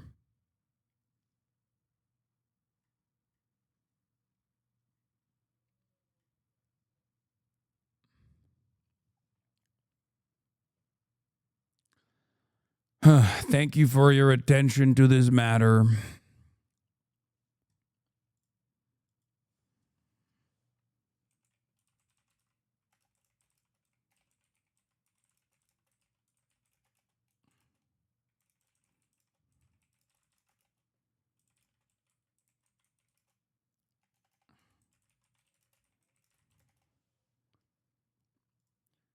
Please read previous message. Palestinian here. Remind chat not to infantilize our armed resistance as they're fully aware and have decades of experience about what Israel's goals and tactics are, as well as the United States. I'm sure they're fully prepared in the case that Israel blows up these negotiations as well. Do not forgive. We have been dealing with these ethnic supremacists for over 77 years. Yes, but that's the only reason why I said I don't have any confidence in Israel. I don't have any confidence in America, but I do have confidence in the leaders of the resistance movement making the correct calculation.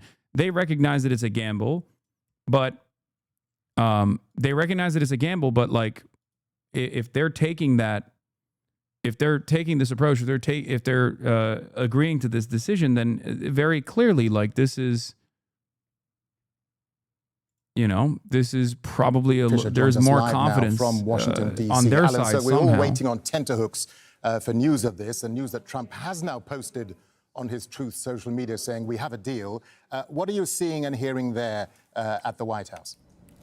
This has been building, particularly over the last couple of hours, when Donald Trump, in a meeting at the White House, said he just stepped away from a call with his team that were in Egypt in Sharm el-Sheikh, and he was encouraged by the progress that had been made and thought there would be an announcement soon. Talked about heading to the Middle East at the weekend. That may now be brought forward. It appears that the outline of a deal has been done. Donald Trump, on his Truth social platform, has, just in the last couple of minutes, said, "I'm very proud to announce that Israel and Hamas have both signed off on the first phase of our peace plan. This means that all of the hostages will be released very soon, and Israel will withdraw their troops to an agreed-upon line as the first steps towards a strong, durable and everlasting peace. All parties will be treated fairly. This is a great day for the Arab and Muslim world, Israel, all surrounding nations, and the United States of America. And we want to thank mediators from Qatar, Egypt and Turkey who worked with us to make this historic and unprecedented event happen. Blessed are the peacemakers. President Donald J. Trump." So after hours of speculation that this was going to happen, that we were edging closer, that there was more optimism than there has been at any point in the last 2 years, it appears that Donald Trump and his 20-point plan and the pressure that he has exerted, not just on Hamas and on Israel, but on others in the region, appears to have delivered a peace deal which should mean an end to the war on Gaza. Yeah, and Alan, obviously the executive word here, or phrase, being the first phase of the peace plan. Are any more details emerging about what parts of Trump's 20-point plan they have a deal on? Because it's unlikely, as you say, that everything's been agreed to. Well, most of the details, of course, will still be in Sharm el-Sheikh. Donald Trump will have been given the details of what has actually happened. Nothing has been made public from Washington, D.C., but it's clear that there was... What we will find out, it's going to take time until we know. It's going to take time until we know if this is this is conclusive. It's going to take some time. What I mean by that is where we need to see how Israel operates after the hostages are released. I could totally see Israel just taking all the hostages and then continuing its bombing, refusing to actually release the Palestinian hostages that they've taken, and then, you know, they'll just come up with a bullshit reason as to how Donald Trump actually violated this deal, and that and the United States will go along with it, and they'll say that's right. This is what happened.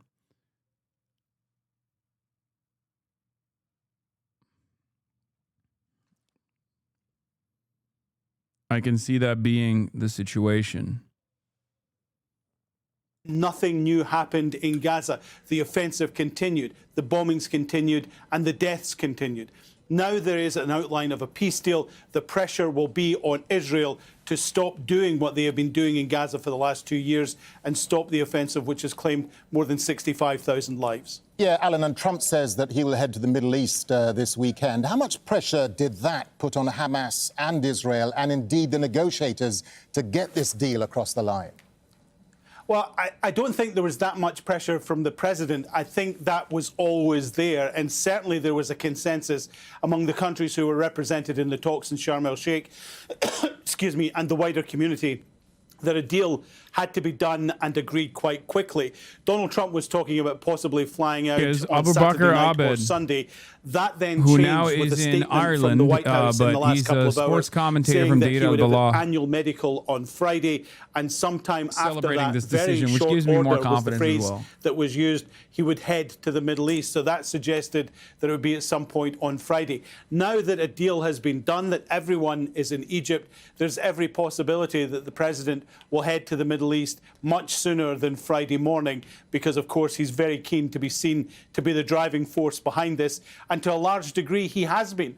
No one was talking about peace talks. The Israelis had killed negotiators from Hamas, both in Tehran and also attempted to do that in Doha. There was a concern that everything was kind of locked.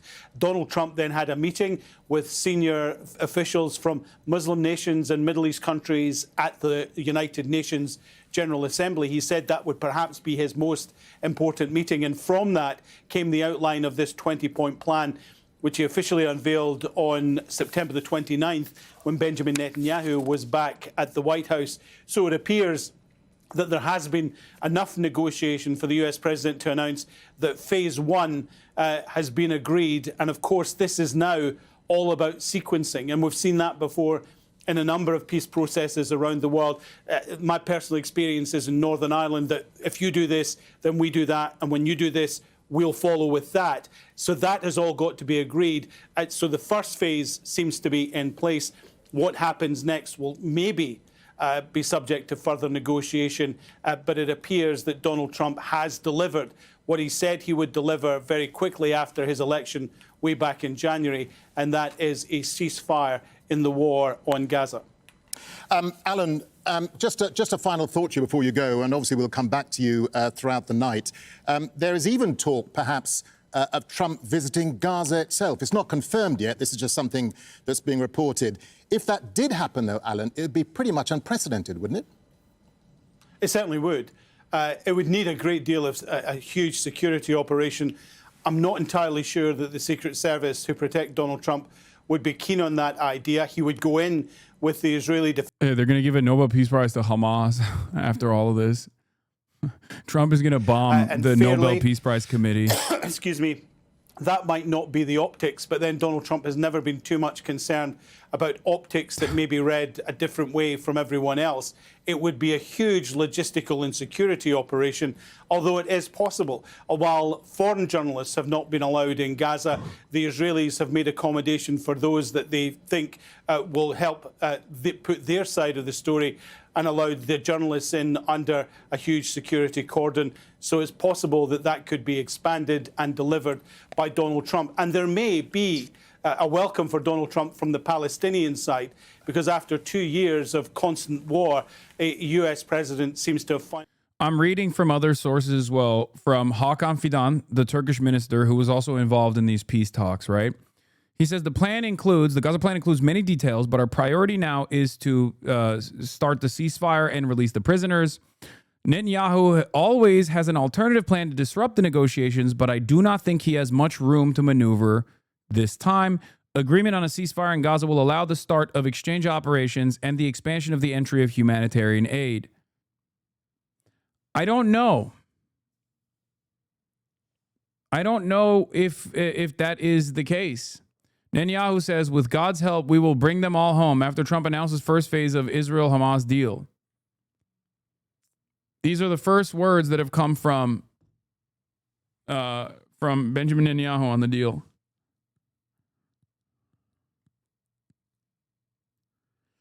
I think the sticky point on this is who gets to control the Gaza Strip. That's the sticky point. Is it Palestinians, or is it going to be Palestinians, or is it going to be Tony Blair and Donald Trump, even if we're getting real crazy with it, right? Because Donald Trump wants it to be Donald Trump and Tony fucking Blair, which is ridiculous, right? It's completely unacceptable. Especially, I mean, it's completely unacceptable. We'll see. Negotiations going on, very strong one to get to this point where the announcement made by, or the post made by Donald Trump about reaching an agreement between Hamas and Israel. But at least for phase one, which is the handing over the captives and then the withdrawal to an agreed upon line as a first step, a preliminary step for further negotiations and further agreements. It is just, I'm sure if we talk to people now, the reaction would be very, very excited, very happy it happened. At least they are distancing away from the anxiety that had engulfed all of their feelings throughout the day and hope for what was going to happen. The level of anxiety is less, and the sense that we are going in the right direction, at least for now. And we're going to wait until we talk to people. So we'll see what's going to happen in the coming hours. Yeah, Hani, we still have a long way to go, as this is just phase one of Trump's peace plan. I mean, this must be pretty emotional for you. You've been covering this story now for 2 years. With many people close to starving because Israel's siege and war on the Strip, many with nowhere to live, what are people's immediate needs on the ground now, Hani? It will be definitely the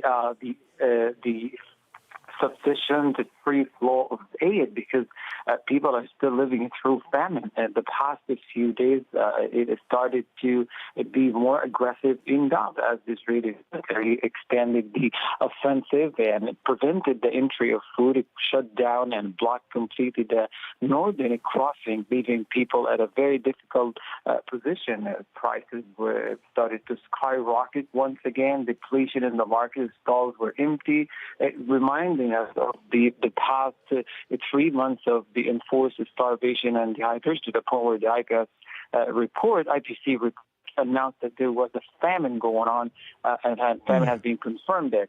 People are still living the byproducts of this across the Strip here in central area. Anywhere you go, you walk in the market, in the street, you will find items, you will find the products, but these are not necessarily what people need to survive. We talk about fish produced that are not available.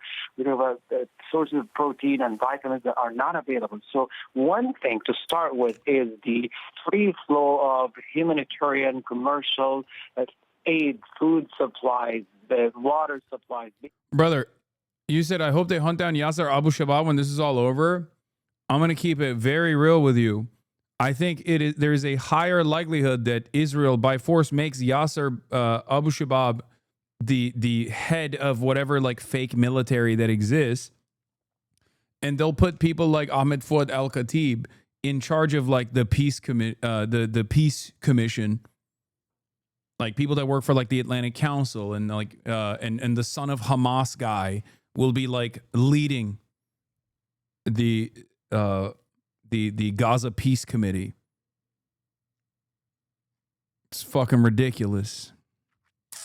Comes to hazardous when it comes to safety, very dangerous for them, but they had no other choice. For them, it was better than sleeping on the streets or the pavement. So these are the conditions that people are waiting for to happen and to improve. Remember, on the first phase of the ceasefire, the Israeli military deliberately blocked the entry of tents and other infrastructure and elements needed to build proper shelters, including the entry of mobile homes that was prevented by the Israeli military. So this time people are more hopeful that these are the priorities. Particularly, we are going near to a winter season, and soon enough you will find a lot of people are searching desperately for a proper shelter from the cold weather, from the rain, and from everything that is could be affecting their livelihood and their safety. These are the important things right now for people. But the most important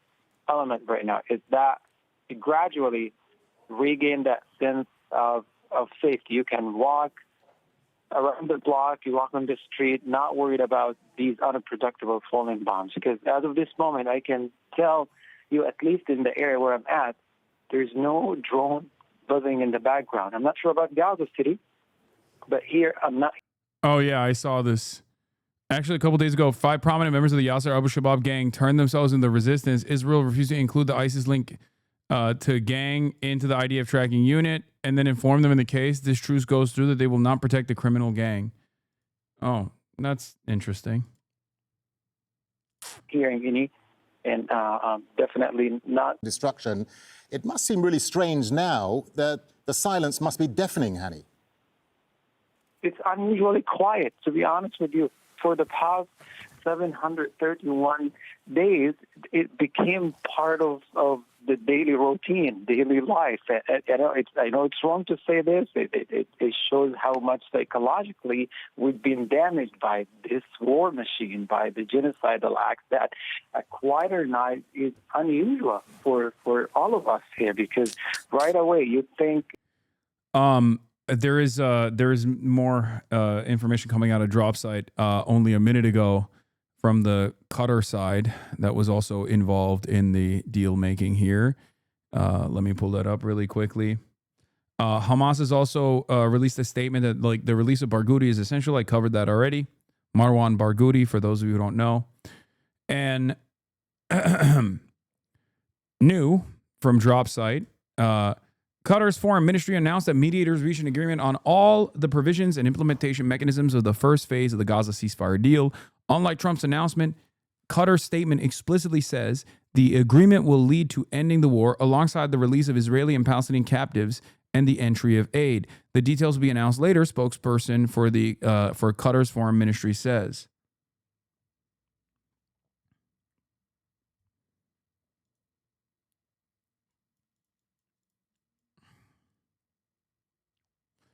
I mean,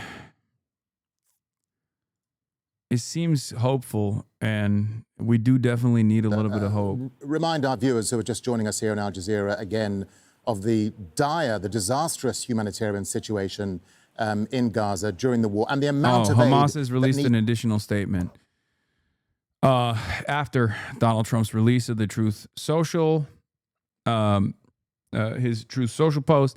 Hamas has released an additional statement that says, after responsible and serious negotiations conducted by the movement and the Palestinian resistance factions aiming to reach a ceasefire to stop the extermination war against our Palestinian people and the withdrawal of the occupation from the Gaza Strip, the Islamic resistance movement, Hamas, announces reaching an agreement to end the war on Gaza, the withdrawal of the occupation from it, the entry of aid and the exchange of prisoners. We call on Trump, the guarantor countries of the agreement, and various Arab, Islamic, and international parties to obligate the occupation government to fully implement the agreement's entitlements and not allow it to renege or delay the application of what has been agreed upon. We salute our great people in the Gaza Strip, Jerusalem, the West Bank, inside and outside the homeland, who recorded unprecedented stances of dignity, heroism, and honor, and confronted the fascist occupation projects targeting them and their national rights. These great sacrifices and stances that foiled the Israeli occupation's plans for subjugation and displacement. We affirm that the sacrifices of our people will not be in vain and that we will remain committed to the pledge, and we will not abandon our people's national rights until freedom, independence, and self-determination are achieved. For those of you who always were duped early on in the aftermath of October 7, that Hamas actually has in its 1988 charter, even before they like fully formed as a political movement and a political organization, that they wanted to purge all the Jews from the land of Israel. Hamas, since I believe 2017, has fully fleshed out a new charter that actually abides by a two-state solution as long as there is full-blown sovereignty for the Palestinian population.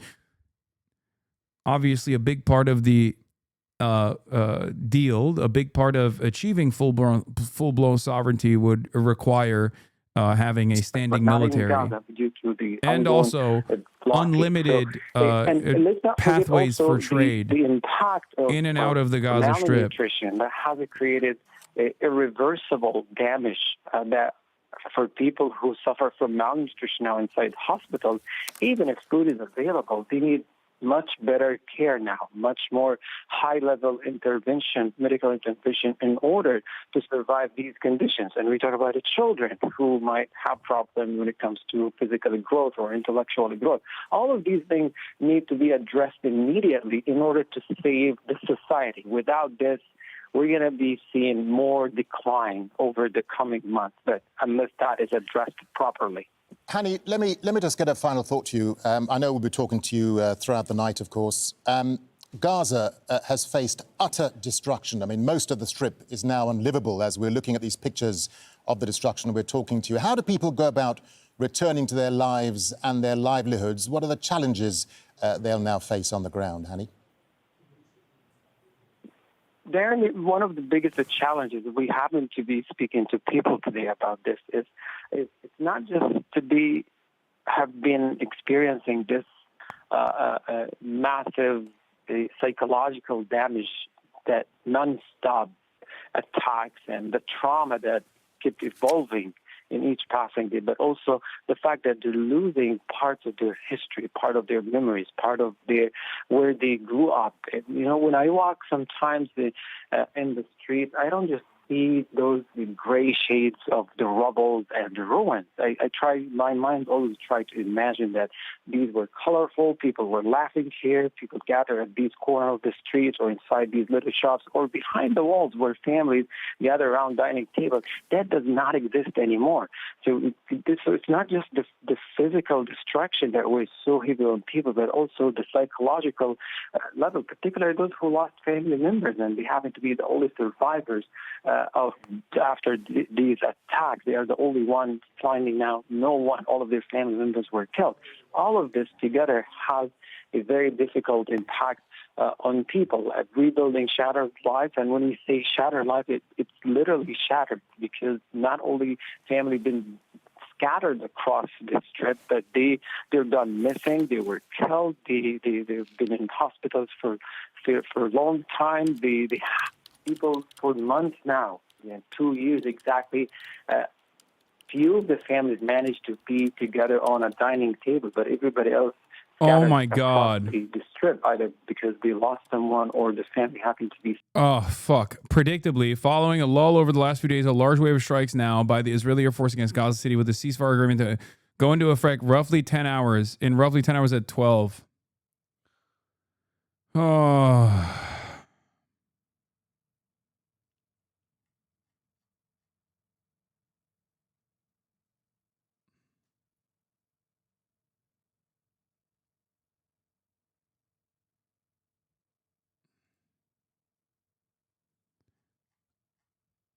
How many children will Israel slaughter up until the last second? This is how Israel operates, by the way. And we know this because there have been many ceasefires that have taken place. This is, weirdly enough, this is not in an incredibly twisted way.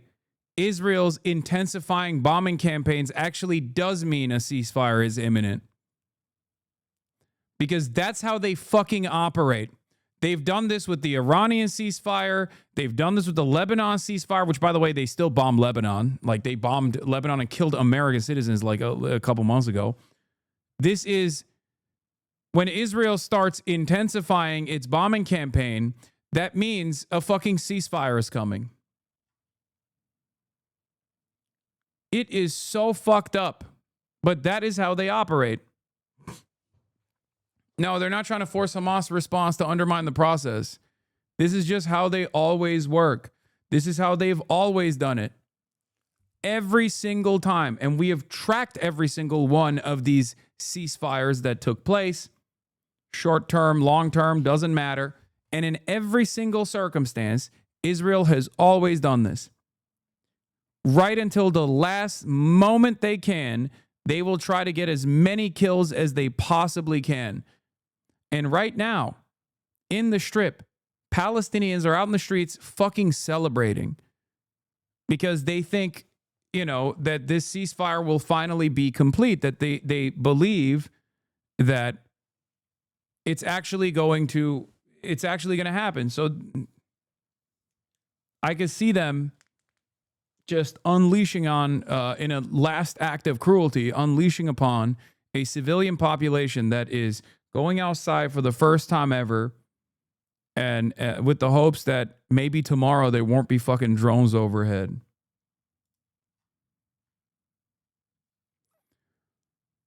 Senior American official says to Barak Ravid, the war in Gaza has ended. The hostages will be released in 72 hours after the Israeli cabinet approves the agreement. The assessment is that this will happen at the latest on Monday. Didn't they do this with the last temporary ceasefire? Yes, they did. They did this in Lebanon too. They did this with Iran. They always do this shit, okay?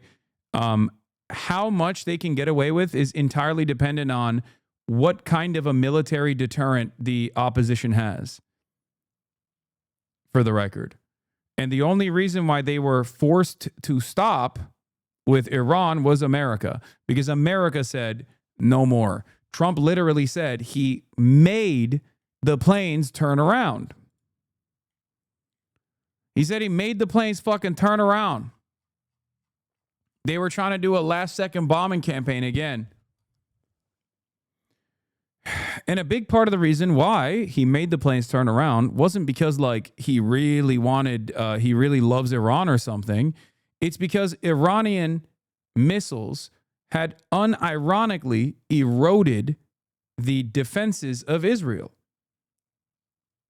We found out after the fact, but the suspicion was there. Something I also speculated on was that Israel and America was actually running out of their munition stock, and at a quite a faster pace than they initially suspected.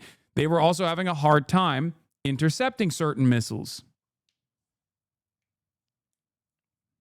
This is precisely the real reason why they fucking stopped. Any news on allowing in international journalists? I mean, we're not at that stage yet. We'll get there. But the stage that we're in currently is hopefully the bombing ends. Who died of starvation as a result of Israel's siege. So you had all of these policies that built up the international pressure on Israel. But each time there was this growing international pressure, something else came up. There was a war with Hezbollah. There was a war with Iran. There were strikes in Yemen. There were strikes in Syria. All of this was in the last 2 years, and we've been reporting on it constantly. But the international pressure on the Israelis did not wane. Okay, the Abu Shabab thing is pretty funny.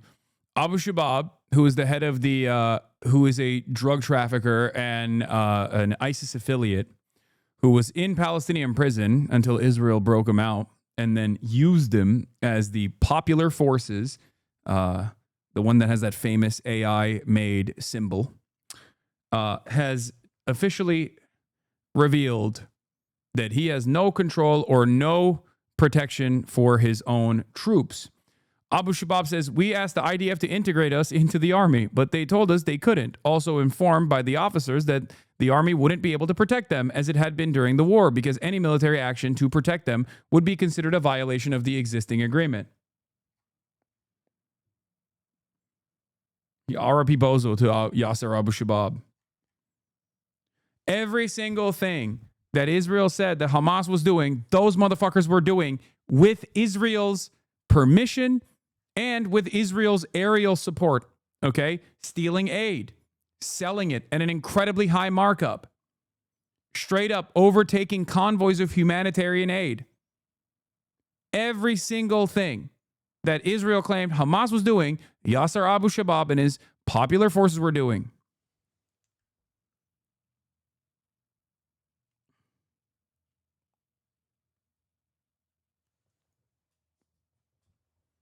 They were operating out of the red zone in Rafah in an area where it's kill on sight. If you are a Palestinian in that area, the Israeli government assassinates you. Okay, no questions asked.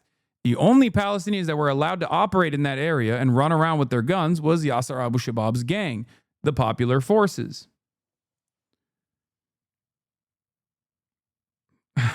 How dare you say something about such an amazing man, despite the fact that he's illiterate? He's an article writer for big newspapers. That's true. Dropped out of second grade, I believe, has a second grade education, is not literate in Arabic, but was capable of writing op-eds for the Wall Street Journal, famously. Yasser Abu Shabab. I already read this.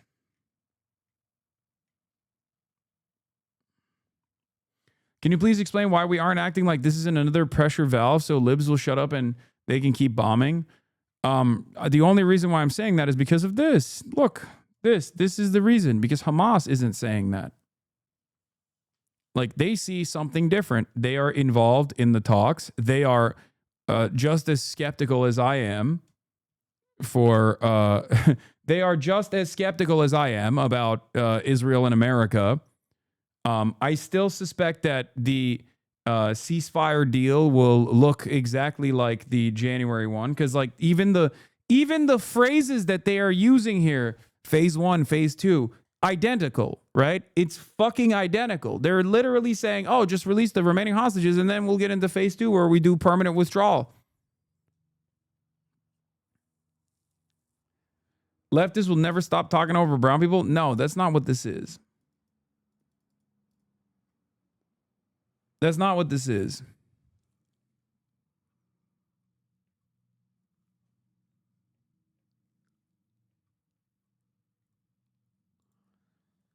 I do suspect that I've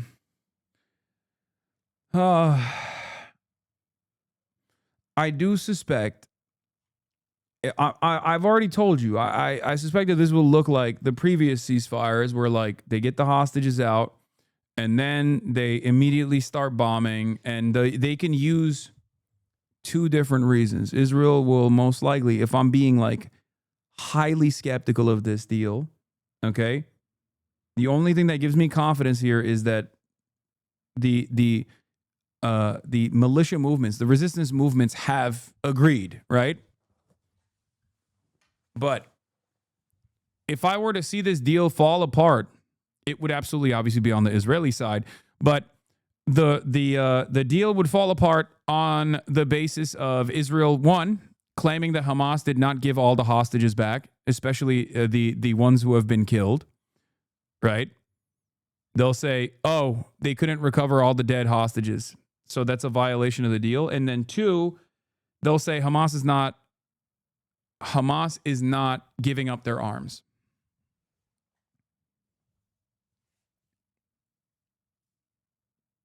Those, I think, will be the two things that people will, like Israel will use to undermine the ceasefire negotiations and then continue blowing shit up. At least that's precisely what has taken place in the past. So I have no reason to believe anything different will take place now. But as I have repeated over and over again, the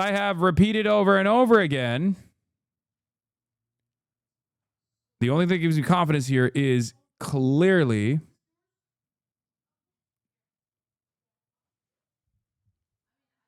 the fact that the resistance movement is in agreement.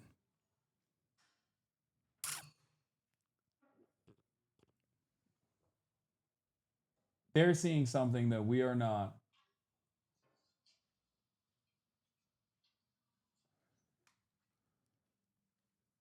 And I don't know if they're doing this calculation because they're like, enough is enough, they have nothing left. Or if they're doing this calculation because they do think that the American deal is sincere. I'll take a few questions. Netanyahu releases a statement in Hebrew. Let's take a look. Prime Minister Netanyahu, unofficial translation for Hebrew below.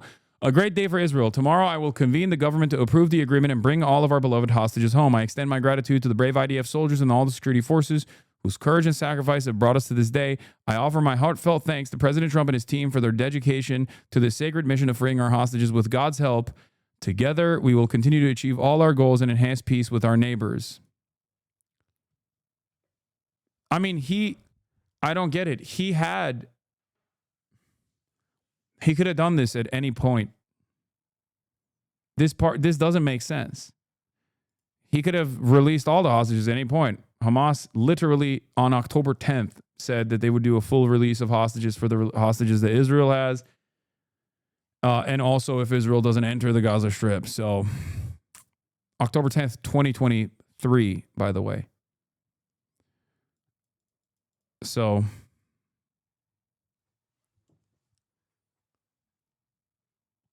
that's what I'm saying. Why now? I don't know. Maybe Trump made the secret boss call. Or maybe either Trump made the secret boss call or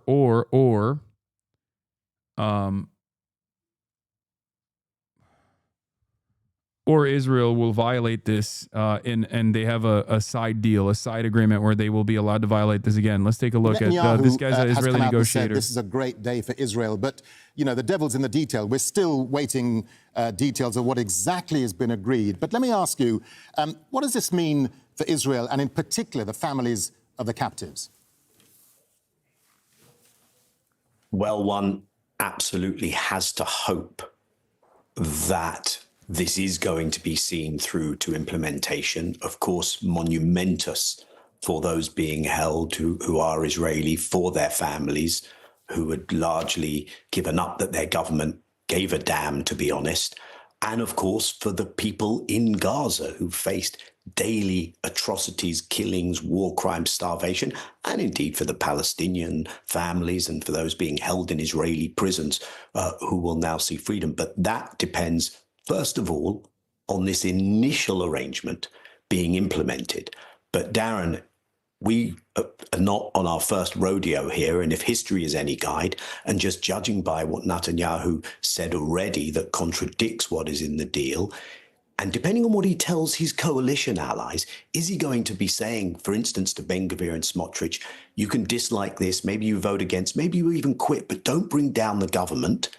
Because, and this is really important, and I think those Israelis who are hoping this comes to an end will know that Netanyahu has reneged on these deals in the past and may well be looking for the first opportunity to be able to resume hostilities when he can in Gaza. In the meantime, one should absolutely expect that the destruction, the displacement, the killing in the West Bank will continue. We saw Ben Gvir on Al-Aqsa today, and one should also assume that whatever the initial arrangement, whatever the initial line of Israeli military withdrawal ends up being, that is where it will end. Because I think once the hostages are returned, one should fully expect that Israel will not withdraw further.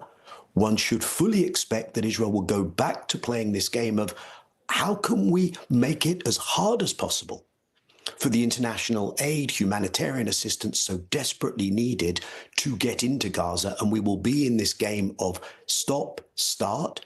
Will Israel try and use these armed militias that it has supported in Gaza to cause mayhem?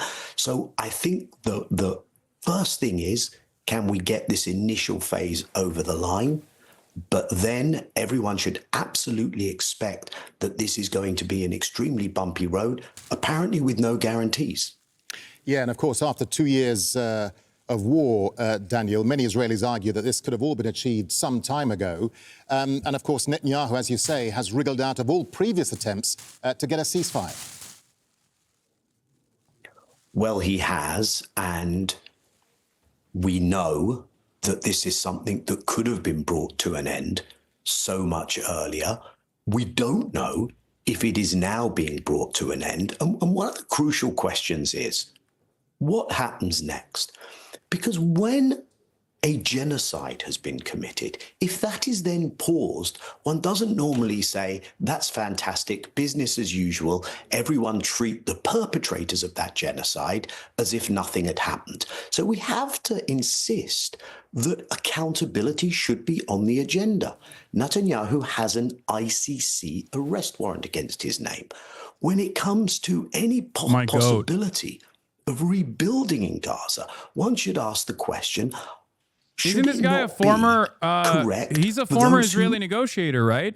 That destruction, cause that destruction. Am I crazy? Is he not? To be paying compensation for their assets to be gone after in order to be able to pay for that. Should it be obvious that Gulf states, for instance, are going to have to put their hands in their pocket? I don't think they were the ones doing that destruction in Gaza. And then the much bigger question, which is the inherent instability of a situation. The unlikelihood, although we want to be optimistic tonight, Darren, the unlikelihood that you will actually see stability as long as you have a situation of ongoing occupation and apartheid is the choice between genocide and apartheid. Palestinians won't have their self-determination. The Trump 20 points set up some colonial economic governance structure for Gaza, but they don't actually come to terms and come to grips with this occupation and apartheid, with Palestinian self-determination. And as long as that is not addressed, then you will have the obliteration of Gaza, and you will still have a reality of Palestinians denied their basic rights, which can never be a recipe for security. So everyone is going to have to reassess, press a reset, and look at what we are left with in this situation. Where do we go from here? Yeah, that's an important point you make, Daniel. I mean, some of the big sticking points for Israel will be when do Israeli troops start withdrawing, and of course to where those lines, and also to what extent does Hamas agree to disarm, and also of course the names of Palestinian prisoners to be released. Those, of course, big points for Israel. How much then has Israel really conceded to get this deal done? Well, let's see the details, as you suggest, Darren. I think the key point here is that Netanyahu didn't want to end this at all. And in that respect, one can expect him to perhaps try and make sure that there is still an Israeli military presence in Gaza. Remember, he has told us that the Israeli military will stay in Gaza, that there will be no Palestinian governance. So this is where things are going to be tested. He won't even let Abbas run it, dude. And Abbas is a part of the Israeli security apparatus. Actually, and I think we can expect Israeli military operations, violations of the sovereignty of other states to continue in Syria, in Lebanon, probably not where you are now, Darren, after the commitment to the President of the United States, but elsewhere in the region, and certainly in the occupied West Bank. So I think Netanyahu will try and sell a narrative. I didn't concede. Look what I've got. And I think Israeli society will slowly brush itself down and look at this and say, was it worth it? Perhaps it hasn't happened yet, but perhaps there will be an acknowledgement of what has been done. Unfortunately, consent around genocide has been manufactured in Israeli society. And I think what one has to question elsewhere is, will one see the media go in? Not your courageous reporters who've been there all along, wearing those vests that say press that really have afforded them no protection, sometimes the opposite. But will you see the rest of the world's media go in? And will we see that some of what has changed in terms of global Palestine, in terms of the pressure that has ramped up from civil society, from ordinary people to hold Israel to account, will that now what I have dissipate? Or is that going to continue? That like once the dust is settled, people's opinions of Israel will get even worse. Its usual modus operandi of impunity and of carrying on with its endless prevention of Palestinian rights. But I doubt that, actually. I think this desire to hold Israel to account, which is necessary if there's ever going to be peace, I think that will continue, especially, as I say, as some of the mainstream media that has been so negligent in doing its job hasn't had people there, hasn't covered this enough, may now think, okay, we should do our job. We're going to have access to Gaza. And we'll see, unfortunately, I fear, we'll see the enormity, for those who weren't aware of it yet, of the destruction, the death, and the cruelty that has been inflicted on the Palestinian population there. All right, Daniel Levy there, president of the US Middle East Project. For now, Daniel, I'm sure we'll come back to you later on in the morning, but for now, thank you very much. Thank you, Darren. Well, Hamas officials have also released a statement. It says the Islamic Resistance Movement announces the conclusion of an agreement to end the war on Gaza, ensure the withdrawal of the occupation, allow the entry of aid, and facilitate prisoner exchange. We call on President Trump, the states guaranteeing the agreement, and all Arab, Islamic and international parties to hold the occupation government accountable to fully implement the agreement and prevent any evasion or delay in executing its commitments. Well, Israeli Prime Minister Benjamin Netanyahu has released statements on X focused on the captives held in Gaza. He says, with God's help, we will bring them all home. I will convene the government tomorrow to approve the agreement and bring all our precious captives home. All right, well, Omar Rahman is a fellow at the Middle East Council on Global Affairs, and he joins us live from Washington, D.C. Omar, always good to have you with us here on Al Jazeera. So Trump now says we have a deal. How much pressure then was Hamas, Israel, and indeed the negotiators under to get this deal across the line, especially with Trump saying he was going to fly to Egypt this weekend? Good to be with you, Darren. I think all sides were under a lot of pressure. I certainly think the Israelis and Netanyahu weren't interested in this deal. They were hoping that Hamas would reject. And Hamas played it well, issuing that smart, well-crafted statement, accepting the deal, but with some caveats. And they were, in something that was quite different than in the past. I think they were backed up by those Arab and Muslim states that had helped negotiate the initial proposal in terms of needing clarification, expressing some frustration and anger that the terms of the agreement that they had made on the sidelines of the UN had been changed so substantially by Netanyahu and then just announced by the Trump administration. So I think when they went back to the table, there was that pressure, including on Trump himself. And I think that's also something that's been different than in the past. That Trump, because of actually the blunder, really, of the Israelis to strike Qatar, and the outpouring of anger that came from the United States partners in the Middle East, especially from the Gulf, who Donald Trump holds in quite high regard, I think that put him on the back foot and made him change his tune and kind of understand that some recompense was necessary to placate those countries. And one of the demands they made was that Donald Trump take this ceasefire in Gaza seriously, work with them to come up with a proposal. And obviously, Hamas is under a tremendous amount of pressure. And I think they understand that at the moment, even though the agreement that was released was a hard pill to swallow, and these are obviously early days, this is breaking news, we don't know the details that were finally agreed upon, but what was announced by Trump and Netanyahu was a horrible deal. But at the end of the day, something needed to give in order to just seize an opportunity to end the slaughter, the starvation in Gaza and end this genocide. And that came through in that statement that the priority number one is ending the suffering of those people in Gaza.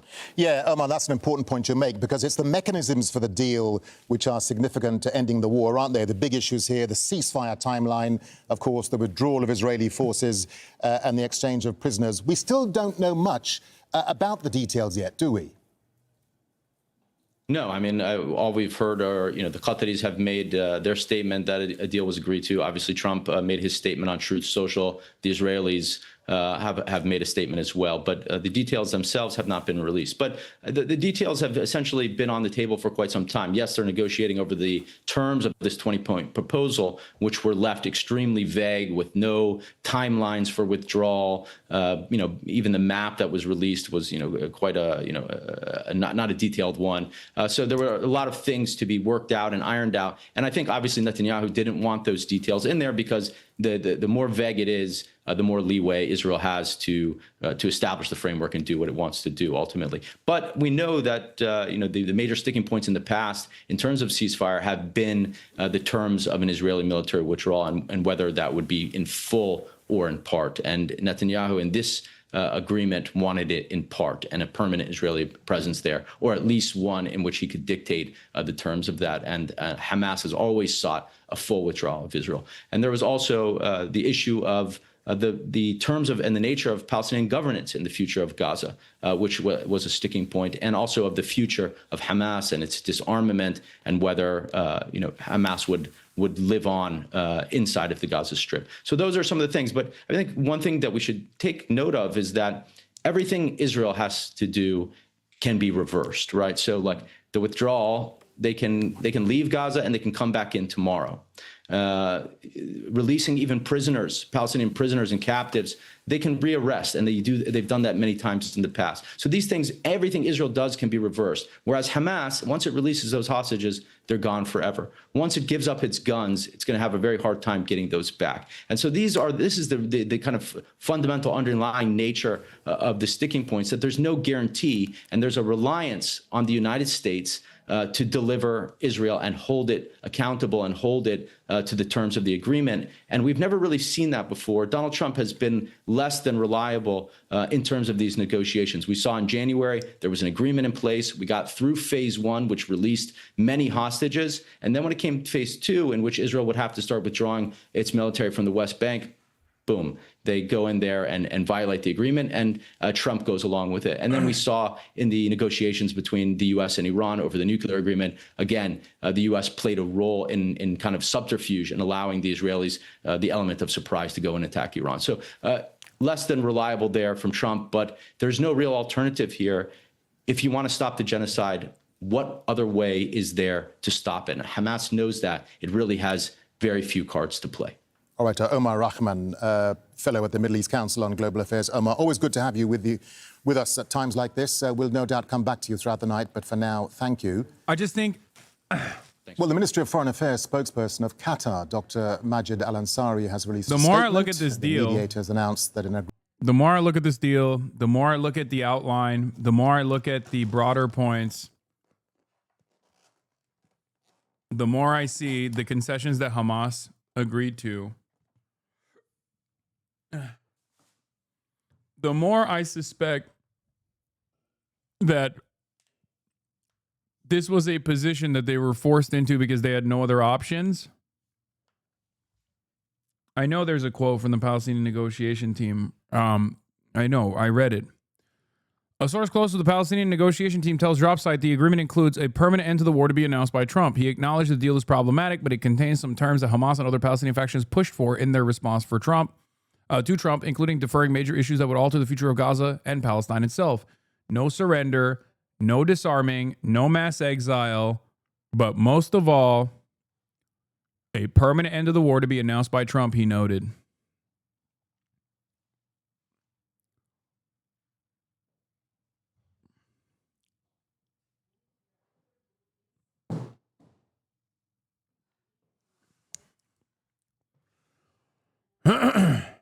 I think we covered this already, but I suspect that this is I hope that there is something that they've gotten out of the Trump administration that actually makes sense in terms of full-blown assurances, and it's not simply a matter of we have no other options and we can't sit here and allow more Palestinians to be fucking ruthlessly and mercilessly slaughtered in the interim because we just have no more willingness to fight. You know what I mean?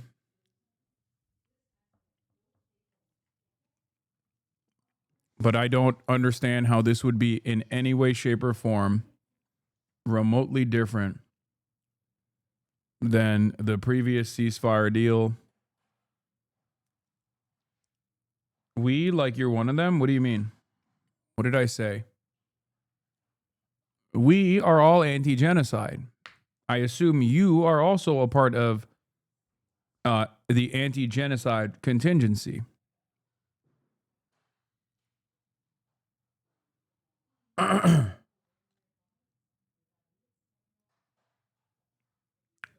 Maybe you're not. I don't know. It's hard not to feel jaded. How many previous ceasefires that we thought we had, though? Like, this one makes us different. The only thing I am saying here that is different is like Hamas's interpretation of events. They're saying that they trust the administration to do right. That's it. That's the only difference here. Which is that Netanyahu is totally dependent on Trump. But I still think, I still suspect it's a way to PR the genocide. Did I say totally? Totally dependent on Trump. Which means Trump does not advise Netanyahu. He does not suggest and propose to Netanyahu. He orders Netanyahu. He orders Netanyahu what to do, because without Trump, Netanyahu will disappear from his political career.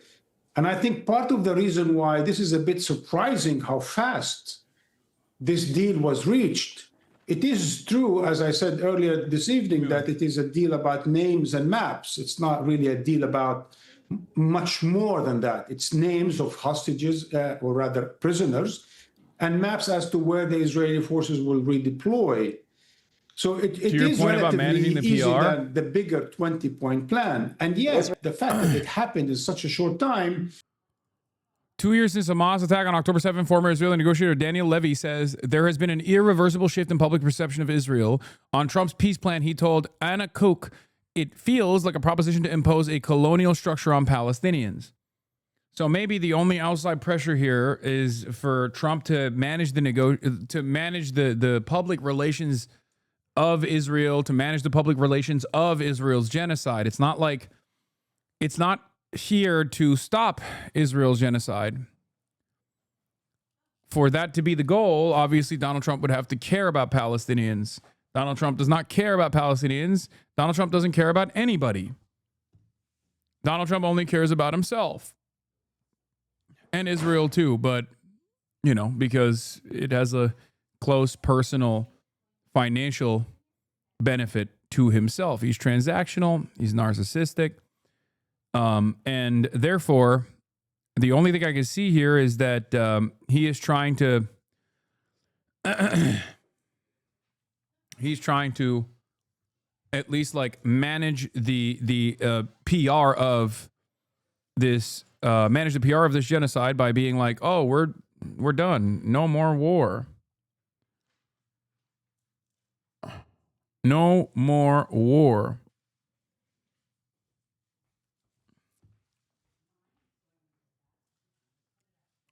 And then they just basically legalize the permanent occupation and continue to slowly but surely engage in ethnic cleansing.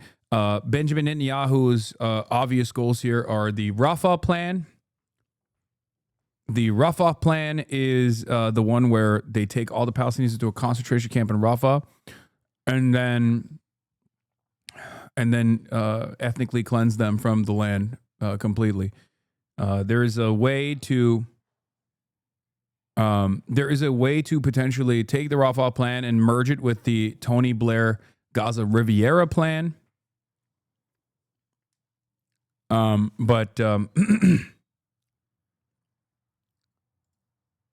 Minister's office, Prime Minister Benjamin Netanyahu just spoke with U.S. President Donald Trump. The two had a very moving and warm conversation and congratulated each other on the historic achievement in signing the agreement to release all the hostages.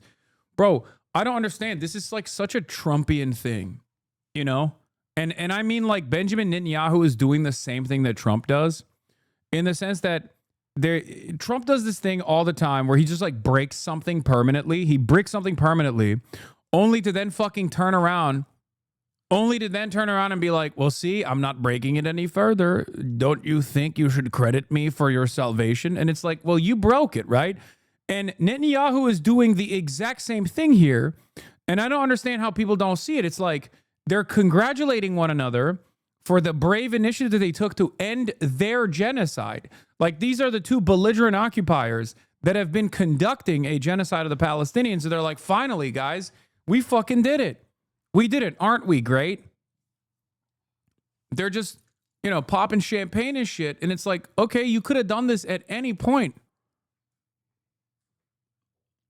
You could have done this at any point. I don't know. I can't help but feel like a part of this straight up is because a part of this hinges on the Nobel Peace Prize Committee announcement. Like, I'm not even kidding. I think it's delusional. I think the notion that like they deserve a peace prize for this is so fucking insane. And I think that would be a major fuck you to everyone with a brain, everyone with eyes, everyone with ears. It would be such a fuck you if they were like, Benjamin Netanyahu and Donald Trump, sir, here is a peace prize for you. Here's a Nobel Peace Prize for you for all your continued work in ending the genocide, which you began and started and continued to do. Damned if they do, damned if they don't. You're just constantly complaining. Brother, sister, the emperor, what can I do here? Should you not be complaining? If you're not complaining, if you're not frustrated, you're not paying attention. You know? I just don't understand it.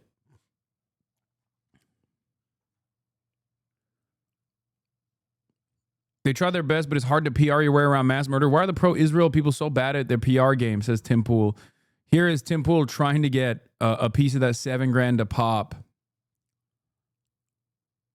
$7,000 a pop from Israel. He's like, please pick me, sir. Invited Trump, because now when Trump comes in and visits and he gives a certain leverage and certain support to local, to regional players. And I think that's what they want. And that's why everyone else is getting involved in this process that Trump is leading. But as I said again, the point of this 20-point plan is to achieve Israel's. Yeah. According to Israel Khan, Hebrew channel correspondent, today the war ends with an agreement. Everyone here was expecting an image of Hamas surrender and submission. The image we saw today, I don't think resembles that. Yeah, there's gonna be people, especially in Israeli society, which range from Hitler, which is the moderate position in Israeli society, to Super Hitler, which is the center-right position in Israeli society, to Itamar Ben-Gvir, also known as Omega Hitler. Right? So there's varying degrees of Hitler. So obviously there's going to be people that are frustrated with this, right? Like there will be the Bibists, the Benjamin Netanyahu supporters that will probably try to play a role in the PR of this deal to be like, no, you don't understand. Like we've completely dominated Hamas. Like we actually got all of the, we got all of our wishes. We got it all. But on behalf of the Los Angeles Dog Safety and Protection Center, you will be under custody in 24 hours.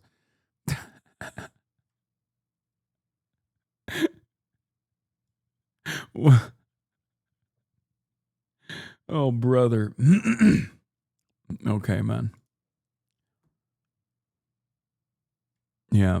I respect that they got at least a little creative with it. Yeah, it's true. That is a good joke. It's funny to think. It's funny to think that like the fucking ASPCA is gonna come to my house, knock down my door, and be like, "Hey, we're taking the best taken care of dog in the motherfucking history of the United States of America. We're taking him away from the mansion that she lives in, and we're putting her in a fucking kill shelter." Bro, just saw this clip of you shocking her dog for getting up, you piece of shit. Okay. All right. One day at a time. The dog weirdos are coming at you before Israel and the U.S. government? No, the dog weirdos are half the time people who love the current U.S. government and certainly love Israel. It is not an accident. It's all the same folks. There are, of course, people, considering how bad the clip looks, I totally understand why there's like random people who love dogs. I'm a dog lover myself. Random people who see that and they go, oh my God, especially with the negative framing. And think that this is like a horrifying incident. Okay. And this showcases abuse. Having said that, it's primarily being pushed by, suspiciously, it's not being pushed by people who have been around me or Kaya, weirdly enough, and instead has been pushed by people who have developed a parasocial hatred towards me over the internet. Is your dog in a cage right now? You put your dog in a cage? No, my dog is with my mom.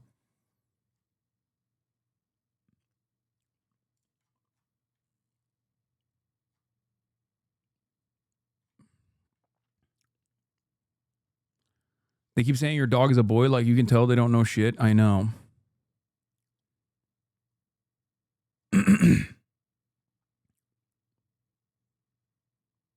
A lot of Twitter liberals are also spreading it, teaming up with the neo-Nazis, literally. I mean, that makes sense. There's a lot of people who fucking despise me on the internet. Many of them, if there is one thing that I would say unifies all of them, it's their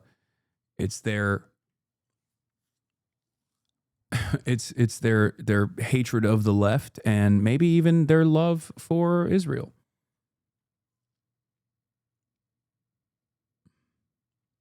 I have to admit, if I were you and my friends didn't immediately come to my defense over this, I would be questioning their friendship, honestly. I'm sure people have already talked about it. But I also, guys, you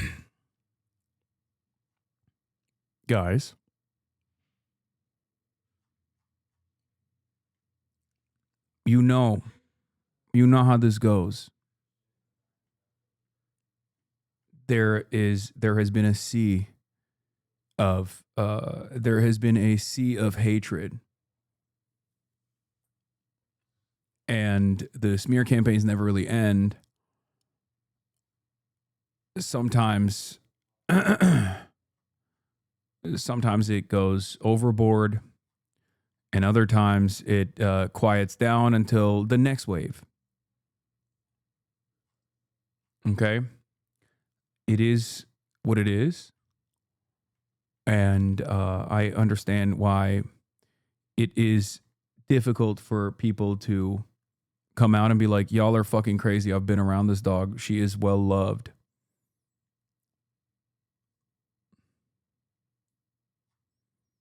Anyway, I will not be continuing this line of discussion any further. Blessed are the peacemakers. Well, these are the latest scenes in the southern city of Khan Yunis in Gaza. Palestinians have heard the news and have taken to the streets to celebrate after 2 years of genocide. Let's just hear what's happening there in Khan Yunis.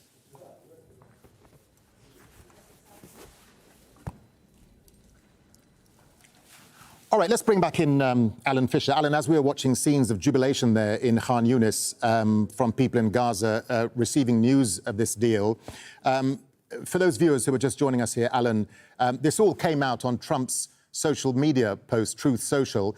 Just remind us again what happened and how the news emerged. It's clear that the Americans wanted to make sure that if there was a ceasefire deal announced, it was going to be announced by Donald Trump. And they would say that's only fair because things had really been locked up. There was no sign of any progress until Donald Trump presented his 20-point plan on the 29th of September after a meeting with Benjamin Netanyahu at the White House. You'll remember that the Israelis had targeted negotiators from Hamas in the past, including attacking them and killing them in Tehran, and also the attack in Doha in Qatar. So Donald Trump stepped forward to negotiate this plan. He had a meeting with Arab and Muslim leaders at the United Nations General Assembly last month, and then the meeting with Benjamin Netanyahu. At the White House today, he went into a meeting which was to talk about something else. But before he started that meeting, he said he'd been speaking to his team who were in Sharm el-Sheikh. That is Jared Kushner, his son-in-law, former Middle East envoy, and Steve Witkoff, who has been his envoy to the Middle East since he moved back into the White House in January, and said that there were signs that things were going well, and he himself was putting together a plan to travel to the Middle East, perhaps on Saturday night, perhaps on Sunday. Things were going that well. It appears that things accelerated quite quickly because about 90 minutes later, Marco Rubio, who's the Secretary of State and also the National Security Advisor, appeared with a note at the side of Donald Trump and handed it to him to approve a statement on his own social media platform, Truth Social, that a deal had been reached. He had to approve this message. So that suggested that by that stage, the deal was done. Donald Trump took a couple of more questions and then disappeared. Short time later, we got the announcement that there has been a deal for the first phase of the peace deal. Now, there's been a lot of praise for Donald Trump on social media in the last hour or so, many people pointing out how jammed up all the negotiations were. But by putting pressure on Israel and also speaking to the likes of Egypt and Qatar, he managed to put pressure on Hamas as well. And when they gathered in Sharm el-Sheikh, it was clear that Donald Trump wanted a peace deal done. And he's delivered. It's there in the first phase. Now, there's a lot of ground still to cover, a lot of things still to become clear. But for the time being, at least, it appears that Donald Trump has managed to do what Joe Biden failed to do, which was deliver a ceasefire in Gaza. He promised to do it sooner than this, but he's managed to deliver it nonetheless. Yeah, Alan, let's just, if we can, marry up the domestic and political dynamics that are going on. As we're talking to you, we're seeing those live pictures from Khan Yunis of Gazans celebrating, of course, at news of the deal. I mean, Trump, of course, Alan, has his eyes on the Nobel Peace Prize. How is the Gaza deal playing out for him politically, particularly at a time when he has his own domestic crisis of the US government shutdown? Well, it would be hard to argue against a peace deal, particularly as many people, including Democrats, have described what is happening in Gaza as a genocide and wanted to see the end of it. So it's hard to argue against that. Will it influence the Nobel Committee this year? Well, unlikely. They're making their announcements this week, so it is unlikely that it's probably too late for Donald Trump to be considered for any prize this year, even though he says he's ended 7 wars, which is a dubious claim at best. But this will be popular. He's delivered what he said he would do. And certainly will be a cause of celebration among Republicans and also among Donald Trump supporters themselves, who believe that only he could have negotiated this deal. And there is perhaps some truth to that, as you've been hearing from Marwan. Why would you get a peace prize for being a part of a genocide? I mean, you're a part of a genocide, and then you are responsible for seemingly ending it. A lot of these like Western chauvinists are going to look at that and be like, well, close enough. I don't know if this work, but does he actually deserve it? Fuck no, obviously not. I mean, he did the genocide. It's like giving Hitler a Nobel Peace Prize for killing Hitler. It's like giving the Confederates a peace prize for losing. You know what I mean? It's just a ridiculous proposition.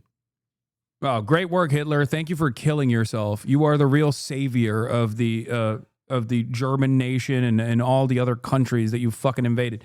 Like, but then again, I have no confidence in the infallibility of the institutions, specifically the Nobel Peace Prize. So it means nothing. It means very little. Deal. I remember that Bill Clinton in Northern Ireland flew in to Belfast during the time of the Good Friday Agreement and used pressure on both sides. Nobel Peace Prize Committee made their decision on Monday from nominations by January 31st. Maybe they nominated Trump then. But he used his own personal charm and his political contacts to push that through. Donald Trump was always likely to go when a deal had been done by the people that he'd assigned to negotiate the deal. And so there was talk about flying out perhaps on Saturday night, Sunday morning. Some people would suggest he wanted to go on Saturday night after his traditional round of golf. And then we heard from the press office in the last couple of hours that he'll have his annual medical on Friday, and the intention was that he would fly to the Middle East shortly after that. Now, the White House has, in the last half hour, called what we call a lid. That means there'll be nothing more from the president this evening, so he may well go on to Truth Social. We'll keep an eye on that, obviously, but there'll be nothing coming through the press office or from the White House. It may well be that at the moment, behind the doors of the White House, so they're just going to keep bombing like crazy. To the Middle East, first thing in I just want to know why the Trump admin presented such a reasonable plan this time. Why the sudden shift compared to previous plans, which were always super pro-Israel and essentially non-starters for Hamas? No, they didn't. They did present the same fucking non-starter for Hamas proposal. The only difference in this instance is that Hamas at least agreed to the conditions.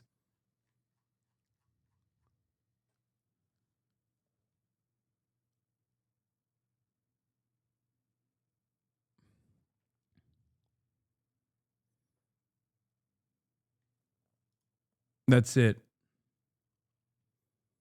That's the only difference. Well, there's always the talk of, well, there's a deal in the offing, it's about to be signed. But as we've learned over the last 2 years, particularly when I've reported from the Middle East and from here on this, there's no deal until there's a deal. Until the names are on the paper, nothing's happened. But of course, it's all about sequencing. It's about you do this, then we do that. If you pull back to there, we'll do that. And there could be concerns that the Israelis have agreed to pull back to a certain distance, and you know that that will be monitored very closely. And the Israelis have previous, when it comes to making an agreement and then breaching it. And we've seen that in Gaza itself, but also in southern Lebanon, just in the last few months. And so there will be a concern. So I'm sure the negotiators who are there, particularly for the Middle East and Muslim countries, will want to make sure that every step of this is marked, monitored and assessed at each and every single step. Because as you say, peace deals can fall apart very quickly. It is the old Reagan line of trust but verify, and that is exactly what they'll be hoping that they do. But from Donald Trump's statement when he said both sides will be treated fairly, you can guarantee that those who have talked Hamas into making sure that this was a deal that they could sign will be holding Donald Trump to those exact words. All right, Al Jazeera's Alan Fisher live for us there in Washington. Alan, no doubt will... Oh my God. Evan Hill over at Open Source and Visual Forensics Investigations open at Washington Post reports new. This is from LH Reports and a guy who previously worked at Forensic Architecture. New. Since October 2023, the IDF spokesperson unit has released dozens of 3D animations illustrating alleged Hamas, Hezbollah, and Iranian sites. The style is unmistakable. Satellite zoom-ins, black and white wireframes, and red textured houses. A new visual language of war.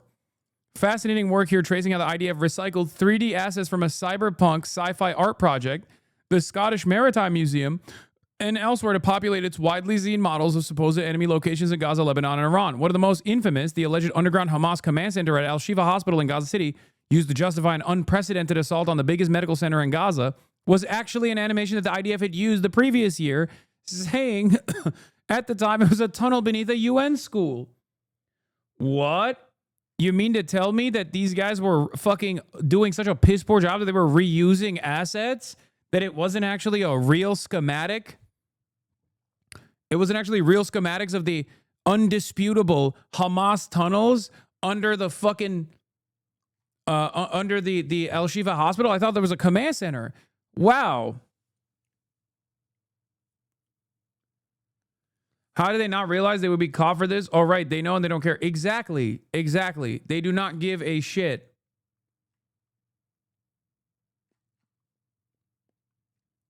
You're telling me Israel lied? Okay, dude. Yeah, remember the gold vault under the vault full of gold under a Lebanese hospital, and they forgot that Lebanon isn't Gaza, and you have Western reporters who can just like knock on the door of the hospital. Which, by the way, if there was a gold vault under the under any hospital, that still doesn't give Israel the right to blow up the hospital, mind you. But they wanted to do that. And then Western media just knocked on the door and was like, can we see your vaults? There, Israel says there's gold, Hezbollah gold. And they were like, okay, sure. Take a look.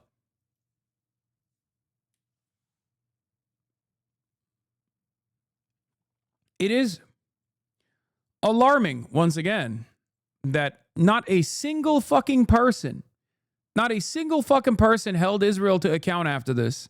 They didn't turn around and go, hey, by the way, what's up with this shit? You guys claimed that there were like, you know, miles and miles of tunnels under all of these like key infrastructure that you blew up, and you never showed miles and miles of tunnels that were in operation. With Al-Shifa, they showed the tunnels that they had built under the Al-Shifa hospital when Israel was in control over the strip. Okay? They also showed personally that those fucking tunnels were actually, the remaining tunnels were blocked. There was no direct entry point. Unless they poured concrete while there was a fucking genocide going on, it would make no goddamn sense, would it? But remember how many people fucking yelled at me when the Al-Ahli hospital was bombed. And I said, this is 100% Israel.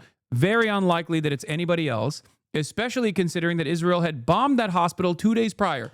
Little known fact, the Al-Ahli hospital was hit with an artillery shell 2 days prior to the courtyard explosion.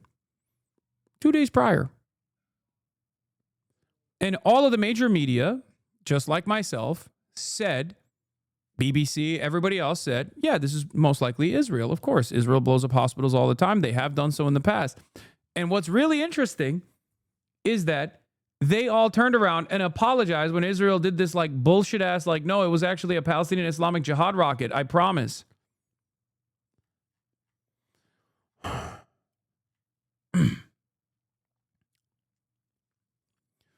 Tariq Abash, before I resigned, John Feiner was the guy who said to me and others that we had credible intelligence there was a Hamas military base in Al-Shifa Hospital days before Israel's incursion that led to the deaths of premature babies in incubators.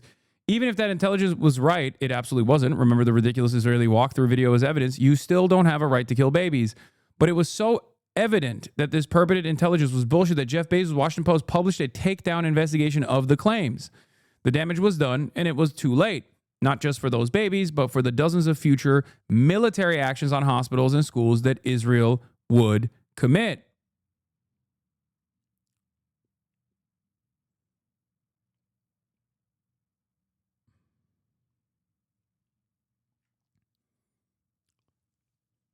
Taking countless more lives.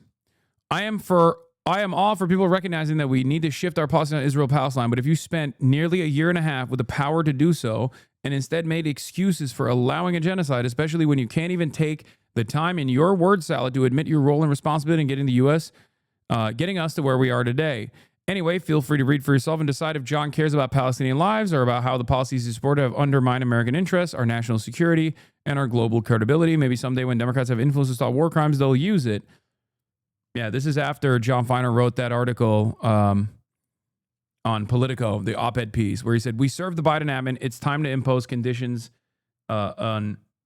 it's time to impose conditional aid to Israel. Impose conditions on the aid to Israel.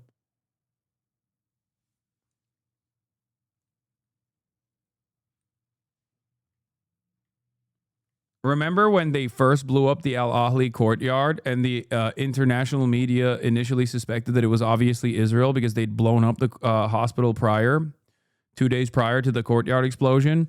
And then they fucking turned around and said it was an Islamic Jihad rocket. It was a Hamas rocket, or it was actually an intercepted rocket that fell in the courtyard and had this like massive explosion. Ridiculous things, ridiculous claims. And that was enough for all of the international media organizations to turn around and apologize to Israel. And then Israel took that and literally took that confidence and basically blew up every other hospital. Every single fucking hospital in the Strip has been attacked by Israel directly. Every single one. At the time, motherfuckers were saying, Hasan, how dare you say Israel would strike a hospital? Israel would never strike a hospital. This is part of the reason why it's very difficult to trust what Israel says. You must wait to see what Israel does. Speaking of mistrust in our mainstream media institutions, breaking news, CNN's Van Jones is among 16 mainstream journals, including 2 New York Times reporters, serving as mentors in a new journalism fellowship explicitly created to help Israel win its information war. Drop site Sharif Abdul Quddus reports that Jackie Karch, who launched the fellowship after October 7, said it was her way to shift the narrative in Israel's favor, citing a call to fight on the battlegrounds of academia, law, business, media as inspiration. Karch has praised the IDF as the most moral army in the world and dismissed Gaza's casualty figures. New York Times mentors include former Jerusalem bureau chief Judy Radorin and Sharon Otterman, who covers campus protests. The fellowship claims to be resolutely nonpartisan, though its founder has never expressed sympathy for the tens of thousands of Palestinians killed.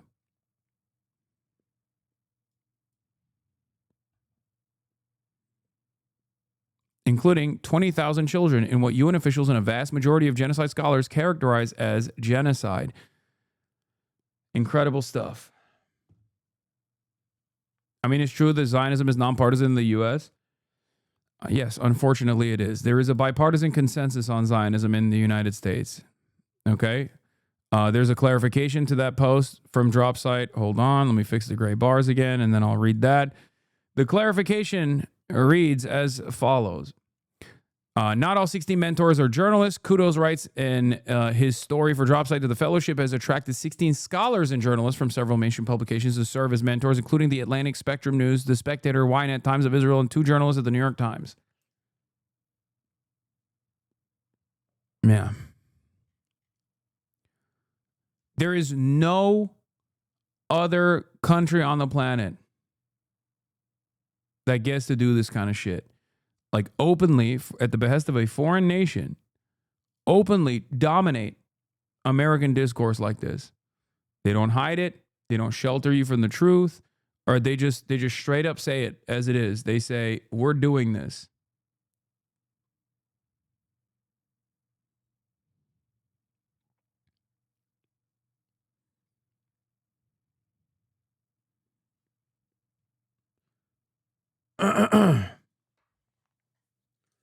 Anyway, on that note, I am once again tired.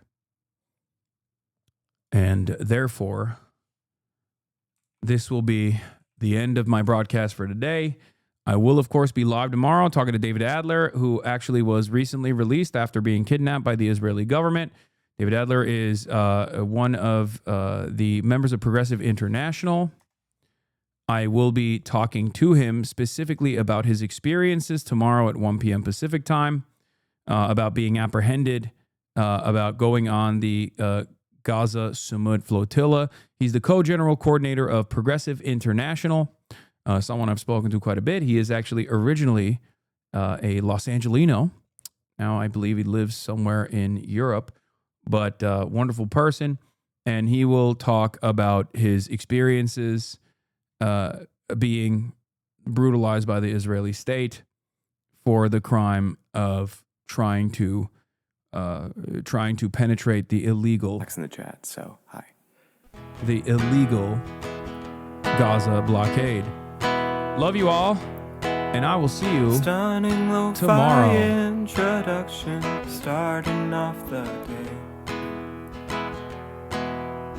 All the chatter's trickling in. Hostile people hate. Sunny Los Angeles, California, says Hasan. The stun lock to the stun lock to the topic that's just begun. There he is again. Hasan is streaming. Hasan is streaming. There he is again. Hasan is streaming. Hasan is streaming. Reviewing the P.O. box, Uncle Euchre's face. Sudden discord agitprop, gray names take on race. Tiny Bernie Sanders, LGBTQ Air Force. The whole left at your fingertips, and Anye out your door. The H3 Crowder debate, the Young Turks online show. 3 full fucking years of this, and plenty more to go. 90-day fiance talks of champagne bourgeoisie. A Trump rally live reaction, a mass riot in D.C. There he is again. Hasan is streaming. Hasan is streaming. There he is again. Hasan is streaming. Hasan is streaming. Reading live stream fail comments, Austin show chat advice. In all the ways the right-wing pipeline can suck you in online. JCS react Lord frame gets broken, cover blown. A full-blown mass pandemic, months of streaming in your home. Total radicalization coming out to find. The system you were taught to trust in was broken the whole time. All these daily streams, whether big or whether small. You've helped me in so many, find some meaning through it all. So there he is again, the sun is streaming, the sun is streaming. There he is again, the sun is streaming, the sun is streaming. Hey, what can you say? The 3-minute ad is through, but he'll play no pigs so soon. You wait. Say, hey, what can you say? Hey, the 3-minute ad is through, but he'll watch 90 Days soon. Just you wait. Ba-da-da, ba-da-da, ba-da-da-da-da-da. Hey, what can you say? The 3-minute ad is through, but he'll debate viewers soon. You wait. Sha-ba-da, sha-ba-da-da-ba-da-da-da-da. Hey, what can you say? Hey, the 3-minute ad is through, but he'll beat Nameless King soon. You wait. Oh shit, he already put. Oh wow. Hey, what can you say? The 3-minute ad is through, but he'll stop with that break soon. You wait. You wait.